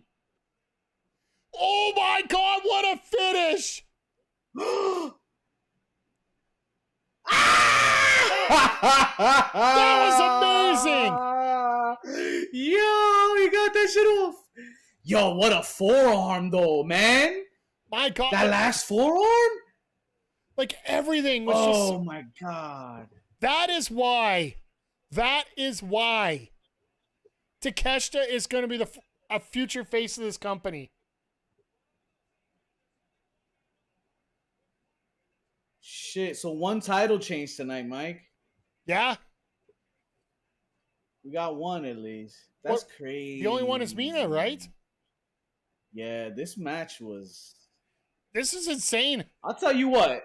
This is hard to follow already for 0 Hour and the first match tomorrow. The bar has been set, to say the least. Yeah. Yeah. ROH might have fucked around and... Oh, shit. Shit. They might have fucked around and stole the weekend here. You never know. That match. But look what we got now. Shenanigans. No, look who's coming in. Look who the next challenger is going to be.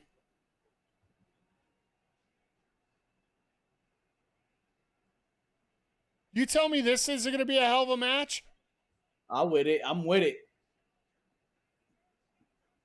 Like what? We only got, 2 months till the Death Before Dishonor? Because that's Death Before Dishonor's on Labor Day long weekend. So it'll be a week after. Right yeah, that's the first week, I think, or second week of. Yeah, it's the week after Forbidden Door. Or 2 weeks after, sorry. Yeah, take my money. I'll be there. I'm pulling up. Yeah, I'm going to say that's definitely worth a card checking out.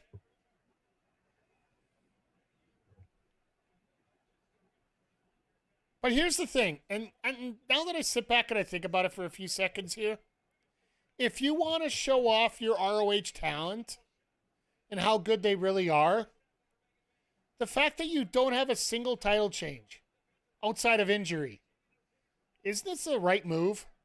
Is this a smart move? Yeah. Show off, bring in the craziest opponents for your talent, but have the talent of ROH stand up to them. Don't get me wrong, I get confused a little bit about how the Sons of Texas are still dominating the way that they are. And, what are they doing with Athena? Are they going to bring Athena up? Or are they just going to let her get to 1,000 and drop the title? There's a lot of questions coming out of this. But the one thing you cannot question is the match quality and the talent that we've seen here tonight on Ring of Honor. Big facts. Yeah. But... yeah, what was your highlight of the night? Because there's a lot. People are throwing money in the ring. I love it. As we fade to black. Vic, what was your highlight tonight? Chat, what was your highlight tonight? You can literally pick any spot in that last one. I really like that Thunder Rosa Athena before that. But yeah, Bandito and Bandito just stole that match right now, and Bandito Takeshita Jesus. How about earlier in the night as well with what was the match before Thunder again? The women's TV title match? Before that. That would be the tag title match. Then before that was the 50K match. The tag title match was all right, but the Fatal Four. I mean, the Fatal Four wasn't bad either. The 50K match is absolutely awesome. When AR Fox won that, for just 4 guys going out there balls to the wall. The fact that we got Michael Oku in ROH, because he's already taped another match last night on Collision, after Collision for Ring of Honor that's coming up this week. So it looks like he's going to be a fixture. I think we can almost guarantee we could slate him into the battle or the gauntlet match tomorrow. Because that place is going to... Would it? Could you imagine the amount of bonkers we're going to see going into that ring tomorrow? If tonight is any indication of what we're seeing tomorrow, Mike, I'll take my money, man. Take it. Take it twice. Tonight is an appetizer. Tomorrow is the full course. That's scary. This is the appetite. That's the scary part, yeah. Tomorrow's going to be the full meal, and then we got Evolution on Sunday as the dessert. As much as the build has been shit, they've had to start closing down sections and moving people around in Atlanta for Evolution. It's still going to be an amazing card regardless. I don't care what happens there. The matches should work, yeah. They should be good, the match quality. I really do hope that they let the IC title main between Becky Bailey and Lyra. Ooh. That would be good. I think it's the biggest story in women's wrestling now on the WWE side. What else could main that? I don't One of the even know what world else title is on the matches. card. Trish and Tiff or Trish and Tiff? No, that's not main event. That's Io Rhea? opening, I think. Oh, Io Rhea, you could do Io Rhea as well, so you could go pretty much either way on that. So I like Becky better though. But I think the triple threat should.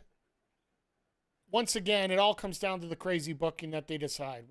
I don't know which way they're going to go.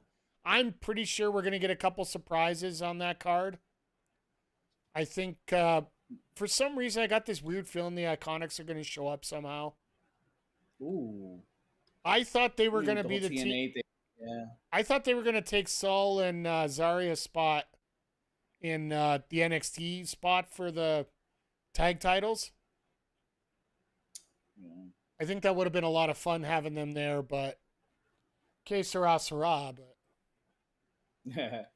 we got, you know what? As much as I love chatting tonight, we got 6 hours to chat tomorrow. If anybody wants to big facts. Like big facts. Like what? We're probably running. Well, the pay-per-view is going to run 4 hours, 0 hours, 2 hours. And Lord knows we got enough to talk about. And then we got Saturday night's main event tomorrow as well. So, yeah, there's a lot of wrestling. Big wrestling week. If you're a wrestling fan, this is the weekend for you. Yeah. But, Vic, before we go, why don't you plug one more time? Just because, there are people that just pulled in here. Yes, sir. Yes, sir. You can catch us at HPC Bad Guys each and every Thursday night, 10 p.m. Eastern. We stream on Twitch, Facebook, Instagram, and as well as Spotify. Appreciate those that do pull up each and every week. We are doing the No Nice Things Tailgate 3. That is right, 3. First SummerSlam weekend. Go check us out. If you're going to be in town, please believe you should stop by, have yourself a drink, have yourself a hot dog, a burger, whatever, and some games. We're going to be playing 2K and enjoying the rest of the pre-show before entering that expensive seat that you must have paid for. But yeah, thanks again for having me, Mike. I appreciate it. Always a pleasure. And I can't wait for the next one, man. The next one I'm going to stream as well.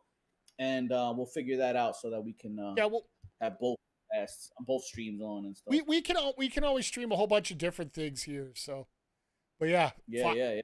Finally, what, Demio?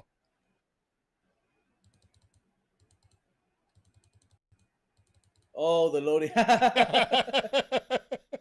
Damn. That'd be happening to me too sometimes, Mike. I'll be like, I'll say something and then I'm waiting for you to respond, but then boom, I go to ad break and I'm like, shit. Pro wrestling's just the best, absolutely, Nick.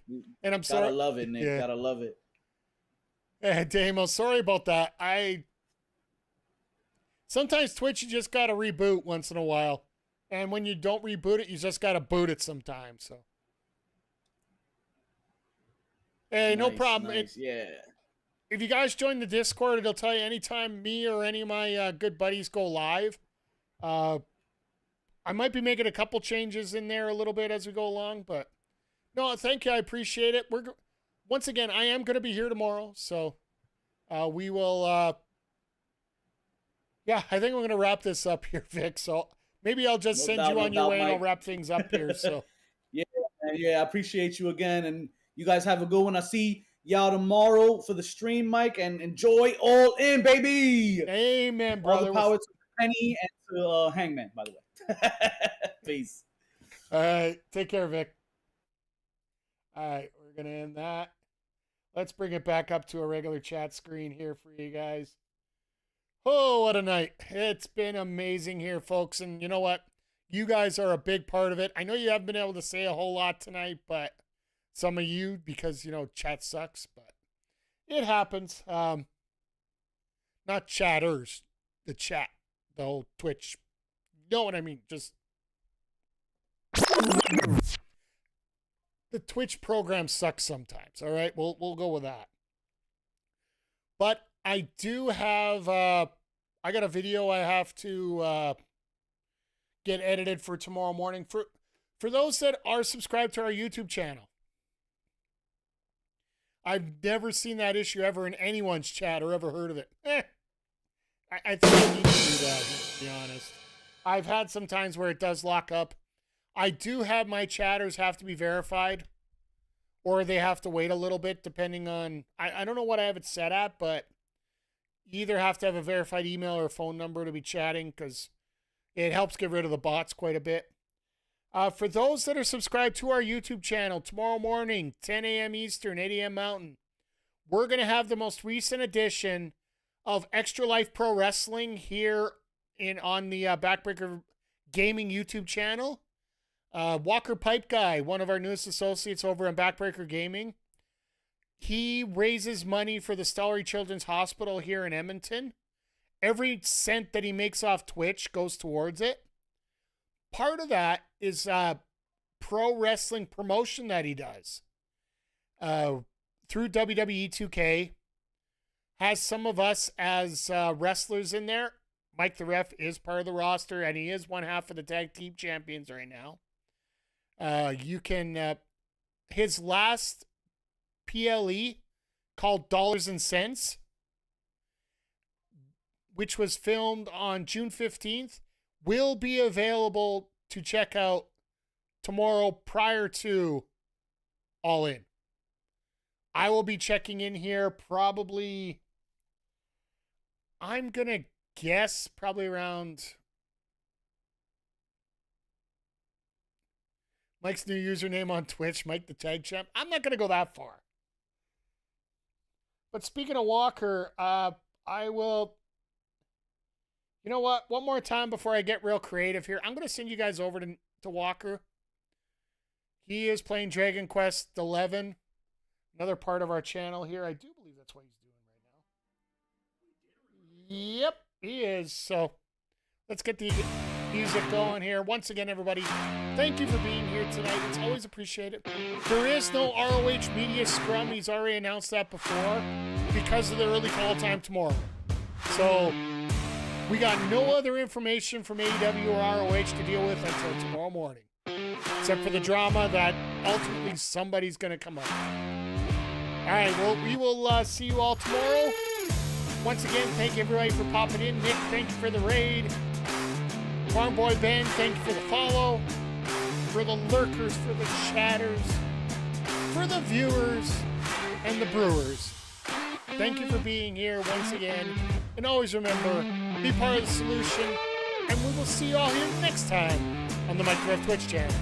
Take care, everybody.